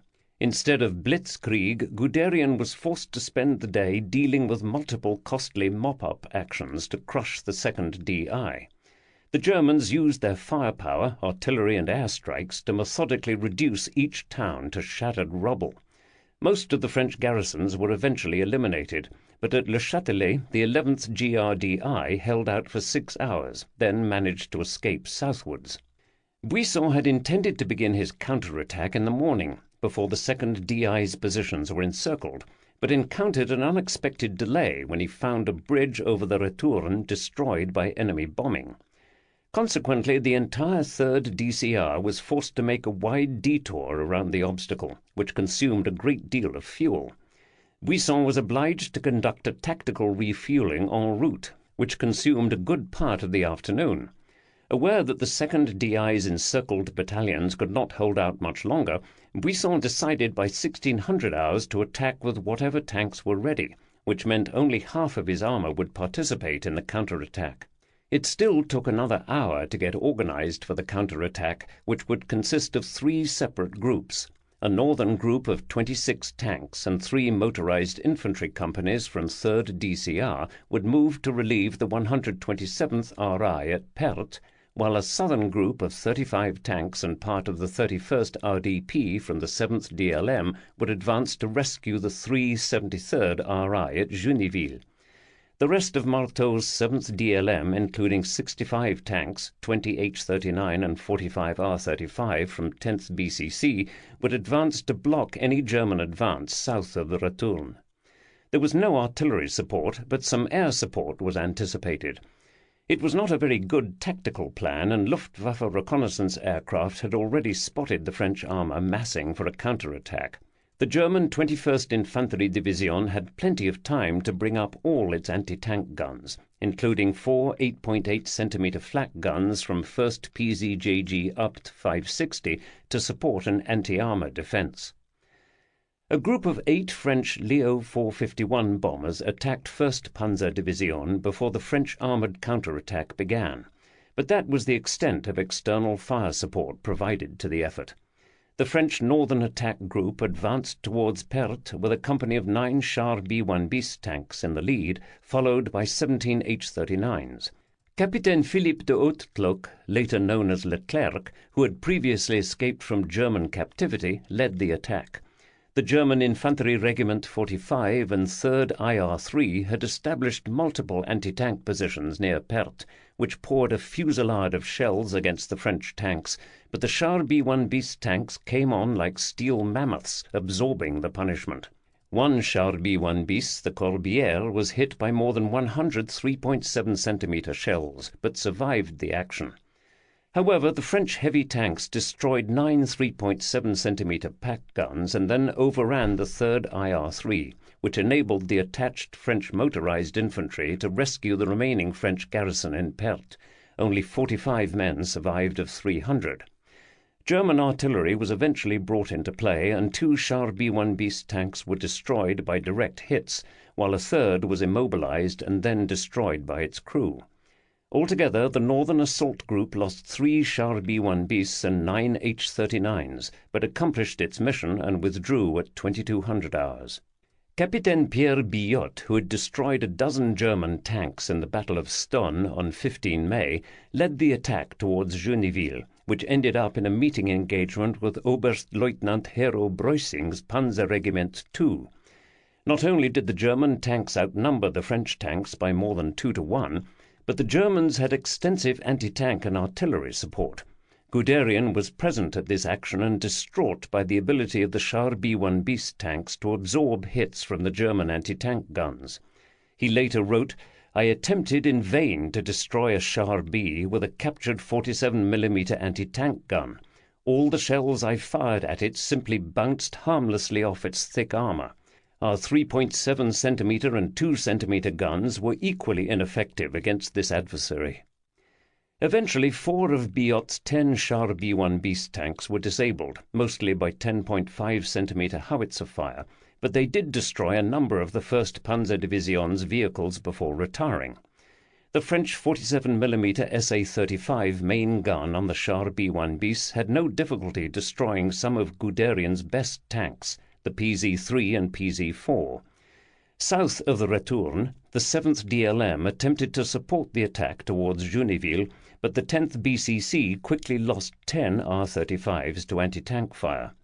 Instead, Marteau's 7th DLM moved to block Guderian's advance down the Rethel-Reims road, and it formed a strong point at La Neuville.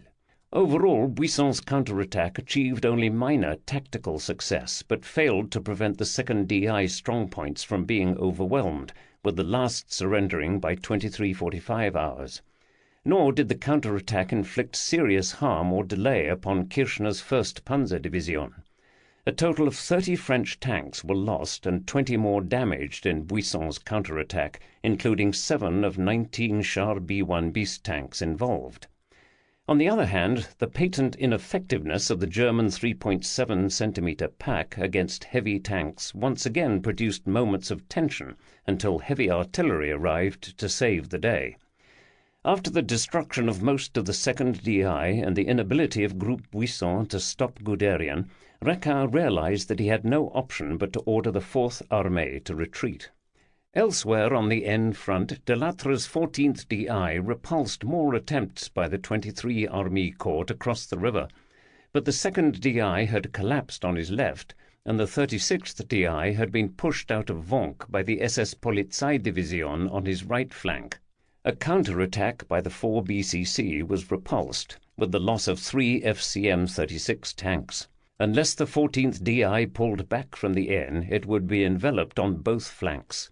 After crossing the Aisne near Asfeld, Feil's 2nd Panzer Division attacked the 10th DI, which began to fall apart into isolated strongpoints, as the 2nd DI had. While the situation south of Rethel was bad, the situation north of Reims was much worse, as Port Dutheil's 7th CA began to disintegrate from attacks by Weich's 2nd Army and gradually slid away from the neighboring 23rd CA. The retreat of Touchon's defeated 6th Armée behind the Marne forced Dutheil to keep extending his left flank, which made his entire front dangerously thin. A gap appeared between the 42nd DI and the neighboring 10th DI, which made Reims vulnerable to a sudden German advance. After the loss of most of the 2nd DI and 10th DI, Germain's 23rd CA didn't have much left to hold Reims. Requin gave Germain his last reserves to hold the city. the 235th DLI and the 82nd DIA. The former division had been formed on 1 June from 6 training battalions and 2 battalions of 75mm guns, while the 82nd DIA was a solid active unit. After just 2 days of fighting, it was clear that Ansiger's GA4 had suffered a major defeat on the Aisne. Touchon's 6th Armée had been thrown back 40 kilometers and was huddled behind the Marne. Recquart's 4th Armée was badly battered and could no longer hold its ground. Only Vredenburg's 2nd Armée was still intact and maintaining its original positions. With all its reserves committed to plug gaps in the line, Ansiger had nothing left to respond to Guderian's panzers when they renewed their advance southwards. That evening Ansiger gave the order for Recquart's 4th Armée to retreat behind the Marne River, which meant evacuating Reims. Vredenburg's 2nd Armée would also have to retreat to conform with Recquart's new front. The retreat, 10 to 11 June. It is relatively easy for armies to begin retreating, but stopping them once they are in retrograde motion is very difficult. Despite French troops fighting tenaciously in many frontline strongpoints, the sudden defeats on the Somme and Aisne fronts, followed by orders to retreat, could only serve to undermine morale in any army. Bad news from other quarters, including the Italian declaration of war on 10 June, only added to the sense of despair for French troops. If Weygand had developed contingency plans for fallback positions, the troops and officers might have been given some assurance that a new front could be established. Yet the troops had been told since Weygand took over that there would be no spirit of retreat, and they would fight it out on the Somme and Aisne. Now these defensive lines were overrun and the armies were retreating. Once on the march, it was soon apparent that the only strategy was to keep putting rivers between the French army and the advancing panzers, which could not last for very long. Recquart's 4th Armée had to conduct a retreat under heavy pressure from List's 12th Armée and Guderian's panzers. On 11 June, Reinhardt's 41 Motorized Army Corps began crossing the Aisne, giving Guderian 4 Panzerdivisionen to pursue the retreating French infantry. Given the slow speed of French infantry divisions, which relied upon horse-drawn artillery, it was imperative that French mobile units did their best to delay Guderian's pursuit. Marteau's 7th DLM was assigned the difficult task of protecting the retreat from the Retourne, and he used his Pont armoured cars and H-39 cavalry tanks to ambush and harass Guderian's vanguard. The strong point at La Neuville managed to buy some time for de Latre's 14th DI to fall back, and French engineers blew up numerous bridges to slow the enemy. A company of Pont even managed to ambush one German column and knock out the lead tank platoon before falling back. In another position, 2 H-39 tanks fought to the death in an effort to delay an entire Panzerabteilung. However, the Luftwaffe harassed the French retreat, and the Germans brought their artillery into play to smash the strong point at La Neuville. During the course of the day, Marteau's 7th DLM suffered about 50% losses, including all its H-39 tanks. While Marteau had some success in delaying Kirchner's 1st Panzerdivision, he was unable to prevent Feil's 2nd Panzerdivision from slashing cross-country to strike at de Latre's retreating columns. Feil's panzers overran one battalion from the 152nd RI and mauled part of the 35th RI. At Reims, Dutheil's 7th CA from 6th Armée was unable to make any kind of stand, but was forced to retreat as fast as possible towards Epernay on the Marne. His best unit, Keller's 42nd DI, had been eviscerated in the fighting on the Aisne, and the 44th and 45th DI had also suffered serious losses. Once the French troops passed through Reims, which was burning after raids by the Luftwaffe, French engineers blew up the main bridges in the city. Although Feil's 2nd Panzerdivision was approaching from the northeast, it was actually Generalleutnant Friedrich Materna's 45th Infantry Division from 2nd Armée that was first to enter Reims. The fresh 82nd DIA was able to establish blocking positions south of the Vesle River, and the terrain was heavily wooded, which helped the battered divisions of the 7th CA to escape from Reims before they were overrun by Guderian's panzers. Unfortunately, Touchon's army was never able to form a viable position behind the Marne, and Strauss's 9th Army reached the river right on their heels. By the end of the day, Château-Thierry was in German hands, and the 25th Infantry Division succeeded in seizing a bridgehead across the Marne. Hoepner's 16 motorized Army Corps was immediately directed towards Château-Thierry to exploit this coup. While 1 Siget's GA4 was losing the Battle of the Aisne, the situation in Besson's GA2 was equally bad. Dufour's ad hoc corps had established blocking positions along a stretch of the Seine near Rouen, but the sector out to Vernon was only being screened by reconnaissance units. The Bowman Division was of no real help due to poor inter-allied coordination. Thus, Manstein's 38 Army Corps had little difficulty in finding unguarded sections of the river, then conducting hasty river-crossing operations on 10 to 11 June, which seized 3 separate bridgeheads. Once his engineers built pontoon bridges, Manstein was able to get 3 infantry divisions, 6th, 27th, 46th, across the river near Les Andelys and then Vernon, but he had no armour. This tactical success was a disaster for GA2, since it meant that once Hoth's armour was done overrunning Hilaire's 9th CA, it would have a ready-made bridgehead to exploit over the Seine. North of Paris, Gronsard's 10th CA had been defeated at Beauvais on 9 June by General der Infanterie Kuno von Bott's 1 Army Corps, while the panzers of Wittersheim's motorized 14 Army Corps sliced into the boundary between the 10th CA and Siart's neighbouring 1st CA. Gronsard's divisions fell back on foot, but they could not outrun German tanks and motorized infantry. General de Division Marie Bazelard de Roupierre's 4th DIC was particularly hard-pressed, and parts of his division were encircled near Angiviers. However, the Senegalese tirailleurs of the 4th DIC were still full of fight and tried to fight their way out of encirclement. Small groups of French soldiers tried to exfiltrate south through the German pincers in an effort to reach French lines. During the pursuit, numerous ugly incidents occurred when captured African troops were beaten, bayoneted, or murdered by their German captors. In Erquevilliers, German soldiers from the 9th Infantry Division separated white French officers from their African soldiers of the 16th RTS and then machine-gunned the latter. A German officer told an indignant French officer that an inferior race does not deserve to do battle with such a civilized race as the Germans.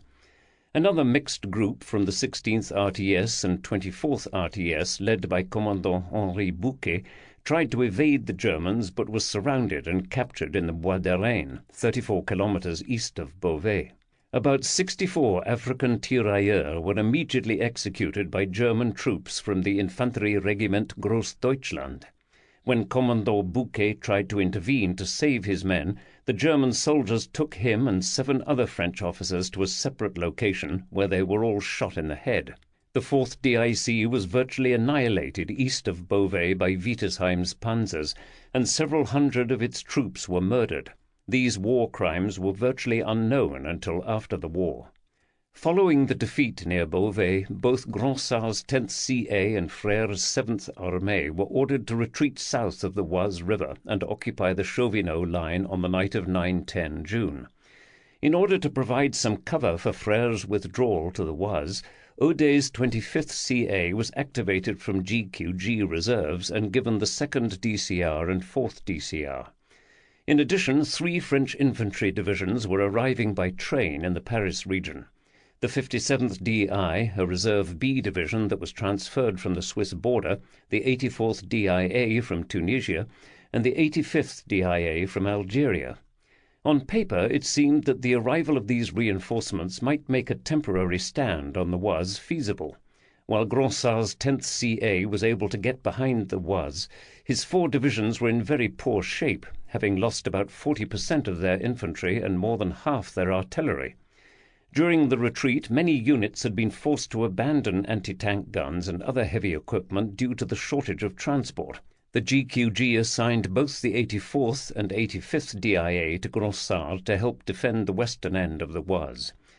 In the evening of 10 June, French engineers blew up all the bridges over the Oise, but they left a lock barrier at L'Isle Adam intact out of fear of lowering the water level of the river.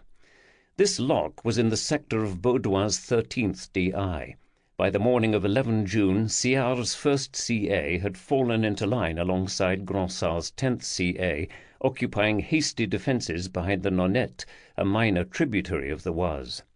Fougere's 24th CA fell in on the right side of the line, but had no real natural obstacles to shelter behind. Altogether, these three French corps comprised 15 infantry divisions north of the capital. As the French were moving into the Chauvinot line, Bock decided to significantly readjust his forces by inserting Küchler's 18th Army between Kluge's 4th Army and Reichenau's 6th Army. Wittersheim's 14 motorized Army Corps was also pulled out of the line, and the OKH wanted it transferred eastwards to help exploit the push over the Marne, instead of keeping it on the direct route to Paris. By this redistribution, the German advance towards Paris was reduced to just 6 infantry divisions from the 8 and 40 Army Corps, plus the 1st Cavalry Division. Suddenly the Germans were strong on either side of Paris, but the forces approaching the Oise were numerically inferior to the French forces in the capital region.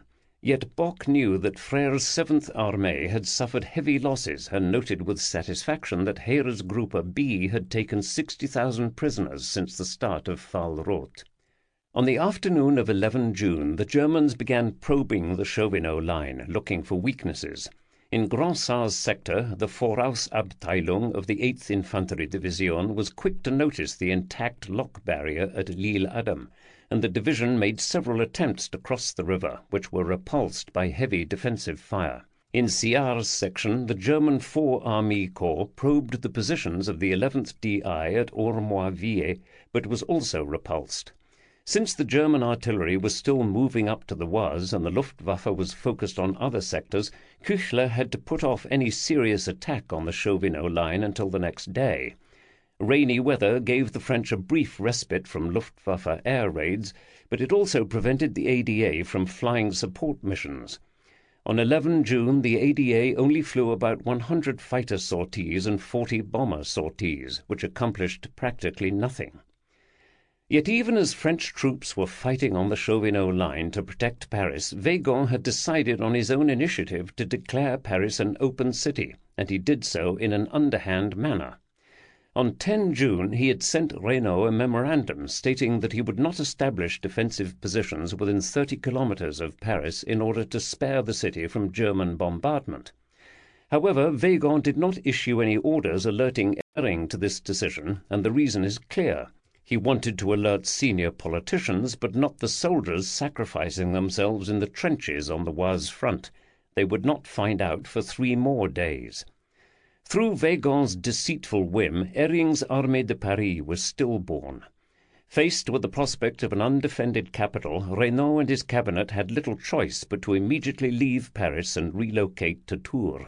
Even on his way out the door, Reynaud was still futilely insisting on continued resistance and kept suggesting contingency plans, such as the Breton Redoubt or North Africa, but these ideas were mocked by Weygand as unrealistic, and he refused any effort to issue operational orders to that effect.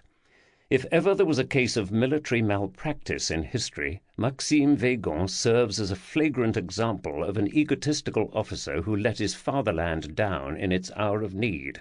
He insisted on being a weasel when France desperately needed a warrior. The contentious Allied meeting at Briare, 11 June. It was not long before de Gaulle learned what Weygand was doing, and he quickly recommended to Reynaud that Weygand should be immediately sacked. De Gaulle recommended replacing Weygand with Unsiger. Reynaud was upset by Weygand's duplicity, but recognized that with the enemy nearing the gates of Paris, that this was a bad time to replace the supreme commander. On his own, de Gaulle visited Unsiger's GA4 headquarters at Arcis-sur-Aube and broached the subject of him taking over supreme command, and mentioned the idea that the war might be continued from North Africa. Unsiger would not have any of it, particularly from a junior officer like de Gaulle, who was clearly overstepping his bounds. De Gaulle left empty-handed, and it was clear that no French general wanted to be responsible for the defeat that now seemed imminent. De Gaulle returned to Paris, then left with Reynaud for Tours. Most of the French government soon left the capital as well. During the night of 11-12 June, a serious incident occurred that marred Anglo-French military cooperation. Churchill was keen to bomb targets in Italy after Mussolini's declaration of war, and in order to strike industrial targets in Turin and Genoa, Bomber Command's aircraft had to fly through French airspace. Villemain had enough problems on his hands and was concerned that British bomber raids would provoke Italian bomber raids against cities in southern France, which had very little in the way of fighter cover. Villemain personally decided to prevent Bomber Command from using French air bases to refuel in order to attack Italy, and ordered runways at one base blocked with trucks. Nevertheless, Bomber Command sent 9 bombers to attack the Fiat works in Turin and 2 to bomb the naval base at Genoa. When Churchill learned about the French obstructionism, he was incensed and ordered more raids on Italian targets, whether the French objected or not. Interestingly, Amiral François Darlan's navy, which so far had done very little in the war, was eager to bombard Genoa and attack the Italian fleet. Despite the flap over bombing Italy, Churchill was anxious to meet with Reynaud's cabinet, since it had been over 10 days since the last meeting of Allied leaders. A rendezvous was set for the Château de Muguet near Tours. Churchill, Anthony Eden and Sir John Dill flew into the airfield at Briare, escorted by a dozen Hurricane fighters, and reached the chateau at 1900 hours. Churchill hoped to buoy up French morale and claimed that Britain would be able to contribute 25 divisions by spring 1941, while casually admitting that only 3 divisions would be forthcoming in the near future. The French were unimpressed. Weygand delivered a situation update which indicated that the French army was near the breaking point and no reserves were left. Georges affirmed that the military situation was approaching a collapse. When Pétain chimed in with his counsel of despair, Churchill made the mistake of saying to him, "Remember, we had difficult times in 1918, but we overcame them. We will overcome these in the same way." Pétain coldly replied, "In 1918 I gave you 40 divisions to save the British Army. Where are the 40 English divisions we would need to save us today?" Churchill said nothing, but later told his cabinet in London that Pétain was a dangerous man and had always been a defeatist. In an unscripted moment, Sir John Dill told Weygand that the French GQG could employ British reinforcements as they saw fit. Instead of waiting for entire divisions to arrive and assemble, Weygand could assign individual brigades where they were needed most. However, this sop to inter-Allied cooperation was all that the British leadership was willing to concede. Once again, Reynaud pressed Churchill to commit more of RAF Fighter Command to France and stated his belief that an all-out counter-offensive with all available Allied fighters might deprive German ground forces of their air support for a few critical days. Churchill rejected this idea and replied that this was not the decisive moment. That would come when the Luftwaffe attacked Britain. He assured the French that as long as Britain held out, enemy-occupied land in France could be recovered later, which was far from reassuring men whose country was being overrun. Recognizing that the discussion of the existing military situation was tending towards recriminations, Churchill tried to push the discussion towards contingency plans. He was aware of Reynaud's suggestion of creating a redoubt in Brittany for a last stand, which he supported and suggested the 2nd BEF could help garrison it. Churchill's support for this idea was emotional, ignoring the practical reality that the Luftwaffe's command of the air would soon enable it to interdict all ports in northern France. Weygand vehemently opposed the Breton redoubt scheme and wanted British divisions at the front, not in a remote coastal province. De Gaulle supported the Breton redoubt idea, not because he thought it had any real chance for success, but because he regarded it as a stepping stone prior to retreating to North Africa. Essentially, Churchill offered no immediate, tangible assistance to the French at Briare, but instead tried to steer Weygand and Reynaud to fighting a more vicious, all-out battle that involved the entire population. Churchill wanted the French to fight for Paris, street by street, as Madrid had done. He also suggested the implementation of widespread guerrilla warfare as a means of slowing down the German conquest, which could enable France to hold out until the United States came into the war on our side. Churchill's willingness to throw an illusory rope to a drowning man, the idea of American intervention, did strike a note with Renault, but it was complete fiction. President Franklin D. Roosevelt had no casus belli to present to the U.S. Congress for a declaration of war with Germany at this point, and even if he did, it would take the better part of a year before any substantial U.S. military forces could reach France. Grasping at straws, Renault suggested that even if the United States broke off diplomatic relations with Germany, that event might cause Hitler to reconsider. More nonsense. Other members of Renault's cabinet also latched on to the false hope of U.S. military or diplomatic intervention. Yet from the French point of view, Churchill was recommending heavy French sacrifices of life and property, while British sacrifices for the common cause would be negligible. Even if the United States did anything useful, French cities were burning, not British cities. None of the other cabinet members liked Weygand's and Pétain's armistice recommendation, but the two generals possessed two immutable facts that would tip the balance.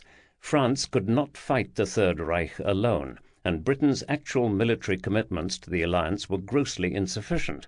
Indeed, Weygand and Pétain had succeeded in planting the idea that if France could not get anything useful from Britain, there was no point listening to Churchill's hypothetical scenarios on how they should continue to prosecute the war. At Briare, it was clear that Anglo-French interests were rapidly diverging. After the meeting adjourned, Renault informed Churchill that Weygand was pushing for an armistice, which made it clear that the Third Republic was now looking for an off-ramp from the war. Churchill remained at the Château du Muguet overnight, and the next morning he pointedly asked Amiral Darlan what the French Navy would do in the event of armistice. Darlan assured Churchill that French warships would never surrender to the enemy, and if necessary the fleet would retreat to Canada. Churchill seemed to accept Darlan's word, but later told his cabinet that he could not put faith in this because of the danger that Darlan might be overruled by politicians.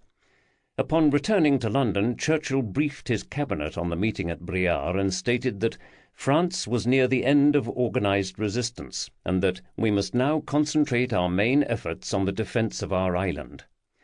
Now it was time to deal with loose ends, so he instructed Sir Archibald Sinclair, Secretary of State for Air, to take steps to secure the transfer of German air crews captured by the French to safe custody in the United Kingdom. When this request was made to the French Air Ministry, it only served to increase suspicions. The French saw the captured Luftwaffe pilots as a potential bargaining chip, but the British saw them as skilled warriors who posed a risk to Britain if rescued by German forces. Following the Briare Conference, the Anglo-French alliance began to openly come apart due to mutual suspicion. The French were convinced that Britain would not make any real sacrifices to assist France in its hour of need, while the British became convinced that the French were no longer reliable. By the end of the council meeting, both sides were mentally disengaging from the alliance and only thinking in terms of their own national interests. Chapter 8. Disintegration. The Fall of Paris, 12 to 14 June, 1940. On the morning of 12 June, the French still had a dozen infantry divisions on the Chauvinot line north of Paris. Although Bock did not have any Panzerdivisionen deployed in this sector, it did not take long for Küchler's 18th Armee to penetrate this line. General der Artillerie Walter Heitz's 8th Army Corps attacked the western end of the line with 2 infantry divisions at L'Isle-Adam, while General der Kavallerie Georg Stummer's 40th Army Corps attacked Sillard's 1st CA on the Nonette with 4 infantry divisions. The fighting was intense across the front of the Chauvinot line as French troops fought desperately to keep the Germans away from Paris. At L'Isle-Adam, Heitz's corps began a 10-minute artillery preparation at 0950 hours, but rainy weather prevented the planned Stuka attacks. The French artillery remained silent in concealed positions. As the bombardment shifted, 4 battalions from the 8th Infantry Division attempted to conduct an assault crossing of the 100-meter-wide Oise in rubber boats, but the French artillery suddenly poured a powerful barrage upon them which broke up the attack. Machine gunners from the 13th DI also raked the German boats with point-blank fire, inflicting heavy casualties. A second attack with 2 battalions at 12:10 hours was also repulsed, as was a third attempt at 1400 hours. One well-concealed French machine gun bunker, one of those built by Chauvinot's engineers, inflicted great slaughter upon the Germans until silenced by anti-tank gun fire. Heitz ordered the attack suspended, but the 8th Infantry Division made one more attempt at 1825 hours. A single German infantry company succeeded in crossing the intact lock barrier and then crossed onto an island in mid-river, but could not secure a foothold on the opposite bank. Around 2200 hours, the 13th DI mounted a desperate counterattack, which forced the Germans to retreat back across the river. Amazingly, Gronsard's 10th CA had repulsed 4 cross-river attacks.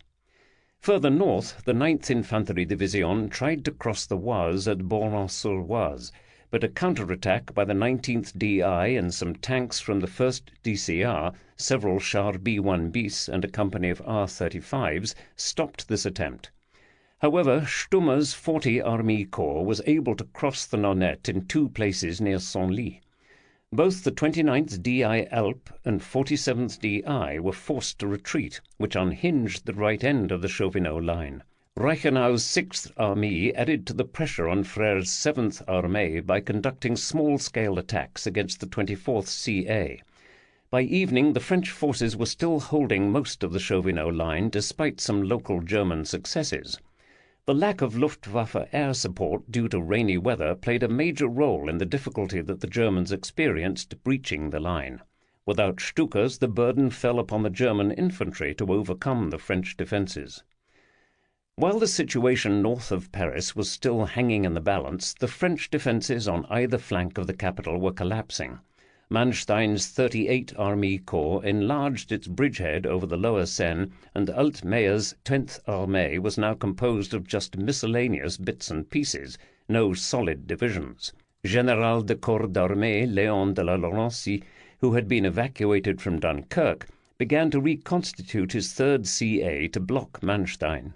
Altmaier ordered that the 3rd CA hold a 60-kilometre-wide sector along the Seine, but could only provide 2 reconnaissance units, the just-formed 236th DLI and 2 groups of 75mm guns. Later, de la Laurencie was reinforced with the C Brigade from Bowman's division, followed by a new unit, the 8th Division Légère d'Infanterie Coloniale, DLIC, which had been raised from colonial cadres in southern France. Nevertheless, de la Laurencie could not even form a continuous front around Manstein's bridgehead. In an effort to reinforce the rapidly disintegrating field armies, the GQG tried to reconstitute combat units from troops evacuated from Dunkirk, but this effort was hindered by shortage of weapons, equipment and vehicles. It did not help that British authorities impounded small arms from French troops evacuated from Dunkirk, who were then returned to France unarmed.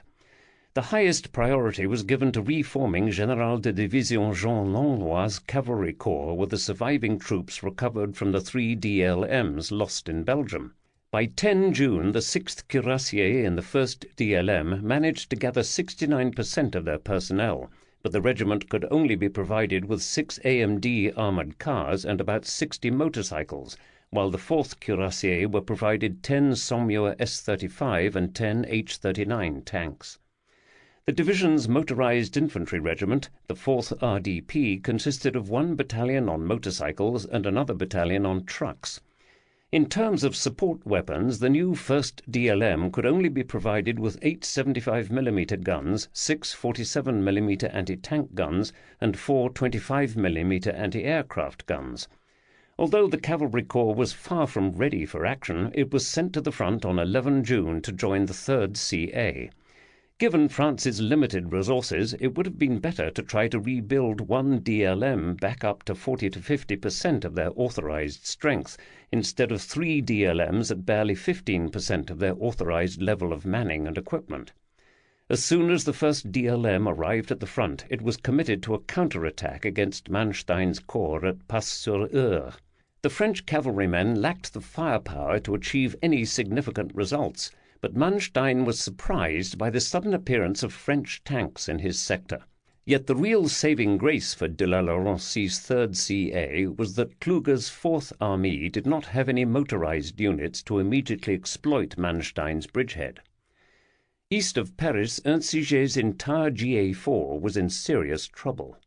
After Strauss's 9th Army secured a bridgehead over the Marne near Château-Thierry, Kleist wasted no time in getting his panzers into action. This was the decisive moment of the entire campaign. By the morning of 12 June, German pioneers were able to begin construction of a 16-ton bridge over the Marne, enabling Hoepner's 16 motorized army corps to begin crossing into the bridgehead at 14:15 hours. Preceded by a powerful artillery barrage, the 3rd Panzer Division attacked with Oberst Hans Freiherr von Funk's Panzer Regiment 5 in the lead and made rapid progress. The sudden appearance of German armour caused French resistance to falter, and the panzers nearly reached their primary objective of Montmirail by 21:30 hours. However, the 3rd Panzer Division did not wish to advance into a fortified town in the dark without infantry support, so the assault was deferred until the next morning. The rapid penetration of Hoepner's panzers doomed any chance for Touchant's 6th Armée to make a stand behind the Marne. Even worse, Panzergruppe Guderian attacked the boundary between Requin's 4th Armée and Fredenburg's 2nd Armée with Schmidt's 39 motorized Army Corps heading for Châlons and Reinhardt's 41 motorized Army Corps pushing towards Bar-le-Duc. The 3rd DCR and the 7th DLM tried to delay the 1st and 2nd Panzer Divisionen at Mourmelon southeast of Reims, but were roughly handled. The 3rd DCR lost 7 Char B1 bis tanks, and the 7th DLM also lost some tanks. The latter's 14th DI managed to escape towards Vitry-le-François with the 1st Panzer Division in pursuit. Fayeul's 2nd Panzer Division managed to capture Châlons, but the bridge over the Marne was blown up just as German troops started to cross it.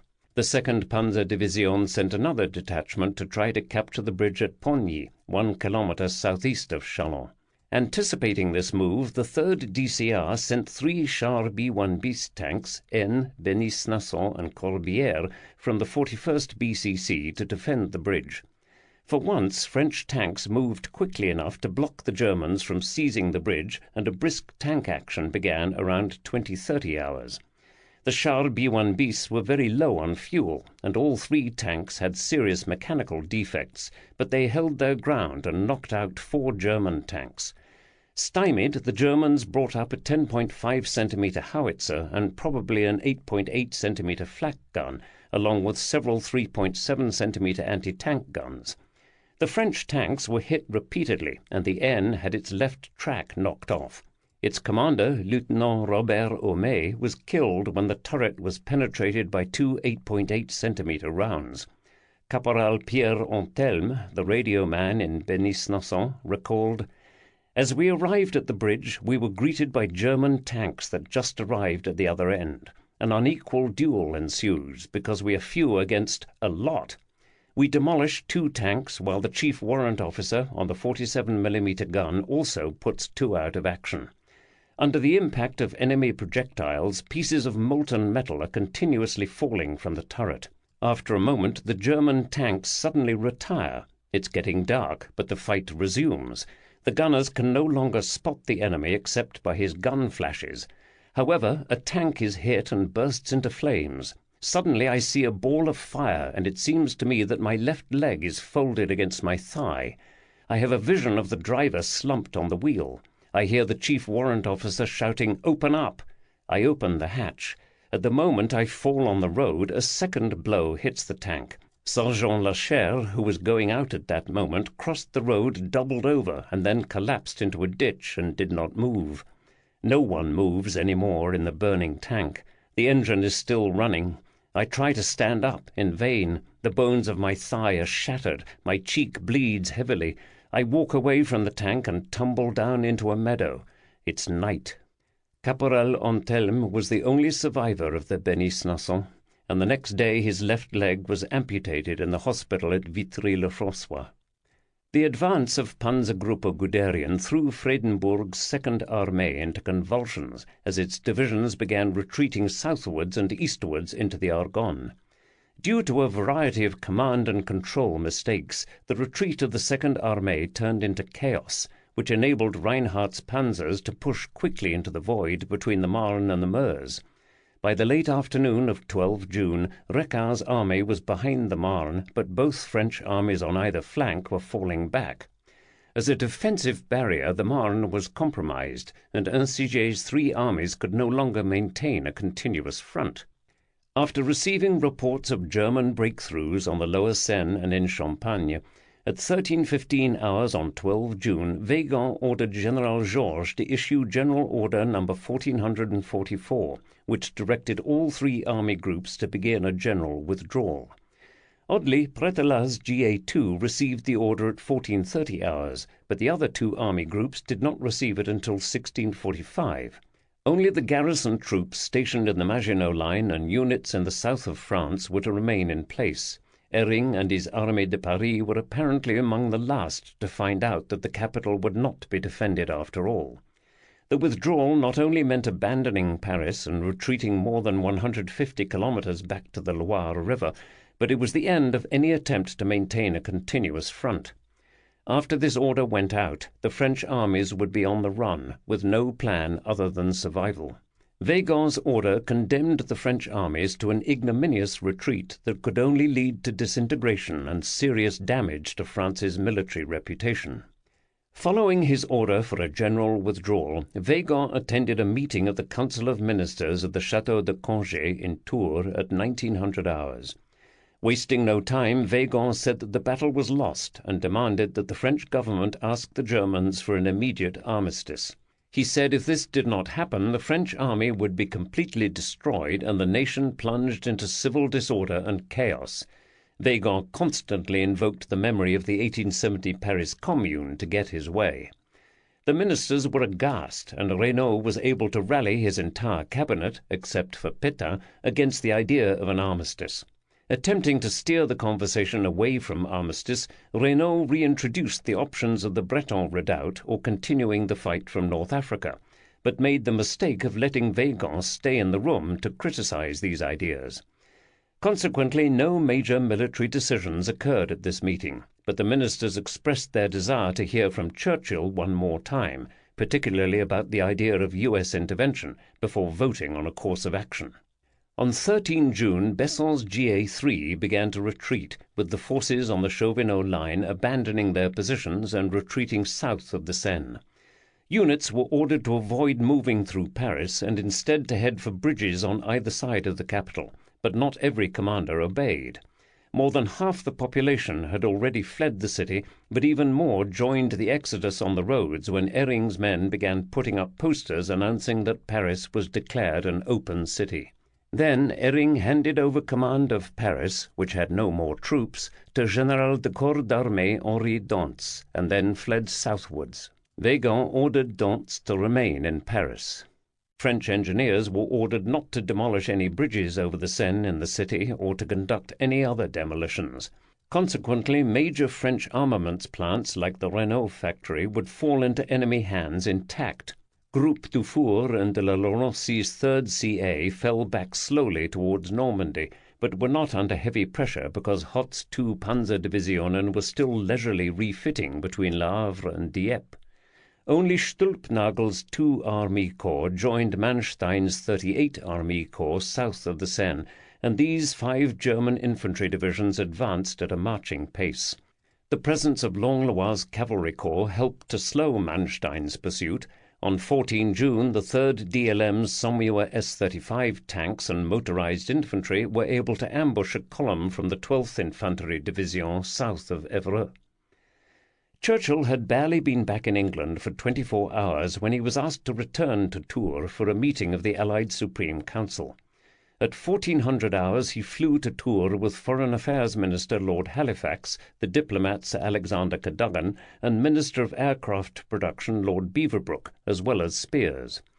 Right off, Churchill knew something was wrong because there was no French delegation to meet them, and they had to beg for transport to take them to the meeting. Reynaud arrived at 15:30 hours and began the impromptu council without Weygand or Pétain in attendance. Although Georges Mandel strongly supported the idea of carrying on the war from North Africa, Reynaud informed Churchill that France had suffered as much as it could bear, but the French government would soon need to request an armistice, and he wanted to know the position of the British government on this matter. Churchill adamantly opposed the idea of a separate peace and tried to defer any hasty French decisions by saying, "A final appeal to President Roosevelt should be made before making such a serious decision. Our conduct will then be determined by the content of his answer." Churchill repeatedly stressed with Reynaud that the French leadership should not make any major decisions without consulting with Britain first. Reynaud agreed to this suggestion, and Churchill did his best to paint American intervention as inevitable. After that, Beaverbrook raised the issue of transferring skilled Belgian workers to England to work in his aircraft factories. The only other major point discussed was the transfer of the 400 captured Luftwaffe crew to England. Reynaud agreed to both requests, but neither action occurred. After less than 2.5 hours, the last Anglo-French council adjourned, having decided nothing. Right after Churchill left, Reynaud convened a meeting with his cabinet that brought a head-on conflict between those who wanted to keep France in the war and those who wanted an armistice. Unknown to Reynaud, Pétain was not only discussing the possibility of a post-occupation regime with some of the ministers, but actually making promises about cabinet positions. Consequently, Weygand and Pétain entered this meeting with some ministers rallying to their pro-armistice point of view. Other members of Reynaud's government simply realized that France was indeed defeated and had no other choice. Reynaud, Mandel, and a few others continued to hold out for continuing the war in North Africa, but Weygand adopted a flagrantly insubordinate manner and attacked the idea. He also willingly lied to the cabinet, claiming that a communist insurrection had broken out in Paris and that an armistice should be requested at once, while the French army still had the strength to put down civil disorder. Mandel quickly telephoned the police chief in the capital, who indicated that all was quiet. Weygand angrily sulked out of the room, but the damage was done. Reynaud's authority had been directly challenged by his military commander-in-chief, his deputy prime minister, and several ministers, who were now actively working against him. Recognizing that Tours would soon be on the front line, Reynaud had less trouble convincing his cabinet to relocate to Bordeaux.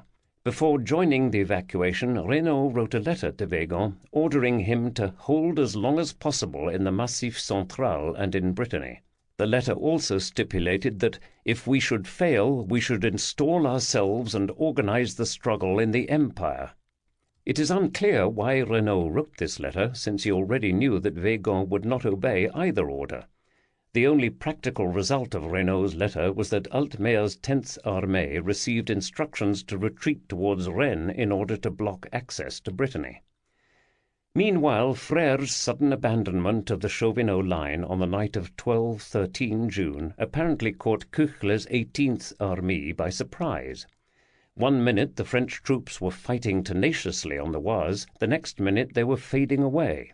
Lacking any Panzerdivisionen, Küchler could only pursue with infantry, and first he had to build several pontoon bridges over the Oise and the Nonette, which gave the retreating French a considerable head start. In some places the French left obstacles at road intersections to delay the German pursuit, but since they were not covered by fire, they were but a minor nuisance. Stummer's 40 Army Corps moved more rapidly, since it did not have to bridge any rivers, and by the evening of 13 June the 9th and 87th Infantry Divisionen were nearing the northeast outskirts of Paris. One motorized Panzerjäger unit even managed to reach Le Bourget airfield, which was littered with wrecked French aircraft. At the same time, there were only scattered minor French units left north of the Seine, but here and there a few Frenchmen decided to resist, despite Weygand's orders. In one incident, the German artillery officer, Lieutenant Siegfried Knapper, encountered a group of armed French sailors northeast of Paris who fired on his unit. Knapper and 3 of his men were wounded before the French sailors were eliminated. East of Paris, Touchon's broken 6th Armée retired upon the Aube River, pursued by 6 infantry divisions of Reichenau's 6th Armée. By the end of the day, the German vanguard had reached Romilly-sur-Seine, which meant that Touchon would not be able to reform a new line. However, Recquart's Fourth Armée still had elements near Epernay-on-the-Marne, and stood like a rock surrounded by a raging sea, with German forces advancing past both its flanks. Strauss's Ninth Army was threatening Recquart's left flank with 3 infantry divisions, while the reconnaissance battalion of the 2nd Panzer Division from 39 Motorized Army Corps was already behind his right flank at Vitry-le-François by the evening of 13 June. The connection between the 2nd Armée and the 4th Armée was severed when Guderian pushed into the gap between them with 4 Panzerdivisionen and 6 Infanteriedivisionen. Kirchner's 1st Panzerdivision made the deepest penetration, reaching Saint-Dizier by nightfall on 14 June. Some elements of Fredensborg's 2nd Armée tried to make a stand to block or delay Guderian's panzers. A single French battalion from the 12th Régiment de Zouaves, 12th RZ from the 3rd DINA, tried to block the lead elements of Reinhardt's 41 Motorized Army Corps in the village of Eltz-l'Évêque. The village defense was organized by a political firebrand, Commandant Georges Loutonneau-Lacaux, who augmented the Zouaves by attacking several retreating light tanks and a 75mm gun battery. Footnote: Loutonneau-Lacaux had served on Pétain's staff in 1934 to 1938.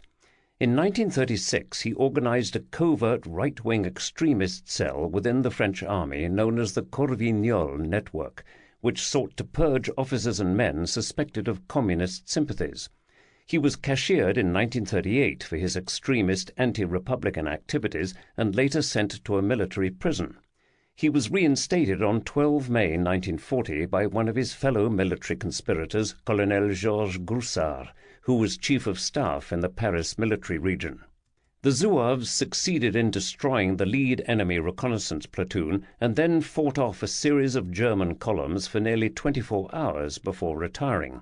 Yet despite some valiant stands like this, Fredensborg's 2nd Armée was shoved eastwards away from Recquart's army. The days of maintaining continuous fronts were over for the French army. General der Infanterie Ernst Busch's 16th Armée also joined in the offensive by pushing down the Meuse, which put additional pressure on the 2nd Armée. Fredensborg had anchored his defence east of the Meuse upon the fortifications at Montmédy, but Insager ordered these abandoned on 11 June. The 6th DINA, a solid colonial unit, defended the approaches to Verdun, but Fredensborg needed to transfer this unit to prevent his left flank from collapsing, so he needed something to fill the gap. General de Brigade Maurice Bourter formed an ad hoc unit from fortress troops known as the Division Légère Bourter. The troops in this unit were over-age reservists, unaccustomed to field duty and not equipped with field artillery or support weapons. Bourter's mission was to delay 16th Army's advance down the east side of the Meuse as long as possible. On 13 June, Prételat ordered all of the troops in the Maginot Line, except the garrison units, to withdraw and join the field armies in their sectors. Many of the troops in the fortified sectors were hurriedly formed into march divisions, which lacked transport or mobile artillery.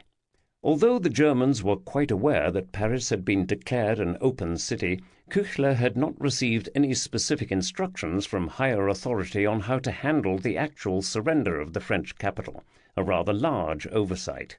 On his own, he decided late on 13 June to send an emissary, Major Theo Heinrich, into the northern suburbs of Paris under a white flag.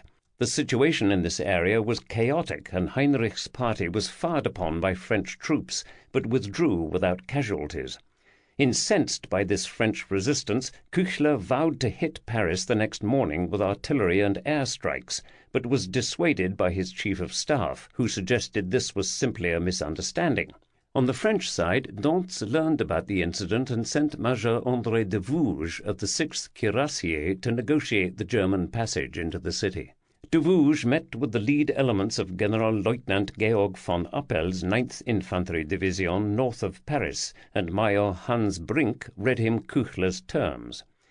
After a parley of less than an hour, de Vouges agreed to the German conditions and left to relay them to Dantes. Paris had been surrendered by a major to a major. At 0530 hours, the first troops from the 9th Infantry Division began marching into the city. A few motorcyclists sped ahead and were the first to reach the city centre. Paris was dead quiet, and there was no further resistance. The few roadblocks were unmanned.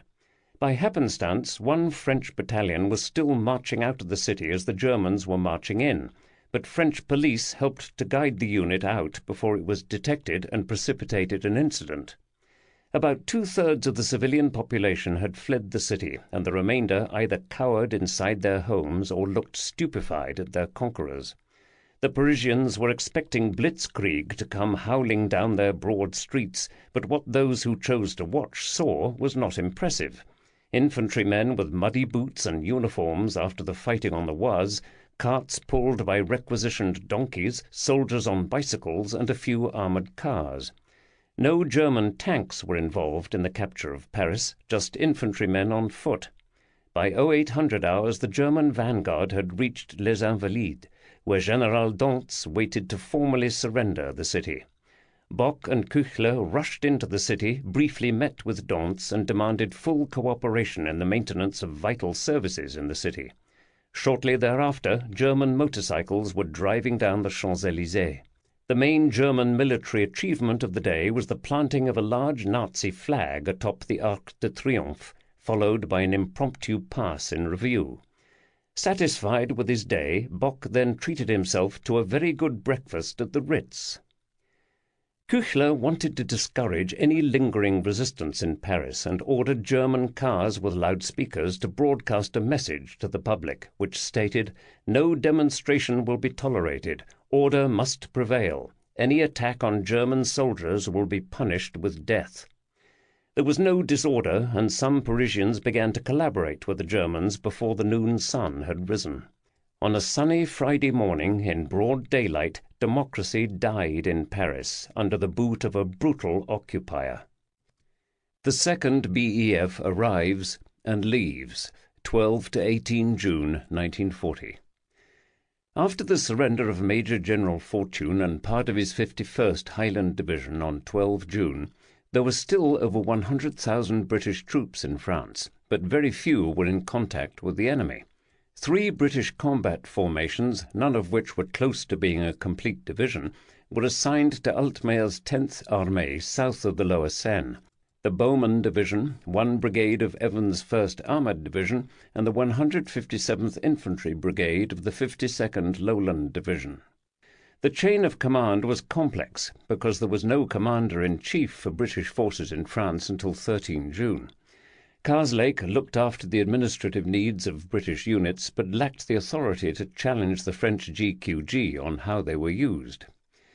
The Bowman Division, reduced to only 2 infantry brigades and almost no heavy weapons, was positioned behind the Risle River, some 15 to 20 kilometres south of Rouen. Ostensibly, Bowman's mission was to try to prevent any German infiltration towards the British logistic bases in Normandy. However, Bowman's 6 poorly armed infantry battalions were little more than a picket line and could not have stopped even a German infantry division. Furthermore, Karslake had already evacuated a large portion of the British logistic personnel and supply dumps in Normandy before the Germans even crossed the Seine, so the only real purpose of having Bowman's division on the Risle was symbolic, to demonstrate Britain's intent to maintain a ground combat presence in France. When Manstein's 38 Army Corps succeeded in crossing the Seine, Bowman sent one of his brigades to assist the French 3rd CA, but it saw little action. Likewise, Evans' 1st Armoured Division consisted of 2 depleted brigades, one of which was kept near, but not actually at, the front. McCreary's 2nd Armoured Brigade, reduced to 2 squadrons with a total of only 15 tanks, served as a mobile reserve for the 10th Armée, while Crocker's 3rd Armoured Brigade, with 32 tanks, was refitting over 100 kilometres behind the front. Although a number of British infantry battalions remained from the defunct 12th and 46th Infantry Divisions, these units were evacuated instead of being used to bring Bowman's command back up to strength. The largest formation, the 35th Infantry Brigade, was sent back to England on 11 June, before the French had even begun to discuss an armistice. Likewise, no thought was given to returning the 2 infantry brigades in arc force back to France after its evacuation from Le Havre. It was apparent to senior French leaders that more British units were departing than arriving, which played a role in the decision whether or not to fight on. Churchill placed great hope that the 2nd BEF, to be renamed the II Corps once Brooke arrived, would demonstrate Britain's commitment to France and thereby boost French resolve. Unfortunately, the 2nd BEF was more of a political symbol than a fighting command. Indeed, the 2nd BEF was far less prepared for continental warfare than its predecessor.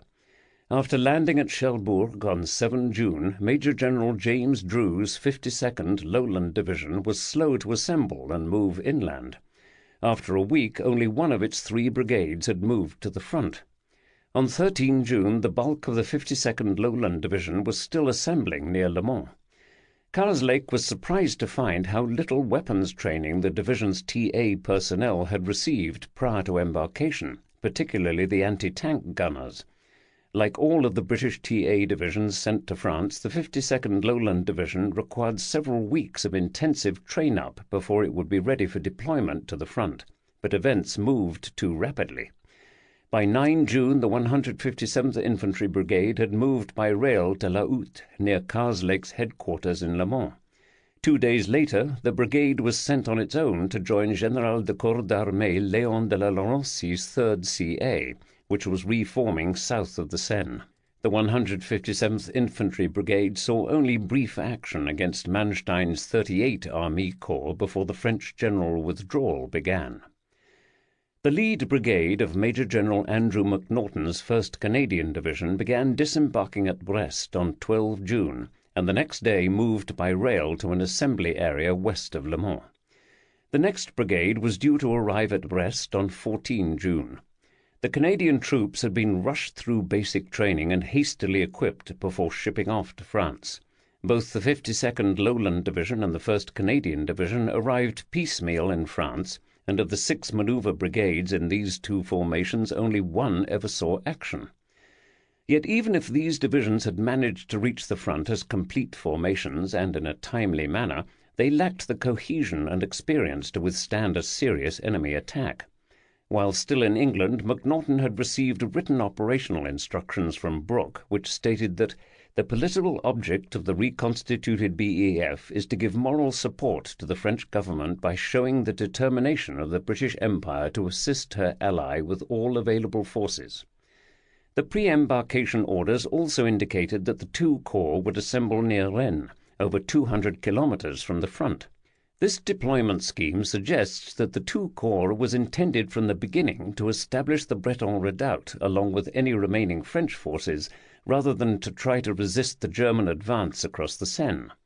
Since both the French GQG and the British War Ministry assessed that the redoubt could not be held with less than 10 full-strength divisions, the 2nd BEF was no more than a temporary and symbolic entity.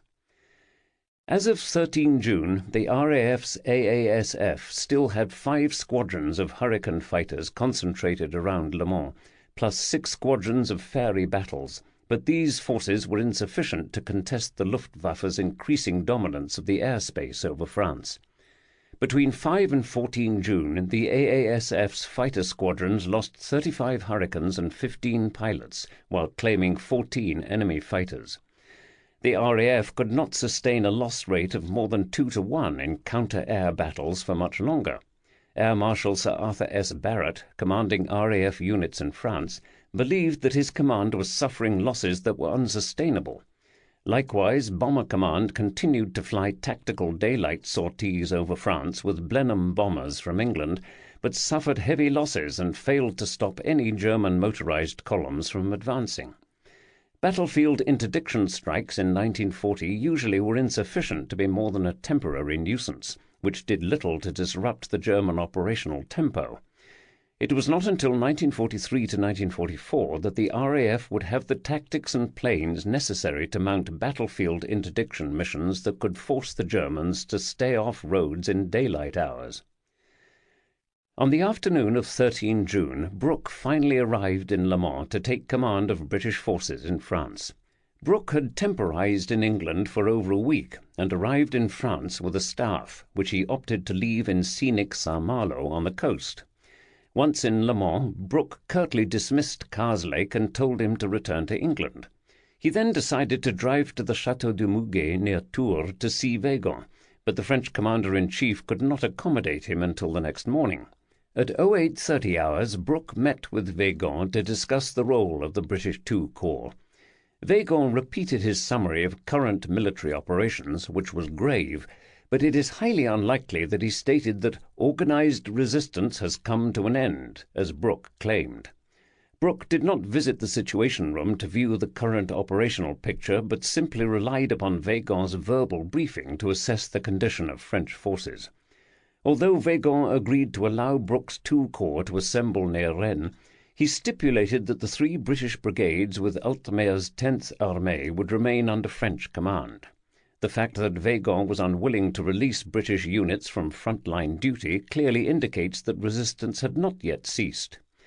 However, Brooke would use this brief meeting to claim that he had been released from French command and that the 2nd BEF no longer served a valid purpose. Any officer with integrity knows that a momentous decision such as this, effectively ending Anglo-French military cooperation in France, required some kind of written authorization, not just verbal authorization. Nevertheless, Brooke returned to the headquarters at Le Mans and began to take actions on his own initiative. First, he dismissed the 2 senior British liaison missions, Howard Vyse's mission at GQG and Swain's at Georges' headquarters, and sent them home, effectively ripping out the wires of inter-allied connectivity. Also, terminating the British alliance missions made it more difficult for Weygand to try to stop his next move, which was to telephone General Dill at 1600 hours and asked him to stop any more troops from being sent to France, including the 2nd Canadian convoy due to arrive in Brest shortly. Brooke was able to convince Dill that the campaign in France was over, that the 2nd BEF had been released from French command, and that the War Ministry should arrange an evacuation of the remaining British troops as soon as possible. Dill said he would present these recommendations at the next cabinet meeting. Once off the phone with Dill, Brooke began issuing orders to the British formations in France. He ordered the 52nd Lowland Division at Le Mans to retire to Cherbourg for immediate re-embarkation, while the 1st Canadian Infantry Brigade was sent back to Brest. The British line of communication troops would evacuate from Saint-Malo, Brest, Saint-Nazaire, Nantes and La Palisse. The 7,000 British troops in Le Mans were ordered to evacuate immediately, which meant abandoning a good deal of material and supplies. However, extracting the British troops from Altmeier's 10th Armée was not so simple, particularly since Weygand had not agreed to this. Brooke contacted Lieutenant General Sir James Marshal Cornwall, who was head of the British liaison mission at Altmeier's headquarters. He told him that he was to assume direct command over all British forces in the 10th Armée sector and to move them towards the port of Cherbourg for re-embarkation. Brooke dubbed this independent group Norman Force. Altmeier's army was not under heavy pressure on 14 June and was still conducting local counterattacks against Manstein's forces. Altmaier was not informed that the British forces were leaving his command, but de Laurence was quick to notice the unauthorized withdrawal of the 157th Infantry Brigade and demanded an explanation, but received none. When Churchill found out from Dill that Brooke was requesting to evacuate the 52nd Lowland Division, he demanded to speak directly to Brooke around 2000 hours. At first, Dill questioned Brooke about the movement of the 52nd Lowland Division and told him that the Prime Minister wanted him to use the entire unit to support Altmeier's army. Brooke insolently responded, "What the hell does he want?" Then Churchill got on the call and Brooke wrote in his diary, "He asked me what I was doing with the 52nd Division, and after I had informed him, he told me that that was not what he wanted. I had been sent to France to make the French feel that we were supporting them. I replied that it was impossible to make a corpse feel, and that the French army was, to all intents and purposes, dead, and certainly incapable of registering what had been done for it." Eventually, Brooke's continued remonstrances brought Churchill around to accept the idea that the 2nd BEF was in peril and should be evacuated. By the end of the call, Brooke had removed himself not only from French command, but from British command as well. During the night, Brooke personally ordered Marshal Cornwall to move Norman force to Cherbourg as quickly as possible. It is unclear if Brooke coordinated with Air Marshal Barrett, but on the afternoon of 14 June, Barrett ordered all the Fairey battle squadrons to return to England. He ordered the fighter squadrons to relocate to the Nantes area, where they could protect evacuation convoys to Saint-Nazaire. By the evening of 14 June, the British combat role in France had ended, even though the French army was still fighting. Weygand was apoplectic the next day, 15 June, when he learned that the 2nd BEF was withdrawing towards the ports and the RAF was quitting the fight. By 1000 hours, Churchill's cabinet learned that the French corps did in fact have feeling. Weygand said he had not released Brooke's forces, and a message from Dill that the BEF would now act independently was not well received. Dill stated that he saw indications that the French were ceasing to fight, but Halifax noted that our withdrawal might occasion the very political reactions in France which we wished to avert. Faced with a fait accompli, the cabinet could do little but authorize the evacuation of the 2nd BEF to begin. It was designated Operation Ariel. Looking through the British cabinet records for June 1940, it is clear that Churchill and his ministers did not discuss or authorize the evacuation of the 2nd BEF prior to Brooke's decision to order all units to head for the coast. It is also clear, based upon the French reaction, that the French government was not informed prior to British air and ground forces beginning to withdraw, a clear violation of the stated requirement to notify each other before making major decisions.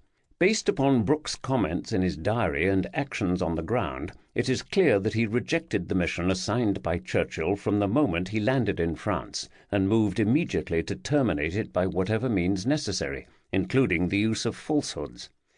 It was not up to a corps commander to sever the Anglo-French military alliance, but that was the result of Brooke's actions. In addition, Brooke helped to put the final nail in Renault's coffin.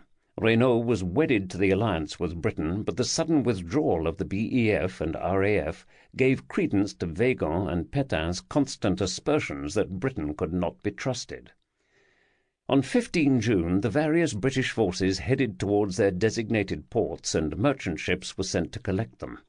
Norman force was particularly fortunate in that Hoth's armour, including Rommel's 7th Panzer Division, was given 4 days to rest and refit after the surrender at Saint-Valery, so there was no pursuit by German tanks. Indeed, no British units were hard pressed by the enemy during their retrograde movements. Brooke was quick to relocate his headquarters from Le Mans to the town of Vitry near Rennes. The suddenness of the withdrawal order, combined with the alacrity with which command elements fled towards embarkation points, added an air of panic to the operation.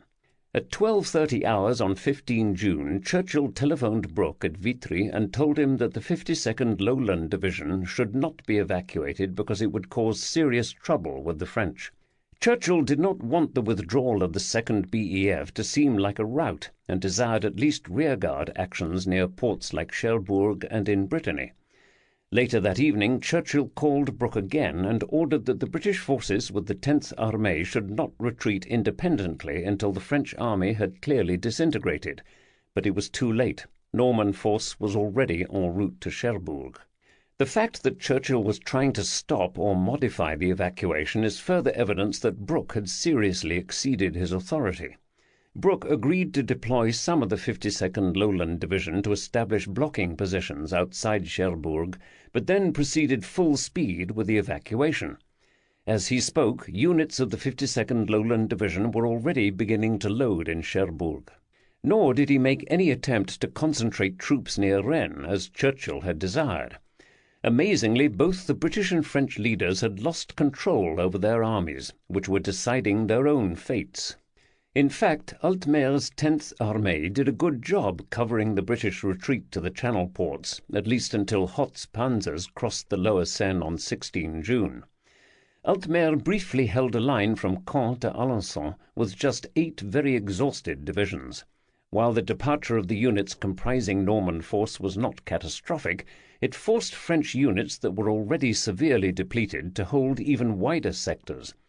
Likewise, the retreat of the RAF left the outnumbered ADA in an even worse position. After Brooke's withdrawal order was issued, the AASF Hurricane squadrons only flew defensive patrols over the evacuation ports. The Luftwaffe conducted a bomber raid on Cherbourg on the night of 15-16 June with 7 Ju-88s, but inflicted no serious damage. Operation Ariel began in earnest on 17 June, with over 30,000 troops from the 52nd Lowland Division, 1st Armoured Division and Norman Force embarking at Cherbourg. Elements of the 1st Canadian Division were withdrawn from Saint-Malo, the rest went to Brest. Major General Philippe de Fontblanc, now in charge of running the logistics side of the evacuation, issued a foolish order to destroy all artillery and vehicles. This was based on the mistaken belief that the Germans would soon reach the ports and that there was no time to load heavy equipment.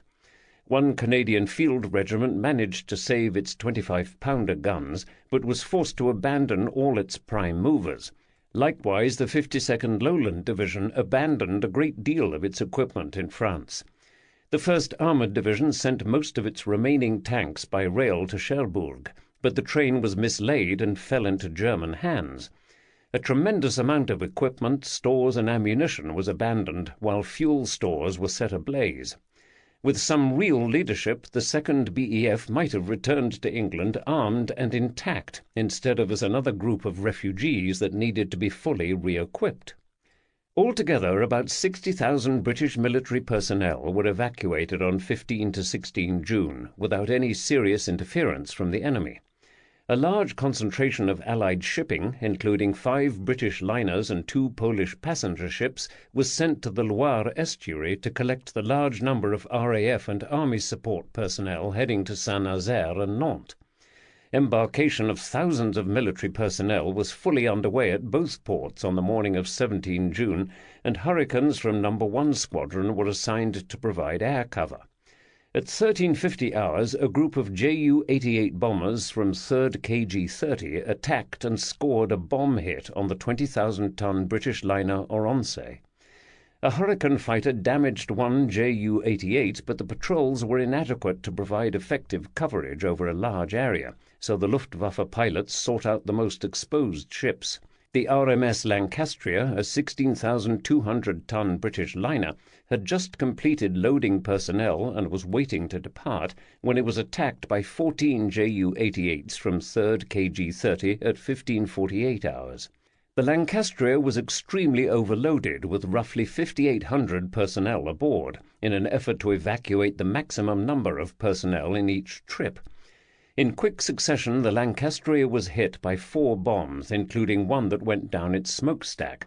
The crippled ship heeled over and sank within 20 minutes amidst a shroud of burning fuel oil. Allegedly, some of the German Ju-88s came down to strafe survivors in the water, although other Allied ships, including a French destroyer, were able to rescue 2,447 survivors from the water. It is estimated that about 3,400 personnel were lost in the Lancastria disaster. The numbers of known dead include 1,250 from the Army, 239 from the RAF, and 65 from the Merchant Marine. Despite the loss of the Lancastria, the British managed to evacuate thousands of troops from Saint-Nazaire and Nantes before the final rearguard was evacuated on the morning of 18 June. Brooke embarked just after the sinking of the Lancastria. At that point, all the remaining operational RAF Hurricane fighters in France were flown back to England, while non-operational aircraft were destroyed.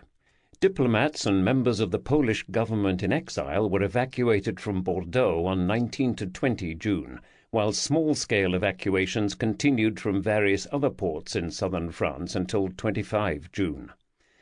Operation Ariel succeeded in evacuating 191,870 personnel, including 144,171 British, 24,352 Polish, 18,246 French, 4,938 Czech, and 163 Belgian.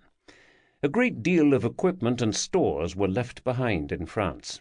Most of the vehicles and artillery pieces returned to England by the evacuation were from those elements of the 1st Canadian Infantry Division and the 52nd Lowland Division that had not yet been unloaded when Brooke issued his withdrawal order. When Brooke returned to London, he was rebuked by Dill for leaving so much valuable material behind, but otherwise his insubordination was quickly swept under the rug. Retreat to the Loire, 15 to 17 June. After the fall of Paris, Hitler issued Führer Directive 15, which provided concise instructions for the final operations in France. Bock's Heeresgruppe B was to pursue GA3 from the Seine and prevent it from forming a new front. Rundstedt's Heeresgruppe A and Leib's Heeresgruppe C would cooperate to encircle and destroy GA2. Hitler's main concern was that elements of the French army might escape to the south and possibly to North Africa. The Luftwaffe was directed to smash ports to make evacuation by sea impossible. While British troops retreated towards their embarkation points, the French armies in GA3 and GA4 tried to conduct a fighting withdrawal into Normandy and behind the Loire River. On the Channel coast, Altmaire's 10th Armée fell back about 60 to 70 kilometers from the lower Seine, but then on 15 June was able to establish a front on a line from Caen to Alençon, with Groupe Dufour, the 3rd CA, and the Rump Cavalry Corps. Altogether, Altmaire had 6 divisions, 3 of which were really just regimental-sized battle groups. Initially, Kluge's 4th Armée only pursued Altmaire with the infantry of 2 Army Corps and 38 Army Corps, which gave the French a brief respite in this sector. However, Hoth's 15 motorized Army Corps was reactivated on 16 June and sent across the Seine, where it moved towards Alençon with both the 5th and 7th Panzerdivisionen. On the morning of 17 June, Hoth's panzers attacked.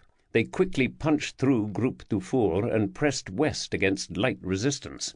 Rommel's 7th Panzerdivision advanced into the Cotentin Peninsula towards Cherbourg, while Lemelson's 5th Panzerdivision rushed towards Rennes and Brittany.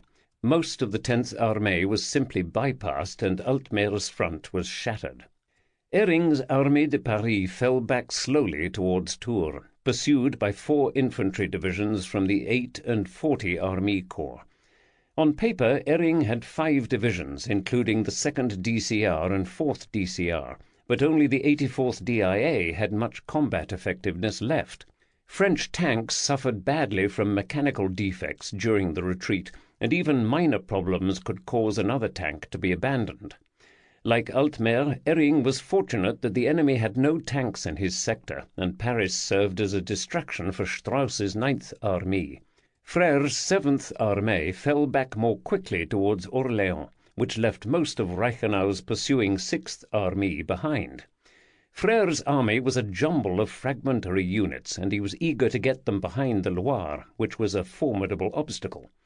He had hoped to get trains to move at least some of his divisions, but instead his army was forced to move entirely on its own resources. Most troops walked. By the afternoon of 16 June, Frère had succeeded in getting more than half of his divisions across the Loire, but several units, such as the 16th DI, lagged behind and were cut off by the pursuing Germans. However, Frère did not provide enough security at the crossing sites. On the afternoon of 16 June, the 33rd Infantry Division succeeded in capturing an intact bridge over the Loire at Orléans. On the morning of 17 June, the Vorausabteilung of the 9th Panzerdivision also succeeded in capturing a bridge over the Loire at Nevers. The 4th Armée, which was responsible for this sector, had disintegrated. Thus, the last real French defensive obstacle, the Loire, was lost in a day. Frère ordered his army to keep retreating. On 15 June, Touchon's 6th Armée paused at an intermediate position behind the Yonne River en route to the Loire in order to give some of its lagging foot infantry a chance to catch up. The 41st DI intended to cross at Pont-sur-Yonne, but French engineers prematurely blew up the bridge while French troops were still crossing, forcing the division to cross elsewhere. The French 17th CA deployed a mixed group in Pont-sur-Yonne to defend the crossing site, consisting of 9 tanks from the 1st DCR, along with some armoured cars from the 4th DLM and the 72nd GRDI. During the afternoon, the advance guard of the 1st Gebirgsdivision arrived at the river, and Generalleutnant Hermann Ritter von Speck, commander of the 18 Army Corps, went forward to the river's edge to conduct a personal reconnaissance. A French soldier, probably from the 72nd GRDI, was in a building near the river's edge and spotted a party of German officers, which he fired upon with his FM light machine gun. Speck was struck in the chest and mortally wounded. He was the first German general to be killed in action in the Second World War. The Germans soon crossed the Yonne at Sens, forcing Touchon to continue his retreat.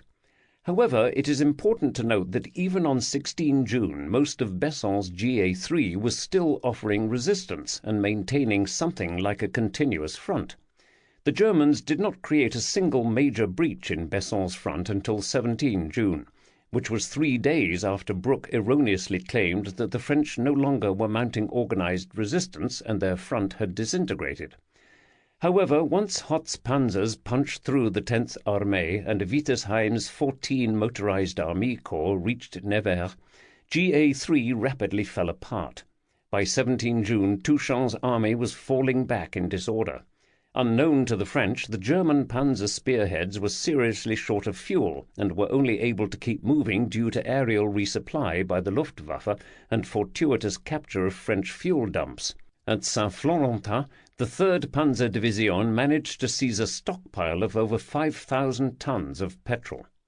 The situation was far worse in Unsiger's GA4, which rapidly fell apart on 15 to 16 June.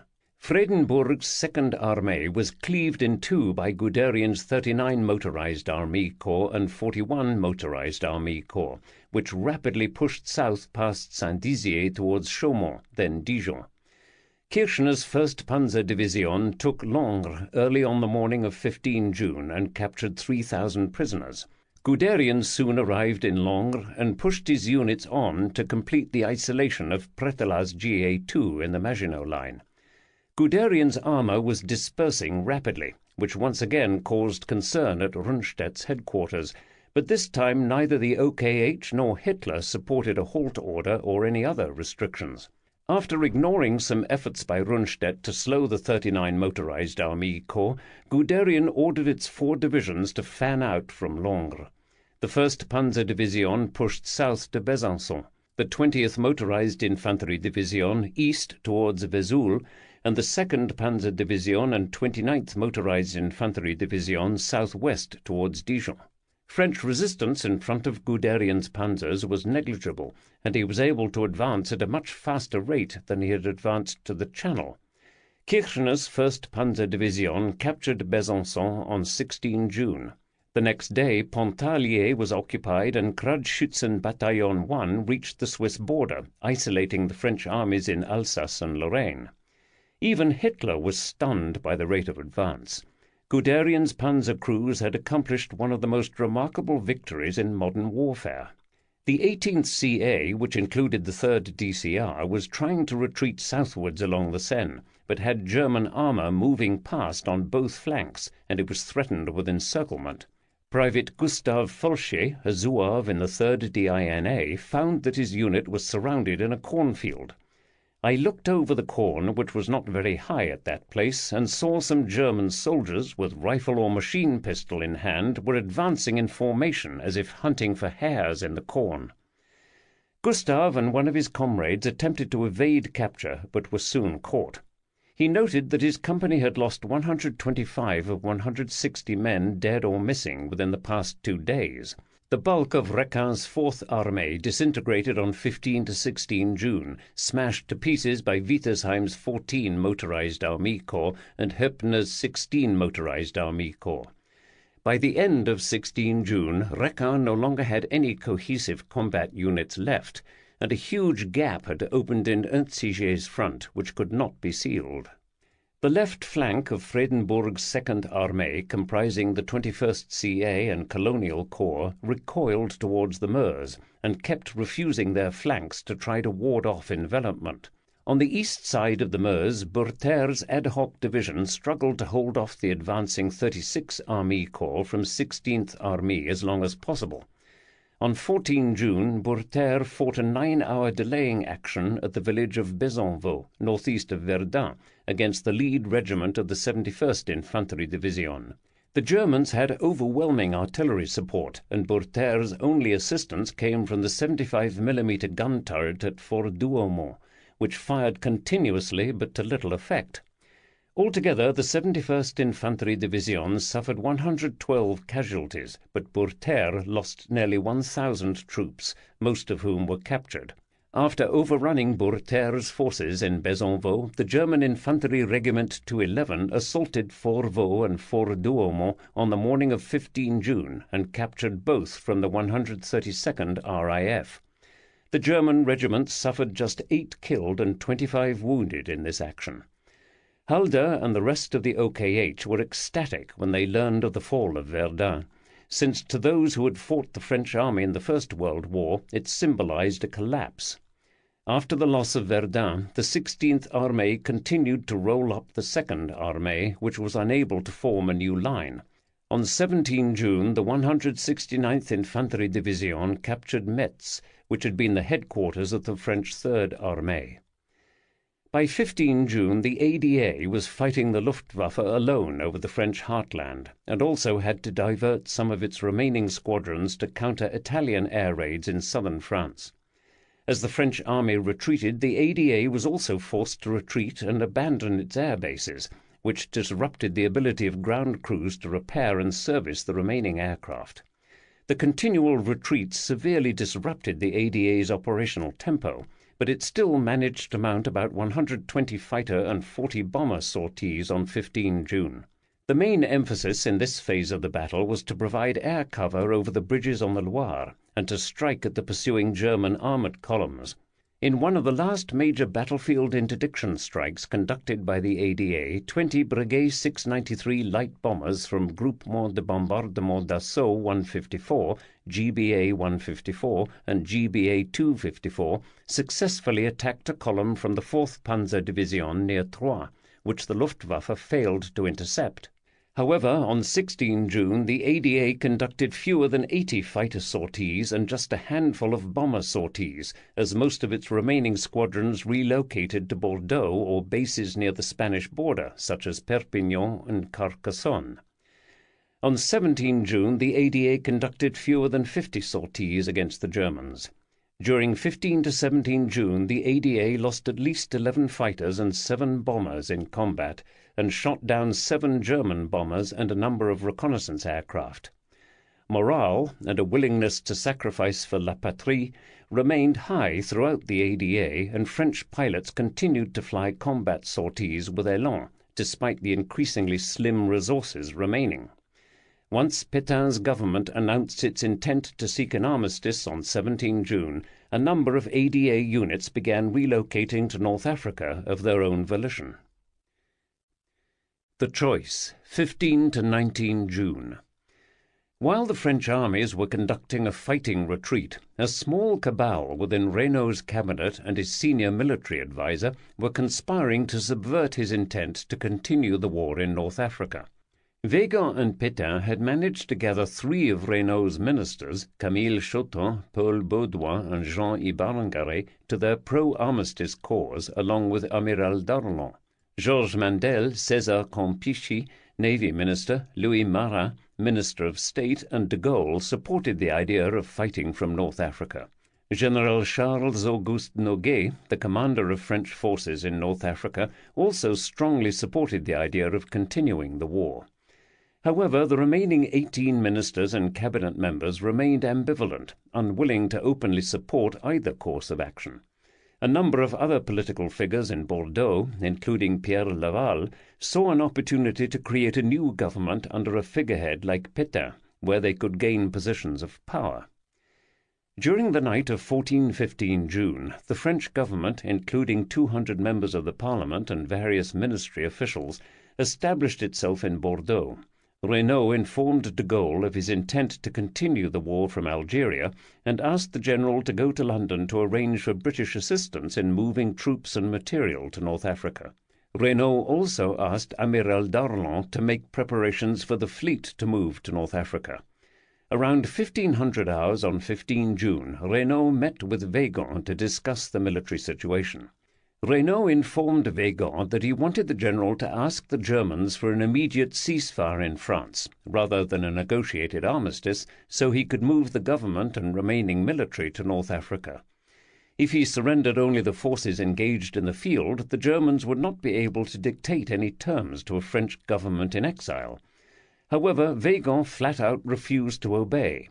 Reynaud asked him what difference there could be between surrendering the French armies under a ceasefire or an armistice, but Weygand just kept referring to his sense of honor. An hour later, Reynaud met with his cabinet, hoping to find support for continuing the war in North Africa, but was outmaneuvered by a political device instigated by Chautemps, who called for a cabinet vote on the idea of asking the Germans about their terms for an armistice. Unexpectedly, Reynaud lost the vote 13-6 and threatened to resign, but hesitated. The real issue at hand, left unstated, was that if the French government went to North Africa, Weygand would be left to handle the surrender, and Noguet would probably be the new commander-in-chief. Likewise, those members who favoured armistice, including Pétain, would soon be out of the cabinet and replaced by pro-war politicians. If Reynaud went to North Africa, the Third Republic might be salvaged. If he did not, the Third Republic would be terminated and replaced by a new political structure. Even in the face of national catastrophe, there are always men who put their own selfish interests first and see a silver lining for themselves. In order to quash any idea that England might provide further help, Weygand sarcastically told cabinet members that in 3 weeks' time England's neck will be wrung like a chicken's. By seeking an armistice, Weygand and his cabal of political connivers were not only seeking to take France out of the war, but to end the Second World War. As they saw it, defeat would bring victory for them. During the night of 15-16 June, Reynaud received 2 more psychological blows. The first was a lackluster reply from President Roosevelt. The United States was sympathetic to the Allied cause and would continue to sell military equipment, but there would be no declaration of war without congressional approval. Even though U.S. military intervention had been a delusion from the start, it finished off Reynaud's resolve. The second psychological blow occurred when Reynaud cabled Churchill to ascertain if Britain would release France from its commitment not to negotiate a separate peace. Reynaud anticipated that Churchill would reject an armistice, which would complicate matters for Chautemps and his clique. However, Reynaud was surprised by Churchill's response, which arrived just after midnight. Churchill wrote that His Majesty's government gave their full consent to an inquiry by the French government to ascertain the terms for an armistice for France, but with one important caveat: only provided that the French fleet is sailed forthwith to British harbours pending negotiations. Reynaud had no intention of handing the French fleet over to Britain.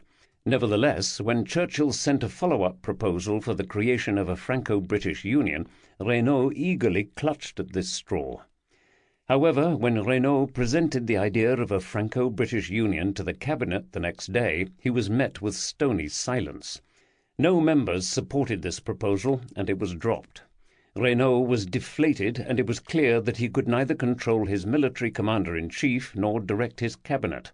Another vote on the issue of armistice went against Reynaud, and finally, on the evening of 16 June, he imploded and resigned. President Albert Lebrun, a political nonentity, was maneuvered into asking Pétain to form a new government around 2300 hours. Although Pétain had contributed absolutely nothing to saving France from defeat, he moved quickly to consolidate his power and punish his political enemies. The first 2 members Pétain selected for his new government were Chautemps and Pierre Laval, followed by Weygand as Minister of National Defence. Georges Mandel was placed under arrest, and it was not long before an arrest warrant was issued for Reynaud as well. De Gaulle was fortunate in that he had just returned from London and was at the periphery of the political storm. Wasting no time, Pétain's government went through a Spanish intermediary to request an armistice with Germany early on 17 June. At 12:30 hours, Pétain spoke to the nation and stated that, "With a heavy heart I tell you today that it is necessary to stop the fighting." French soldiers and airmen received the news about the armistice with anger and astonishment. Few had expected the government to just call it quits. Rather than Weygand's exaggerated fears of civil chaos and insurrection, the Third Republic was overthrown by a palace coup, acting in the guise of saving the nation.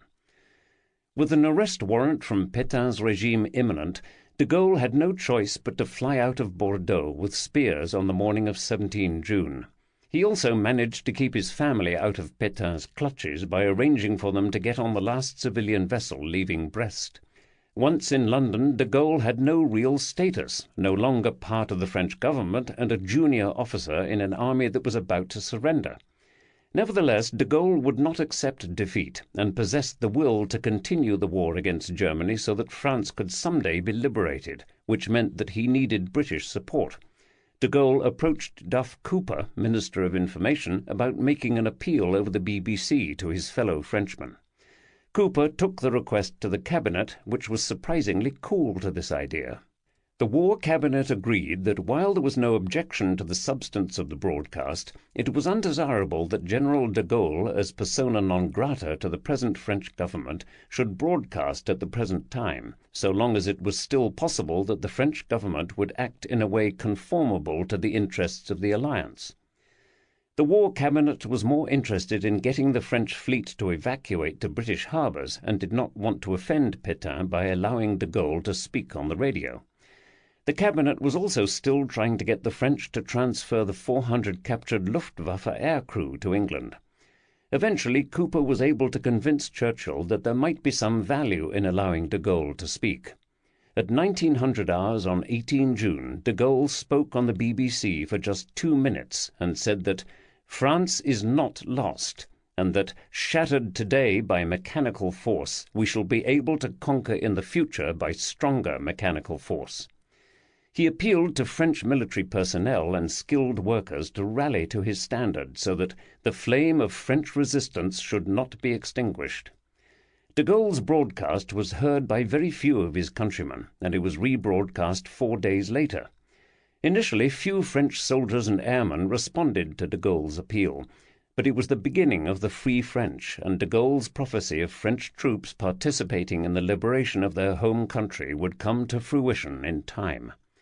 Within a week, de Gaulle was broadcasting on the BBC every night at 2200 hours, encouraging French soldiers, sailors and airmen to continue the fight. After Reynaud's discomfiture, Churchill hoped Georges Mandel would head a French government in exile, but this would not occur. Mandel was able to escape house arrest and on 21 June left by sea for Morocco with a small number of other French politicians. However, Pétain's regime was quick to cement its power base by gaining the loyalty of overseas commanders, so Mandel was unable to organize any significant pro-resistance movement in North Africa. Although guilty of no crime except opposing collaboration with Germany, Mandel was arrested in 1941 and executed by the Vichy regime in 1944. Heeresgruppe C attacks, 14 to 21 June. Since the start of Fall Gelb, Generaloberst Wilhelm Ritter von Leeb's Heeresgruppe C had only been involved in diversionary operations against the French armies in the Maginot Line. Many of the German divisions facing the Maginot Line were manned with older reservists and equipped with obsolete weapons, hence the reluctance of the OKH to commit them to battle. Several earlier probing attacks on the Maginot Line had been repulsed with significant casualties. However, once Fahlroth succeeded in destabilizing the center of the French front and the French were forced to pull more and more troops out of the Maginot Line, the OKH recognized that it was time for Leeb's forces to play their part in the defeat of France. The Führer Directive 15 ordered Leeb to effect a collapse of the Maginot Line. By attacking the Maginot Line directly, Heeresgruppe C would assist the flanking operation being conducted by Rundstedt's Heeresgruppe A. The French armies would be caught in a vice and crushed. Furthermore, the OKH wanted to test some of its tactics for breaching a fortified line, which would be handy for future campaigns. Leeb planned for a two-phased operation to penetrate the French defences in the Maginot Line.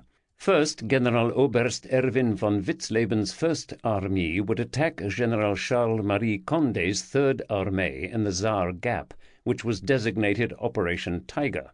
Second, General der Artillerie Friedrich Dollmann's Seventh Armee would attack across the Rhine in Operation Kleiner Bär, Little Bear.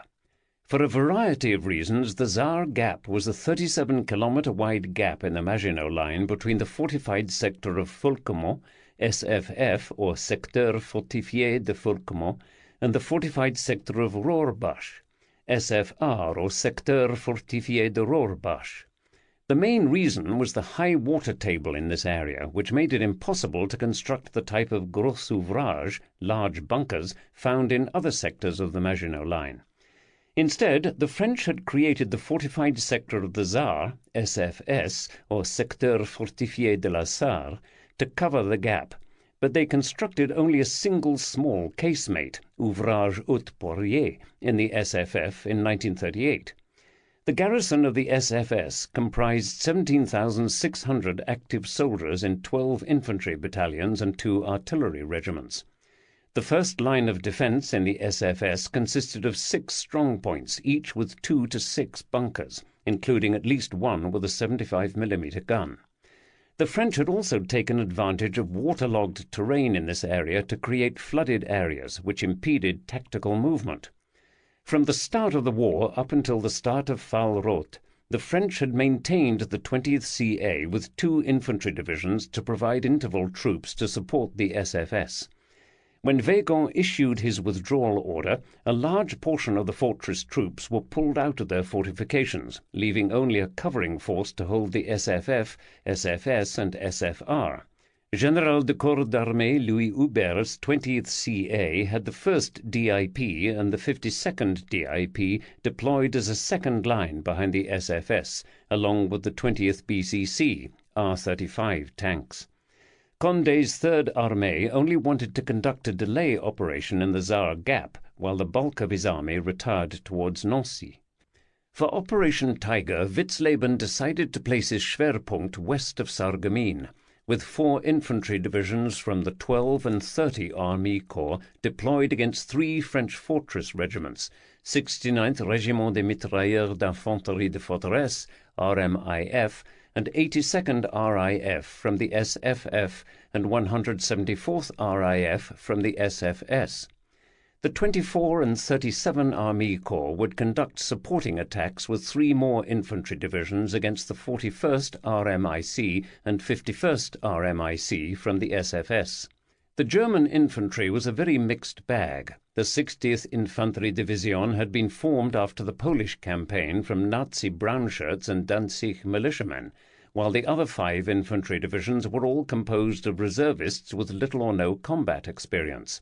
First Armee was given a significant amount of heavy artillery for its offensive, including 16 railroad guns, but it did not have any armor or motorized units.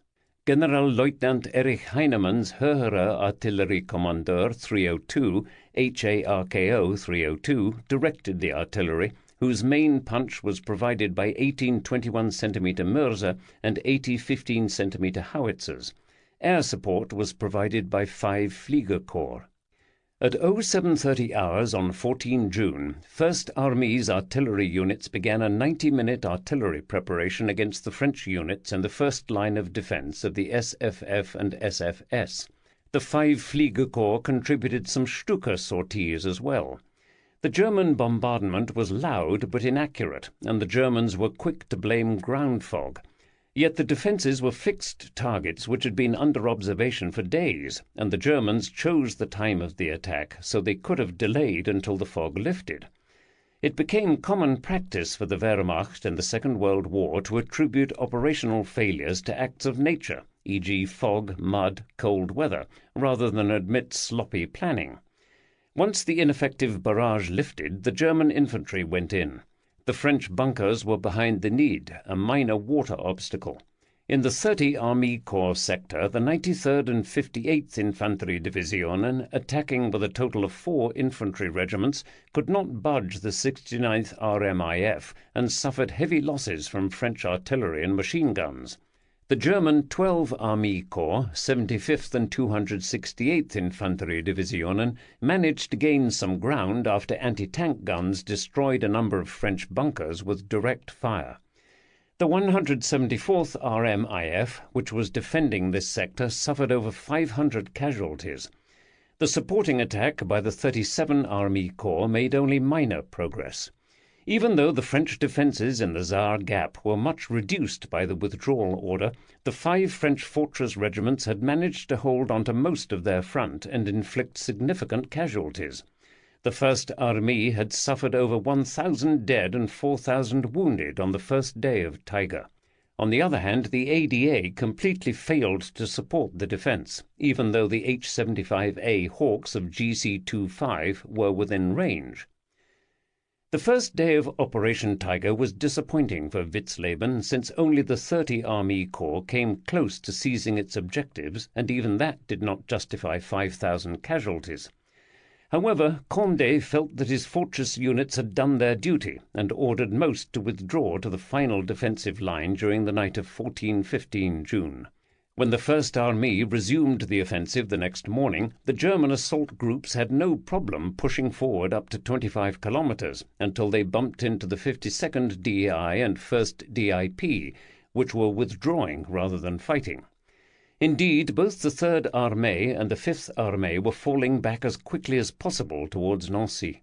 Thus, Operation Tiger managed to push into the Saar Gap in just 2 days, but it was an irrelevant success because the actual Maginot Line positions in the SFF and SFR were still garrisoned, and most would hold out until 25 June. By the time that First Army penetrated the French defences in depth, the French mobile forces had slipped away. Adding to the pointlessness of Operation Tiger, Witzleben directed his 45 Army Corps to conduct set-piece attacks against the casemates in the SFF, even though this formation had very little heavy artillery. The 167th Infanterie Division was able to use 8.8 centimeter flak guns to suppress the defences at the Ouvrage Bombèche on 20 June and then the Ouvrage Kerfon on 21 June. But after that, Witzleben called off the attacks because the armistice was imminent. On 19 June, the German 215th Infanterie Division attacked a weak spot in the fortified sector of the Vosges and managed to capture a number of minor bunkers and penetrate 25 kilometers, while the major Maginot Line fortresses like the Ouvrage Hochwald were invincible until the end. The withdrawal of the French interval troops who normally held the area between the fortresses enabled the Germans to infiltrate and isolate the garrisons.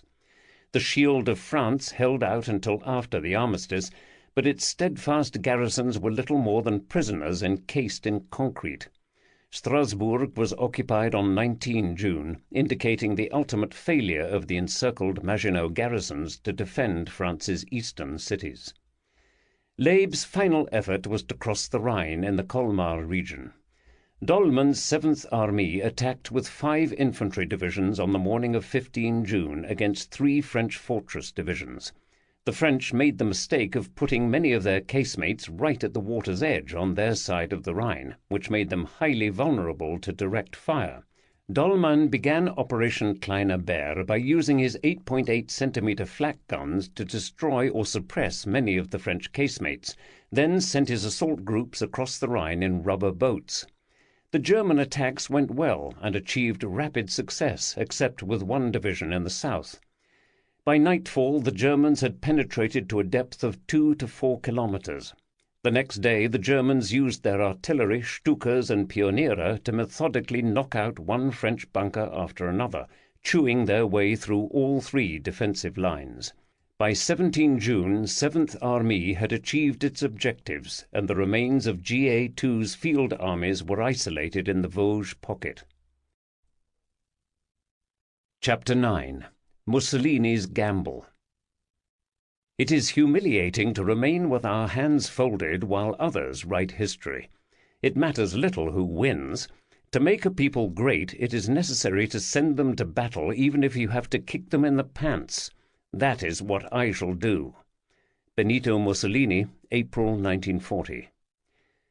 The War in the South, 10 to 21 June. Mussolini was an opportunist, and when he saw that Wallerot was succeeding, he decided that the time was ripe for Italy to enter the conflict so it could gain some of the spoils of war. In addition to territorial gains at France's expense, Mussolini sought military glory for his fascist regime in a short, successful campaign. At 16:45 hours on 10 June, Italy declared war on France, although no real justification was provided. Mussolini announced the declaration to a large, cheering crowd of young fascists in the Piazza Venezia in Rome. Yet after declaring war, Mussolini was unable to make war at once because his military was at such a low rate of readiness. Indeed, Marshal Pietro Badoglio informed Mussolini that the Italian army would need 25 days to prepare for an offensive against southern France. Despite Mussolini's pre-war rhetoric about fascist Italy possessing 8 million bayonets, the Italian military suffered from serious material and training deficiencies, as well as incompetent senior military commanders. When France went to war in 1939, it was still able to keep 550,000 troops on the Alpine front, which was more than enough to deter Italy. However, the exigencies of Fall Gelb had caused the GQG to draw upon the forces in southern France to reinforce the northern front, so only 185,000 troops remained by early June 1940. General René-Henri Olry's Armée des Alpes had 3 mountain infantry divisions, all reserve B units, plus 5 fortified sectors of the Alpine line. 3 French divisions were insufficient to deter 22 Italian divisions. In terms of support weapons, the Armée des Alpes had 4 groups of 155 mm howitzers and a battalion of obsolete FT-17 tanks, but very little anti-aircraft weapons. However, the mountainous terrain on the Franco-Italian border heavily favored the defense, and the French government had wisely invested the time and effort during the 1930s to construct the fortifications of the Alpine line, which was similar to the Maginot Line ouvrage. Most of the ouvrage in the Alpine line were quite modern and heavily armed. Altogether, the French had 32 75 mm, 4 95 mm, and 4 135 mm guns, plus 68 81 mm mortars mounted in the line facing Italy. In southern France, the ADA had very limited air power to commit against the Italians because it was fully engaged against the Luftwaffe. The GC-36 had only about 6 operational D-520 fighters at Le Luc near Toulon, but its pilots were all veterans, including Sous-Lieutenant Pierre Legloan, who had already shot down 4 German aircraft. The ADA also had 12 Leo 451 and 4 MB-220 bombers, plus 9 reconnaissance aircraft in southern France. In addition, the ADA had 1 fighter group equipped with MS-406 fighters in Tunisia, which would see action against the Italians. The Aéronaval also had a presence around Toulon, including a naval fighter squadron with 9 MB-151s, 2 attack units with about 12 Vought 156F dive bombers, and a small number of Farman long-range bombers. Altogether, at the start of hostilities with Italy, the French had a total of only about 60 combat aircraft in southern France. In contrast, the Italians could commit nearly the full weight of the Regia Aeronautica, Italian Air Force, against France, approximately 600 bombers and 450 fighters. On paper, this gave the Italians a decisive numerical advantage in the air, but lack of training and preparation made it difficult for the Regia Aeronautica to commit more than a small part of its strength to operations in June 1940. The Italians began the campaign with token raids against French air bases in Tunisia. On the morning of 11 June, a flight of SM-79 bombers from Sardinia bombed the Aéronaval base at Karouba in northern Tunisia, destroying 4 of 6 Loire 70 flying boats. The next day, the Italians attacked Karouba in greater strength, with 21 SM-79 bombers, but 1/3 were damaged by French air defences. A third raid followed on 13 June with 3 bombers. French fighters tried to intercept, but the MS-406 fighters only had a small speed advantage over the SM-79 bombers, which frustrated these attempts. The Regia Aeronautica began striking targets in metropolitan France on the night of 12-13 June, when 8 BR-20 medium bombers tried to bomb the Toulon naval base. On 13 June, the Italians conducted 2 raids near Toulon. The first, with 10 BR-20 bombers, tried to bomb the aeronaval base at Hyères, but was intercepted by the D-520 fighters of GC-36, and Sous-Lieutenant Legloin shot down 2 of them, which scattered the remaining bombers.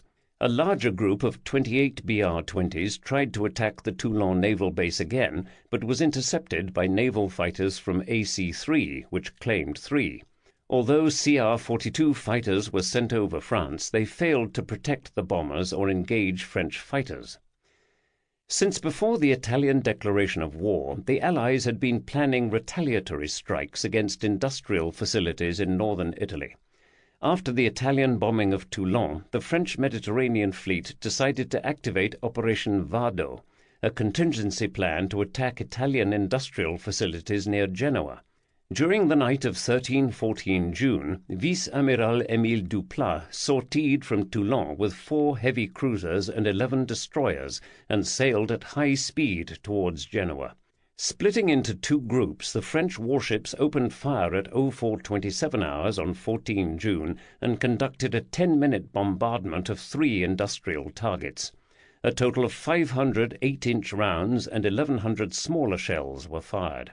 Italian coastal batteries succeeded in hitting the destroyer Albatros with a single 6-inch shell that mortally wounded 11 French sailors, but efforts by Italian motor torpedo boats to attack the French cruisers were ineffectual.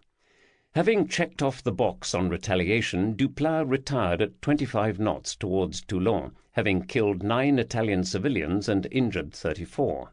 The ADA and Aeronaval also supported Operation Vado with fighter cover and about 25 bomber sorties against the same targets in the Vado-Genoa area. Overall, Operation Vado was a symbolic action, conducted so that the French Navy could claim to have struck a blow before the armistice, but with no military value. After the Italian declaration of war, as part of a contingency known as Haddock, the RAF moved a dozen Wellington bombers from No. 3 Group to 2 airfields near Marseille in order to be within range of Italian industrial targets. However, the French were initially unwilling to allow Haddock Force to bomb Italian cities out of fear of retaliation, so the airfields were blocked with cars to prevent British bombers from taking off. Consequently, Bomber Command decided to use No. 4 Group in England to mount the first raids against Italy. In an amazing display of faulty navigation, several Whitley bombers managed to drop bombs on Geneva and the suburbs of Lausanne, an error of 185 kilometers, which caused the death of 4 Swiss civilians and injured 80.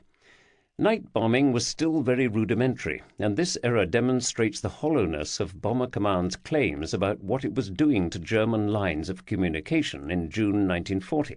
After Toulon was bombed, the French allowed Haddock Force to conduct 2 night raids in northern Italy, then shut it down. On the morning of 15 June, a group of 27 Italian CR-42 fighters attacked 2 ADA air bases near Toulon and succeeded in destroying 3 D-520 fighters from GC-36 on the ground. However, Sous-Lieutenant Legloin took off in pursuit with 2 other pilots and succeeded in shooting down 4 of the retreating CR-42s. En route back to his base, Legloin came across a wandering BR-20 bomber, which he also shot down. Amazingly, Legloin had shot down 5 Italian aircraft in 45 minutes, the most successful ADA sortie of the entire 1940 campaign. However, another group of Italian fighters and bombers raided the aeronaval base at Hyères and destroyed 6 Vought 156 dive bombers on the ground. French MB-152 fighters tangled with this Italian group, but lost 2 of their number against 4 Italian aircraft damaged. After these actions, the Regia Aeronautica became more circumspect about operating near French air bases in daylight. The ADA bomber force also became more aggressive, attacking both Turin and the port of Tripoli in Libya. After the fall of Paris and Lyon, Mussolini was worried that France might collapse at any moment, yet his army had not yet struck a single blow. He told his son-in-law, Foreign Minister Count Ciano, that he needed 1,000 dead in order to sit at the peace table with France. Consequently, he pressed Badoglio to begin a ground offensive against France as soon as possible. At 0530 hours on 21 June, the Italian First and Fourth Armies attacked at multiple points along the border. The weather was awful, with snow at higher altitudes and rain along the coast, which greatly impeded mobility. In the south, the First Army pushed towards its objective, the town of Menton, exactly 3 kilometers inside the border. The French defences of the Alpine line were very strong along the coastal sector, and just 200 fortress troops within the Ouvrage Montagel were able to repulse the Cossaria infantry division. Mussolini was enraged that his troops were stopped so easily and ordered the Cossaria division and the rest of the 15th Corps to take Menton at all costs. Eventually, the French strongpoints were bypassed and the Italians fought their way into Menton just before the armistice, the only significant French town to be captured by the Italian army. In the north, the Italian Fourth Army managed to advance through the Little St. Bernard Pass with its Alpine Corps, but in 4 days of fighting its advance was held up by a French company in Fort de la Redoute Ruinée and failed to take their objectives. The First Corps mounted an attack through the Mont-Cenis Pass, which spent 4 days fighting its way past the French border defences, but was halted once the armistice was announced. Overall, the Italian ground offensive was hindered by poor weather and the strength of the French border defences. The Italian troops had been told that morale in the French army had collapsed, but found the French Alpine troops highly motivated to defend their soil. Altogether, the Italian army admitted that it suffered 6,029 casualties, including 631 killed. Mussolini did not get his 1,000 dead or the opportunity to sit at the peace table with France. In contrast, Ulrich's reservists had fought very well, limiting Italian gains, and suffered only 274 casualties. Air operations continued at a low tempo until the armistice, but one incident that enraged the French was the Italian bombing of Marseille on the night of 21-22 June. 10 Italian SM-79 bombers dropped 4 tons of bombs on the city, which killed 143 civilians and injured another 146. After the Germans signed their armistice with Unziger's delegation, the French were required to sign a separate armistice agreement with Italy on 24 June. Italy received very little for its role in the campaign, since it had not seized much territory, and the Germans were unwilling to concede any additional territory coveted by Mussolini, such as the city of Nice. Instead, the Italian army was allowed to occupy the fortifications of the Alpine line to a depth of 5 kilometers. Final actions, 18 to 24 June. By the morning of 18 June, most French military personnel and civilians had heard Pétain's broadcast, but there was a dearth of information about what would come next. Weygand was more focused on politics. Pétain had made him the new Minister of National Defense, so the GQG issued no orders or directives. During the day, Pétain broadcast another statement that said France had not abandoned the struggle, which probably confused everyone. Without clear guidance, most units simply continued following the last orders received, which were to withdraw to the Loire. Lacking centralized direction from the High Command, the 2 remaining French Army Group commanders, Unziger's GA4 had been dissolved, tried to hold their forces together, but unit cohesion quickly unraveled. On the German side, the OKH learned of the French request for an armistice from Spain, but the only real modification to the guidance issued in Führer Directive 15 was to reduce the size of the pursuit force, since German logistics was strained. Kluge's Fourth Army was to proceed and mop up the French forces in Normandy and Brittany, while Küchler's 18th Army pushed all the way down the Atlantic coast to the Spanish border. The rest of the field armies were ordered to conduct mop-up operations, forcing the surrender of isolated French units. Hoth's panzers had already split Altmeer's 10th Armée and the 5th and 7th Panzerdivisionen swept past its fragmentary units. At Saint-Lô, Hoth divided his corps. Rommel's 7th Panzerdivision was ordered to capture Cherbourg, and Lemelson's 5th Panzerdivision and the 11th Schützenbrigade were to head for Brittany. Although each was opposed by only a single enemy division, Groupe Dufour's simply dissolved, and General de Corps d'Armée Marie Fagald's 16th CA was encircled and forced to surrender before it could reach Rennes. Rommel then rushed into the Cotentin Peninsula towards Cherbourg. The French could barely muster 2,000 lightly armed troops in the Cotentin, mostly small groups of French soldiers and sailors, and a few armed civilians resisted Rommel's vanguard at several points. It was not a parade. After marching 75 kilometers on 18 June, Rommel's vanguard reached the outskirts of Cherbourg in the afternoon. Amiral Jean-Marie Abrial called on the battleship Courbet for support, which fired 105 rounds from its 12-inch guns against Rommel's approaching columns, then departed for Plymouth. Rommel shelled the harbour area with his artillery and requested the Luftwaffe to bomb the port. Although Abrial had 30,000 military personnel in the city, few were armed, and his ground defences were antiquated. Rommel was able to seize Fort des Couplets on the west side of the city by the next morning. After further softening up by German artillery and bombers, Cherbourg surrendered at 14:30 hours on 19 June. Before turning over the port, the French destroyed 3 fleet submarines under construction in the harbour. One of them, the Roland Murillo, had just been commissioned. Altmer made for Rennes, but was captured there with his headquarters when 5th Panzer Division overran the city on 19 June. Capitaine Marcel Bloch was one of the fortunate ones evacuated from Dunkirk, and his unit was trying to reform in Rennes when the Germans arrived. Bloch was out walking on the street when he unexpectedly saw a German column moving towards him. He later wrote, "Had I believed that I might even now be of the slightest use, I could have screwed myself to the necessary pitch of courage to remain at my post. But now that all show of resistance had melted away, there was obviously no point in carrying on with my duties." Bloch turned away from the Germans and returned to his quarters, where he discarded his uniform, donned civilian clothes, and checked into a hotel. Bloch said he thought about trying to reach French lines or England, but quickly gave up on that thought. Thus Bloch selfishly chose to shirk his duty as an officer and simply opted out. He was not alone on adopting this course of action, but it tends to render his criticisms of others' behaviour rather asinine.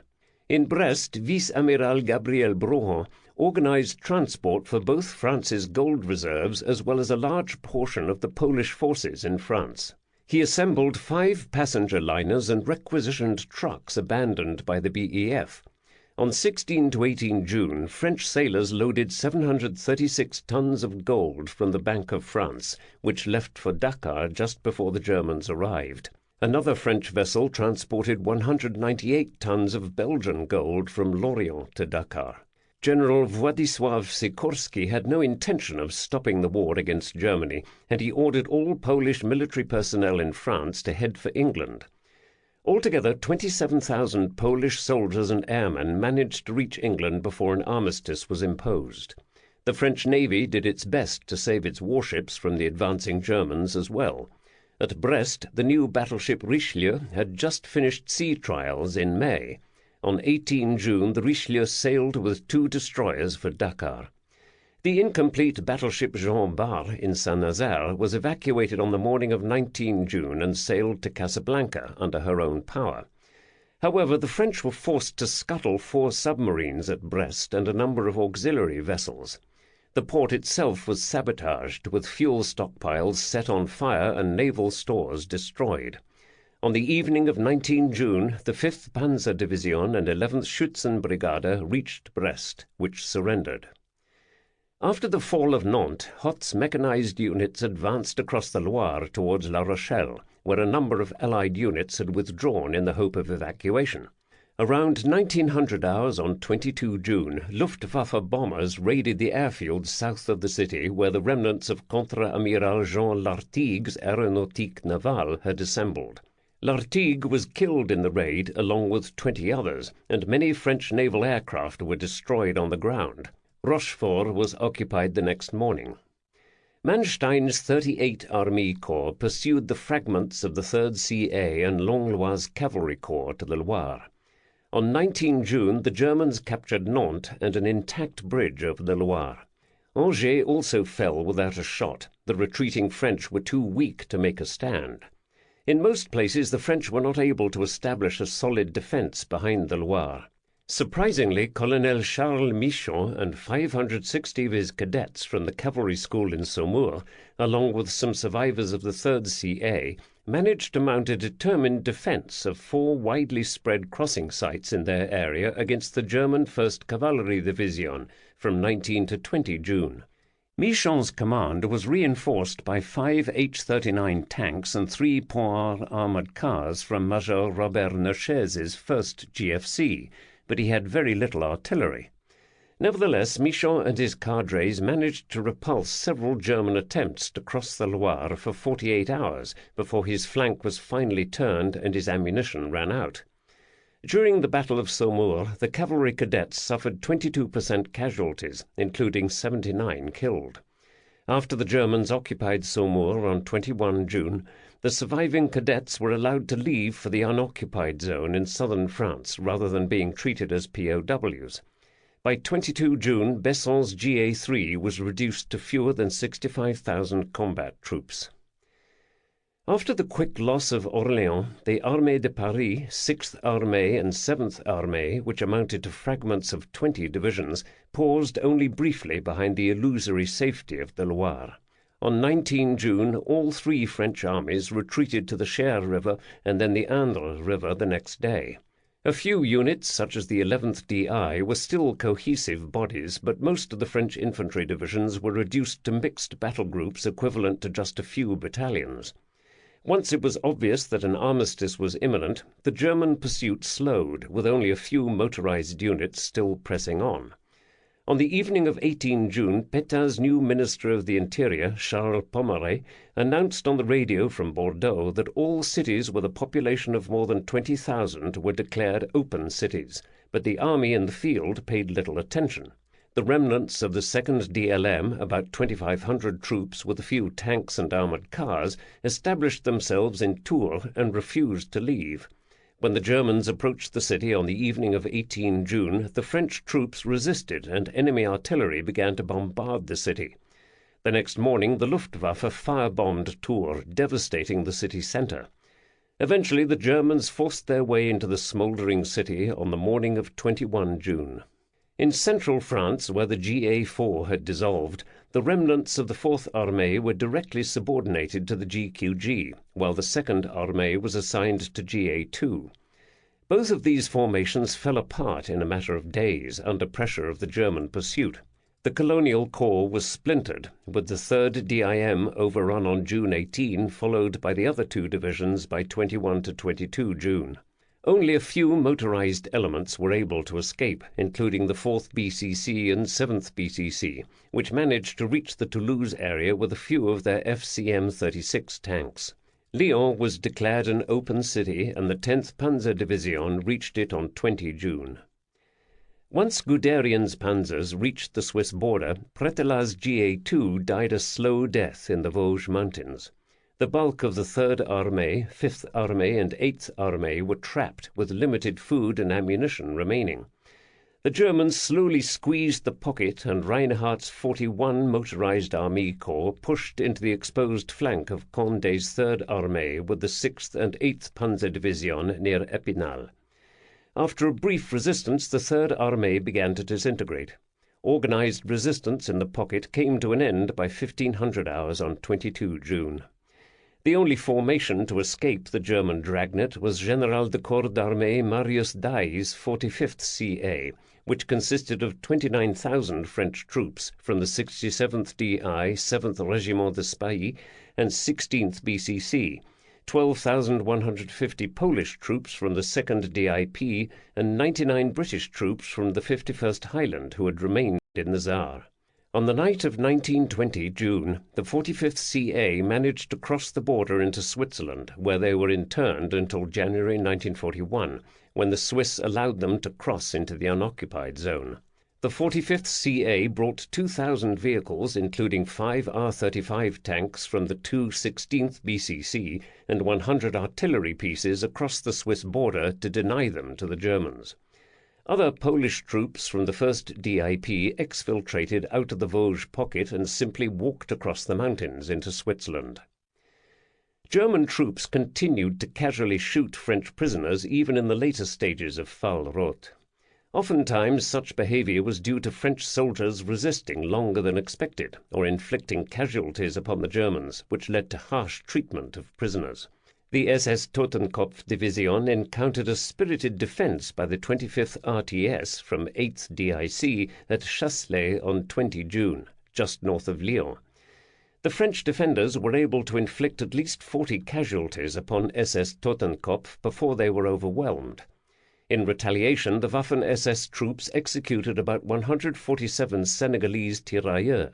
On the same day, a group of soldiers from the 3rd Compagnie of the 146th RAF were captured by the 2nd IR 305 from the 198th Infantry Division in the village of Domptaille, near Epinal.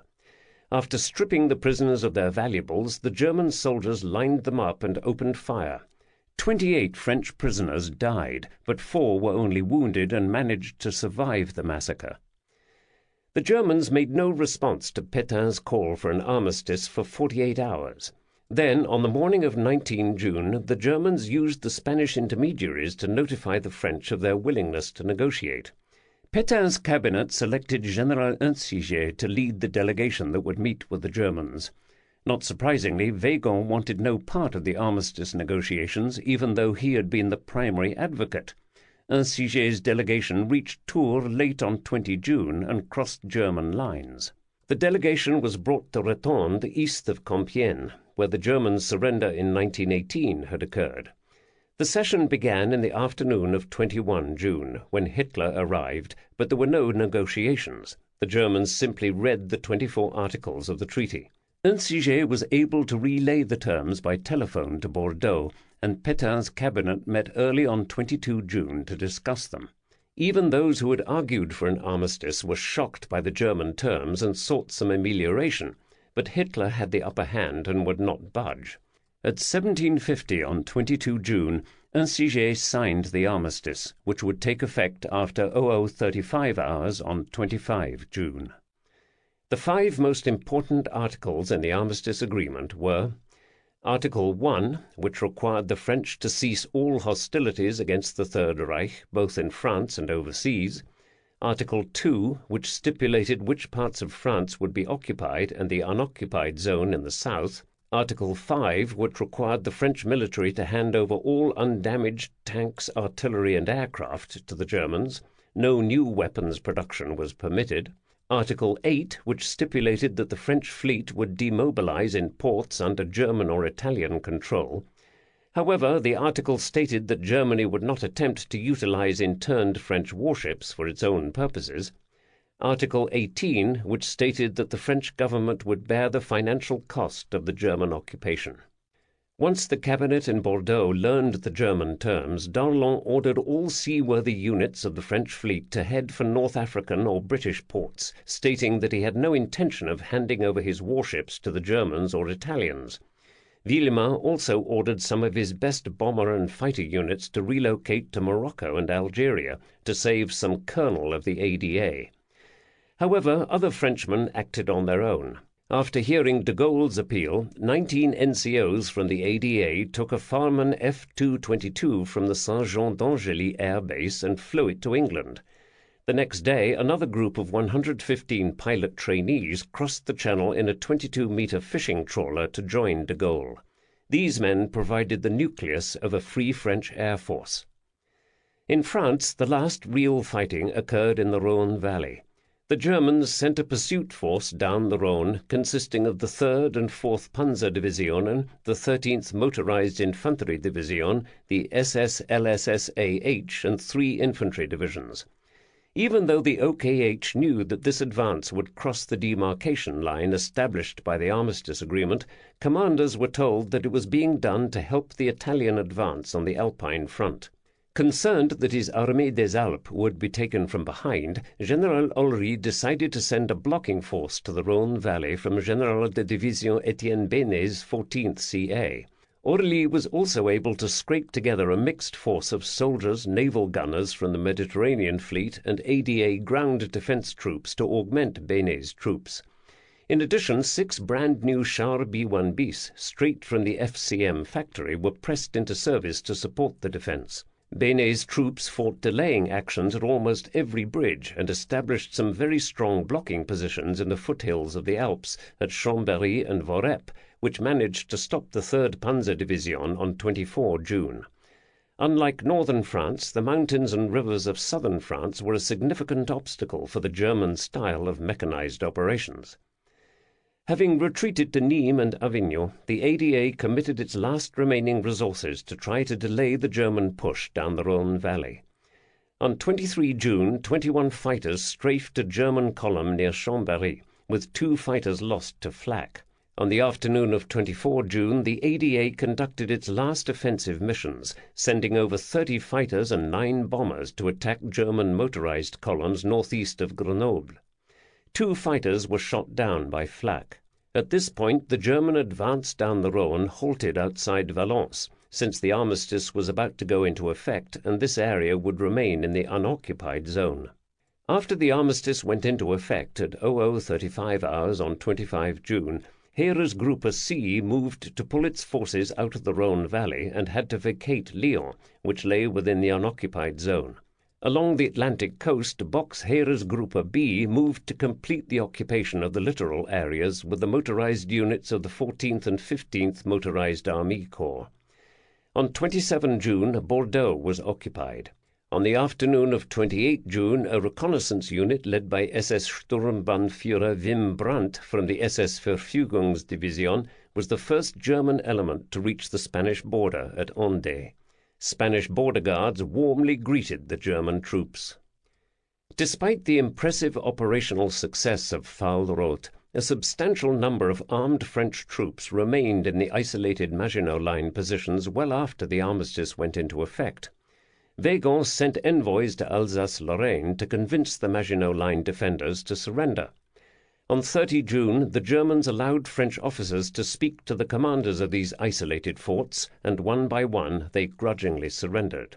The fortress troops were angry that they had not been defeated in battle, but were now to become prisoners of war, a clear indication that the morale of the French army in 1940 was not as anemic as has often been depicted. The last French troops of the Third Republic, over 1,000 soldiers from the 164th RAF, marched out of Ouvrage-Achenberg on the morning of 4 July and headed off to 4 years in German captivity. Chapter 10. Occupation. I am sure many of you today understand the meaning of the word homeland. No, the war is not over. Capitaine Henri Roman Petit, ADA Reserve Officer, 22 June 1940. The bitter taste of armistice. In 1937, the French pacifist writer Jean Giono, a veteran of Verdun, had asked, "What is the worst that can happen if Germany invades France?" On the morning of 25 June, the population of France began to discover the answer to that question. In Bordeaux, citizens were informed by the new German military governor that any laceration of posters affixed by the German authorities is considered an act of sabotage and will be punished with the death penalty. So vandalism of a German poster could result in summary execution. This was only the beginning of 4 years of harsh occupation and national humiliation. By the time that the armistice was declared, roughly 8 to 10 million French civilians were refugees, displaced by the fighting. Thousands of French civilians were killed by German aerial bombardment of cities and attacks upon refugee columns, but the precise numbers were never established. Pétain's government was interested in consolidating power, not helping refugees, so conditions across France in the last week of June were chaotic. The Germans made a great show for the international press, handing out rations to refugee children while glossing over the fact that they were the ones who made them refugees in the first place. The disruption of transport services due to bombing and bridges demolished by retreating French troops made it difficult to get food to the cities. Furthermore, the Germans were quick to requisition food, trains, private automobiles, and other resources for their own troops. The Germans demanded that France pay for its occupation, which meant a sum of 400 million francs per day. Suddenly, the 5 billion francs spent on the Maginot Line did not seem so unreasonable. Within months, France was reduced to an impoverished and malnourished nation. Under such conditions, collaboration with the occupiers for extra food or privileges became endemic. During the campaign from 10 May to 25 June, the French army suffered 92,000 killed and 250,000 wounded, or roughly 13% of the 2.6 million field forces. In contrast, the armed forces of Belgium and the Netherlands had only suffered 3% casualties during their brief participation. The French dead included 12 generals killed in action and over 13,000 troops who died between 15 and 25 June. In other words, more French troops died after Brooke claimed that French resistance had ended than the total number of British deaths in the whole campaign. Even after the armistice was announced, 5,000 French troops died in the final days after all was lost. The ADA suffered particularly cruel losses. Of its approximately 800 active pilots, nearly 200 were killed, 188 wounded, and 31 captured during the campaign, a 52% casualty rate. Yet even if the French army had not disintegrated, the ADA could not have sustained this loss rate for much longer. Casualty statistics clearly indicate that the French army and air force fought hard right up to the end. Over 1.5 million French troops marched into captivity, although tens of thousands escaped into the soon-to-be Vichy territory or flocked to North Africa. Many probably just discarded their uniforms and faded into the civilian population like Marcel Bloch. According to the armistice terms, all French POWs would be released once a peace treaty was signed, but Britain's refusal to negotiate left French POWs in limbo for the next 4 years. Eventually, some were converted into forced labor in Germany, like Gustave Forczyk, or released to Vichy, while others died in captivity or escaped. However, many of the French officers and NCOs had to wait until 1945 for liberation. Pétain established his regime in the town of Vichy, but soon slid back into the role of figurehead. De Gaulle was declared a deserter and soon sentenced to death in absentia. The Vichy regime, which only controlled the unoccupied zone in the south, aligned itself with German interests and convinced the French colonies to abide by the armistice terms. Pétain's regime made no effort to retain any democratic principles or rule of law within the area it controlled, and descended into authoritarian brutality in a matter of months. By 1941, the Vichy regime had passed anti-Jewish laws in line with Nazi racial policies, and Vichy police began to arrest Jews in the Vichy-controlled section of France. Systematic German looting in France began soon after the armistice went into effect. On 17 July, Kurt von Baer arrived in Paris to head the Sonderstab Bildende Kunst, which was tasked with appropriating fine art for the Nazi leadership, particularly Hitler and Goering. Weygand's declaration of Paris as an open city managed to safeguard the physical structure of cultural icons such as the Louvre, just not the contents. Of course, dozens of French cities and towns had been bombed during hostilities, and few resources were available to repair war damage. After the armistice, the one loose end was the French fleet, which Darlan had ordered dispersed. Under Article 8 of the treaty, the fleet was supposed to return to France, where the Germans could ensure that it was demilitarized. Yet Hitler was not concerned about the French fleet. He had not yet decided to begin preparations to invade England, and was more concerned that this could become an issue that might encourage the French colonies to break with Vichy and the armistice. Consequently, the Germans were willing to grant Amiral Darlan some leeway on when and where the fleet returned. However, Churchill was not willing to grant Darlan any latitude, and increasingly came to believe that the French fleet would be handed over intact to the Germans. There was no intelligence to support Churchill's concern, just a growing consensus in England that the French were defeatist and the Pétain regime could not be trusted.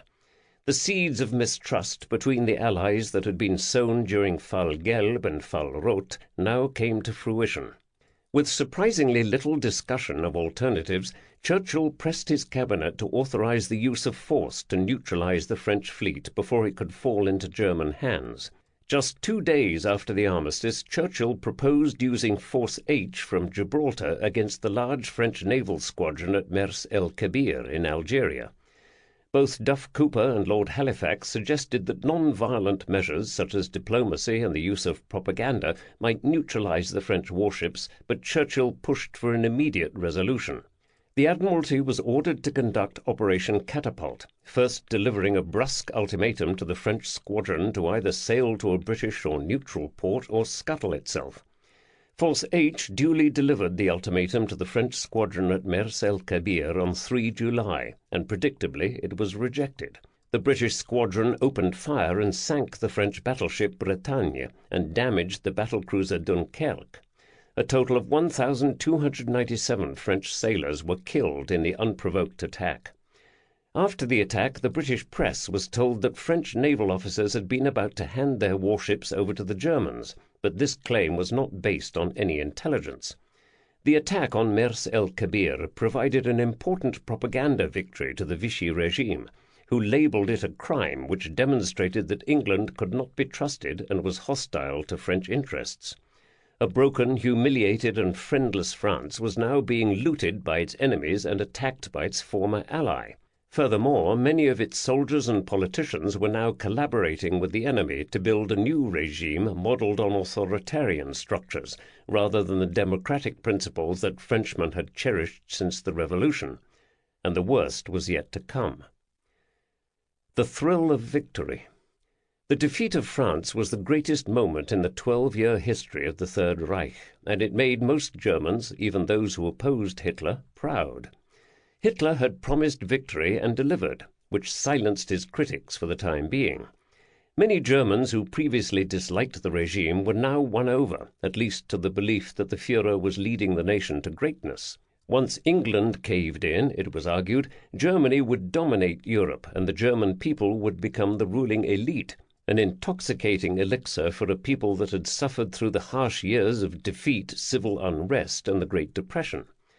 Bock issued a proclamation to the troops of Heeresgruppe B celebrating the victory and stating that which had hung over our people had been removed by the bravery and dedication of the German soldier. Thus, victory over France enabled the Wehrmacht to depict itself as cultural liberators to the German people.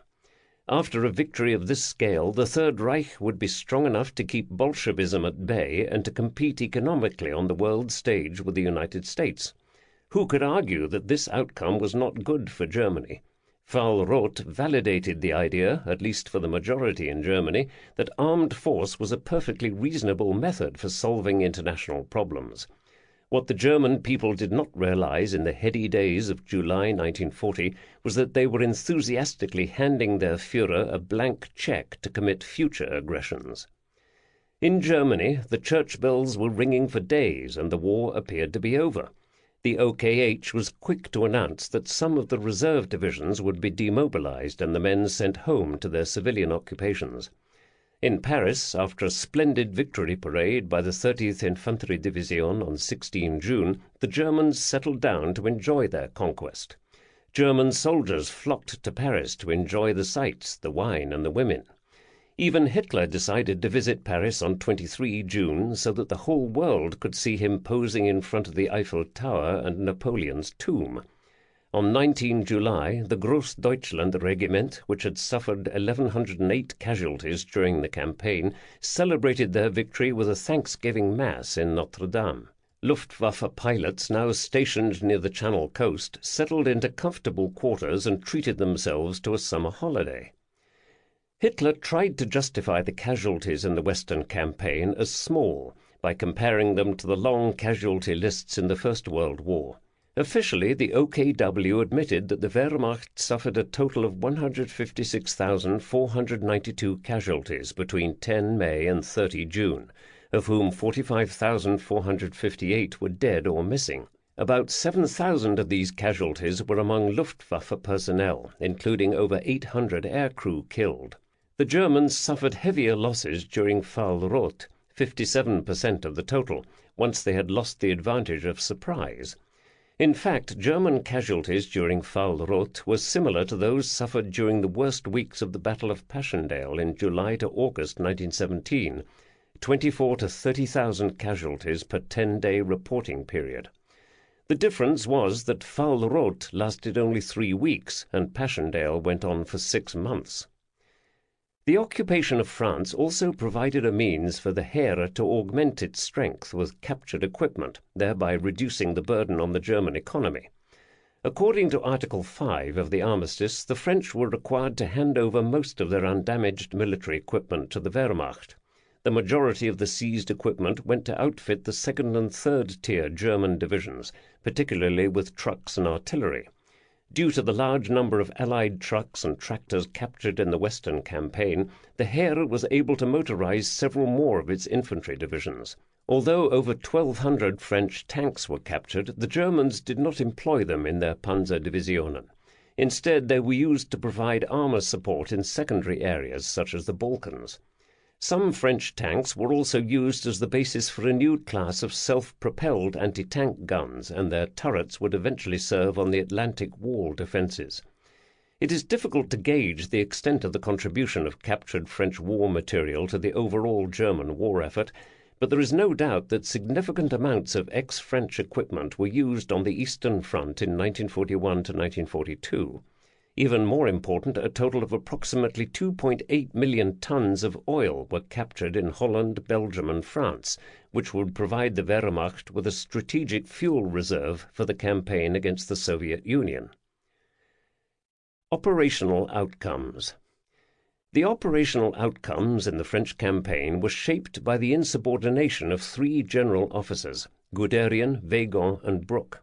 Guderian repeatedly disobeyed orders from his superiors, Kleist and Rundstedt, during the breakout from the Meuse, and essentially ignored a halt order that had been approved by the Führer. Had Guderian followed orders, the pace of the German advance would have been significantly slower in the advance to the Channel, giving the Allies more time to react. Guderian's reckless advances, heedless of risks to his flanks, were not part of the Fall-Gelb plan. To a lesser extent, Guderian also ignored orders to slow down during the Fall Roth, which enabled his panzers to reach the Swiss border before anyone expected. In France, Guderian's gambles paid off, which led him and others to believe that they could be repeated elsewhere. However, in the advance to Moscow in 1941, Guderian would discover that operations based on gambles and a belief in the enemy's innate incompetence could end in disaster. Weygand adopted an insubordinate mindset from the moment he assumed command from Gamelin and ignored all guidance from Reynaud's government. It is fair to say that Weygand displayed outright contempt for the idea of civilian oversight over the military, which made him unfit to lead the army of a constitutional democracy. Weygand's pig-headed decision to make his stand on the Somme and Aisne, which were already compromised, was suicidal, and he compounded it by continually rejecting consideration of any other courses of action. Reynaud's cabinet wanted to make a last stand in Brittany and then flee to North Africa, but Weygand did everything in his power to prevent these policy decisions from being enacted. He also ensured that Paris was prematurely lost and that other frontline cities were declared open just as the enemy arrived. Then, when the disaster he had helped to orchestrate arrived, he gave the legitimate government the final push it needed to collapse by openly disobeying Reynaud in front of his cabinet. Had Weygand simply been a good soldier and done his duty to the Republic, resistance in France would probably have lasted for another month, and the legitimate government would have moved to Algeria to continue the war. Finally, Bruck's off-the-cuff decision to pull the 2nd BEF out of France and cease military cooperation with the French ran completely against the guidance he received from Churchill. Bruck compounded this insubordination by lying to the War Cabinet about the actual situation in France in order to get approval for his unauthorized evacuation. Even once approval was granted, Bruck was directed to conduct a fighting withdrawal to the ports and hold them long enough to evacuate the mass of equipment that Britain had landed in France. Bruck ignored this guidance as well, pushing the 2nd BEF to a precipitate and chaotic retreat that abandoned valuable military property and resulting in the tragic loss of the Lancastria. Brooke's behaviour added credibility to the cynical aspersions of Pétain and Weygand about the untrustworthy behaviour of the British, which helped to sway the French cabinet against Reynaud. If Brooke had simply obeyed orders, the 52nd Lowland Division and the Bowman Division would probably have been lost, but the willingness of France to stay in the war would have been increased. As for alternative outcomes, there were essentially only two, based on when France decided to go to war and what it would do once defeated in Europe. Given the strategic correlation of forces, the only chance that France really had to avoid defeat in a head-to-head clash with the Third Reich was to strike before the Wehrmacht gained substantial numbers of tanks, artillery, and aircraft. The brief window for such a French preemptive military attack occurred during the Rhineland crisis in March 1936. Although France could not have defeated Germany, a strike against the German forces in the Rhineland would have demonstrated military resolve to Hitler and interfered with his rearmament program. Of course, France would have suffered international opprobrium from Britain and the United States, but in the long run this would have changed little. More important than negative editorials in the Times, French military action in the Rhineland would have increased the confidence of its Czech and Polish allies in French guarantees and made them more obdurate in standing up to Hitler's territorial demands. Unfortunately, after 1936, the option for preventative war quickly slipped out of France's grasp. The question of a legitimate French government continuing the war from North Africa instead of seeking an armistice is the great counterfactual of the entire campaign. Certainly Reynaud had the means and intent to order his cabinet and parts of the military to move to North Africa in June 1940, and this would have ensured that France remained true to the Allied cause, at least temporarily. However, Weygand was correct that France had little or no ability to wage a war from North Africa, no factories to make new weapons, and no large stockpiles of military equipment. Furthermore, Britain's own military production was going to rebuild the BEF and expand the RAF, which meant that it would not be in a position to offer substantial amounts of tanks, artillery, and aircraft to French forces until late 1941 at the earliest. Reynaud's government could purchase some armaments from the United States, at least until the gold ran out.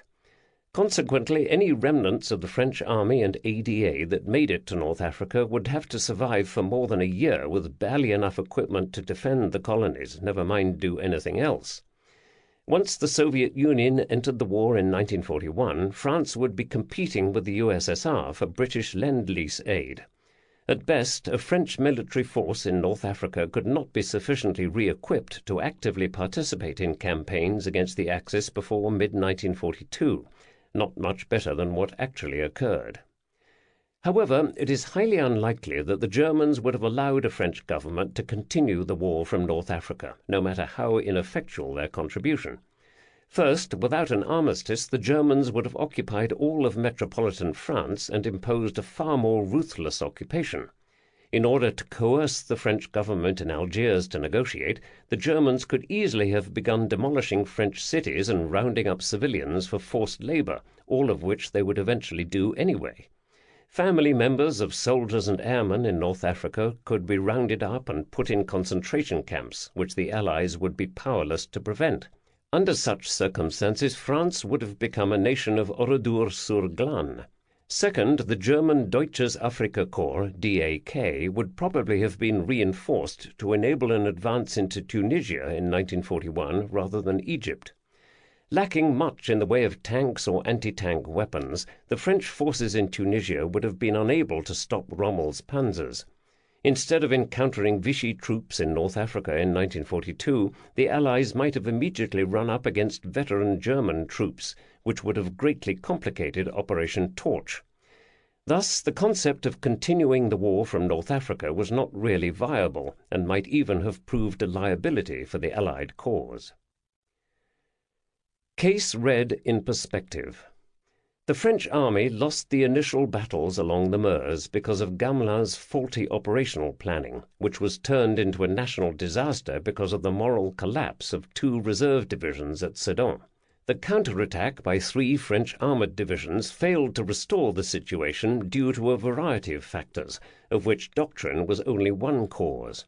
The primary failure of French armour was the haphazard manner it was thrown at enemy Schwerpunkte, in piecemeal, disorganized frontal attacks. French doctrine specified the exact opposite, getting tank units organized before committed to battle.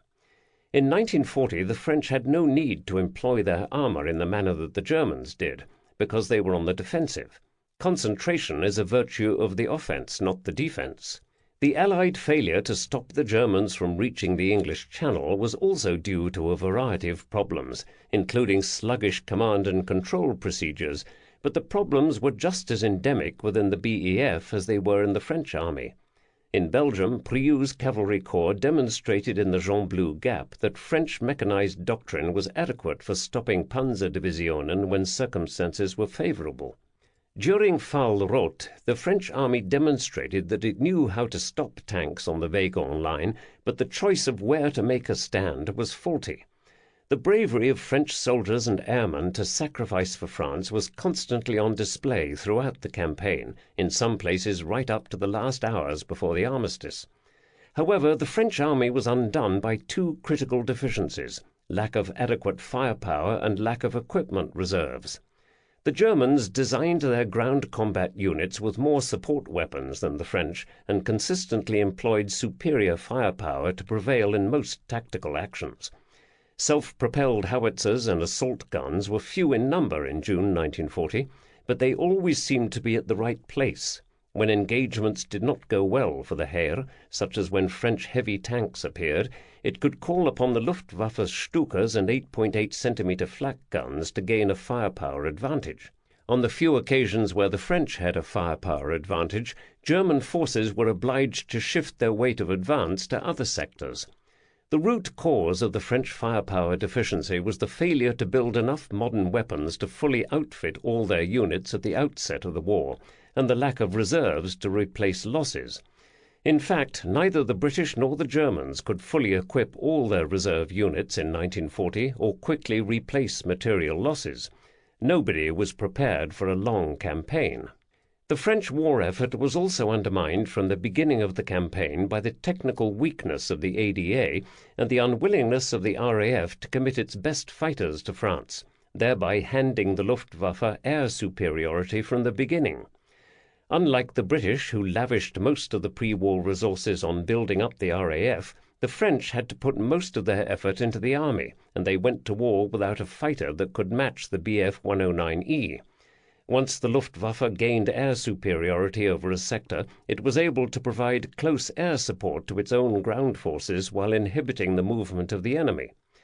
Without air superiority, the German operational methods in 1940 would have been far less effective. This was later revealed in Russia in 1941 to 1944, when German armoured units lost much of their combat punch without proper Luftwaffe support. There was little more that the ADA could do in May to June 1940, since they were stuck with second-rate fighters like the MB-152 and MS-406. The RAF could have done more, but chose not to. Historically, it was claimed that the operations in France served little purpose, and fighter command had to remain intact for the Battle of Britain. However, there need not have been a Battle of Britain in the summer of 1940. The addition of 200 Spitfire fighters might not have changed the outcome of the campaign, but the Luftwaffe would have been in much worse condition and probably unable to mount a major campaign against England for many months. Britain proved a feckless ally for France in 1939 to 1940 because it embarked upon a war with Germany without the political will to engage in real combat. Chamberlain's cabinet regarded war as a symbolic act to make Hitler see the folly of breaking international covenants, but it had no intent of fighting a conflict that caused substantial bloodshed. Daladier's cabinet in Paris did not understand this caveat when it agreed to declare war on Germany as well. When Churchill became Prime Minister, he added more vigour to the British war effort, but still held back from full commitment because he knew how limited Britain's military resources were in the summer of 1940.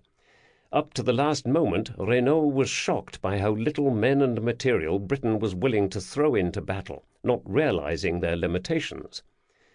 Yet even if the French had possessed more advanced fighters and more anti-tank guns in 1940, Perhaps averting immediate defeat, the real point is that their military had failed in its primary mission of deterrence. Nor was this failure unique. All of the Western democracies failed to deter the outbreak of war because their politicians and citizens deluded themselves into thinking that abhorrence of war was sufficient to protect them from war. The shame of 1940 was the shame of politicians, editorialists, pacifist writers, self-righteous students, socialist agitators, and others who spread the false gospel that peace could be maintained through weakness and that words were adequate defense against armed aggression. When this flimsy facade was ripped away by Hitler, the Western democracies were left naked because their military machines had been allowed to deteriorate into mediocrity. In contrast, Hitler prepared his population for a revenge war from the beginning and ruthlessly weeded out elements that challenged this idea. Indeed, one of the primary purposes of fascist society is to physically and mentally harden its people for war. Nor were mediocrity and institutional failure restricted to the French army, as the British would learn at Gazala and Singapore, and the Americans at Pearl Harbor and Kasserine Pass. British tank doctrine in 1940 to 1942 was even worse than French doctrine in 1940, and it was only improved after multiple defeats. An overemphasis on management instead of leadership and administrative functions instead of war fighting has consistently been a recipe for military disaster. Allied forces were not prepared to go toe-to-toe with significant German ground forces until mid-1943, 3 years after the fall of France, indicating a steep learning curve. The French defeat in 1940 offers lessons that are still relevant even to the kind of unconventional threats that Western democracies face in the 21st century. The inability of France to mount an effective defense of its national territory in 1940 is clear proof that over-reliance on collective security can be a fatal mistake. As a corollary, seeking to enlarge a collective security system by adding members who are unwilling or unable to make meaningful contributions is counterproductive, as France found out in Belgium. France was stripped of its great power status in 1940, but a small number of French professional military officers, such as de Gaulle, demonstrated that French fighting spirit was not lacking or extinguished. The senior generals and politicians may have had feet of clay, but the front-line junior officers and NCOs often fought with valor and determination. However, the French population as a whole was not committed to the war effort, and many citizens proved indifferent to the outcome. Ultimately, French military honor was retrieved by the much-despised regulars. 2 years after the fall of Paris, Colonel Marie-Pierre Koenig's 1st Brigade Française Libre, 1st Free French Brigade, made a heroic stand at the Battle of Bir Hakeim, which held off Rommel's Deutsches Afrikakorps for more than 2 weeks. After the war, Generalmajor Friedrich von Mellenthin wrote, "Some British officers have insinuated that French morale gave way, but in the whole course of the Desert War we never encountered a more heroic and well-sustained defense." 4 years and 2 months after the first Germans marched down the Champs-Élysées, Paris would be liberated by General Leclerc's 2nd Division Blindée, 2nd Armored Division. Both de Gaulle and Churchill had been proven correct. Even major defeats can be reversed. The liberation of Paris helped to consign the Third Reich to the ash heap of history and set the stage for democracy to return to France in the form of the Fourth Republic. This concludes Case Read by Robert Forczyk, narrated by Michael Page. Copyright 2017 by Robert Forczyk. This unabridged audiobook is published by arrangement with Osprey Publishing and was produced in the year 2017 by Tantor Media Incorporated, a division of Recorded Books, which holds the copyright thereto. Please visit tantor.com for more information on our growing library of unabridged audiobooks and to take advantage of special offers. Audible hopes you have enjoyed this program.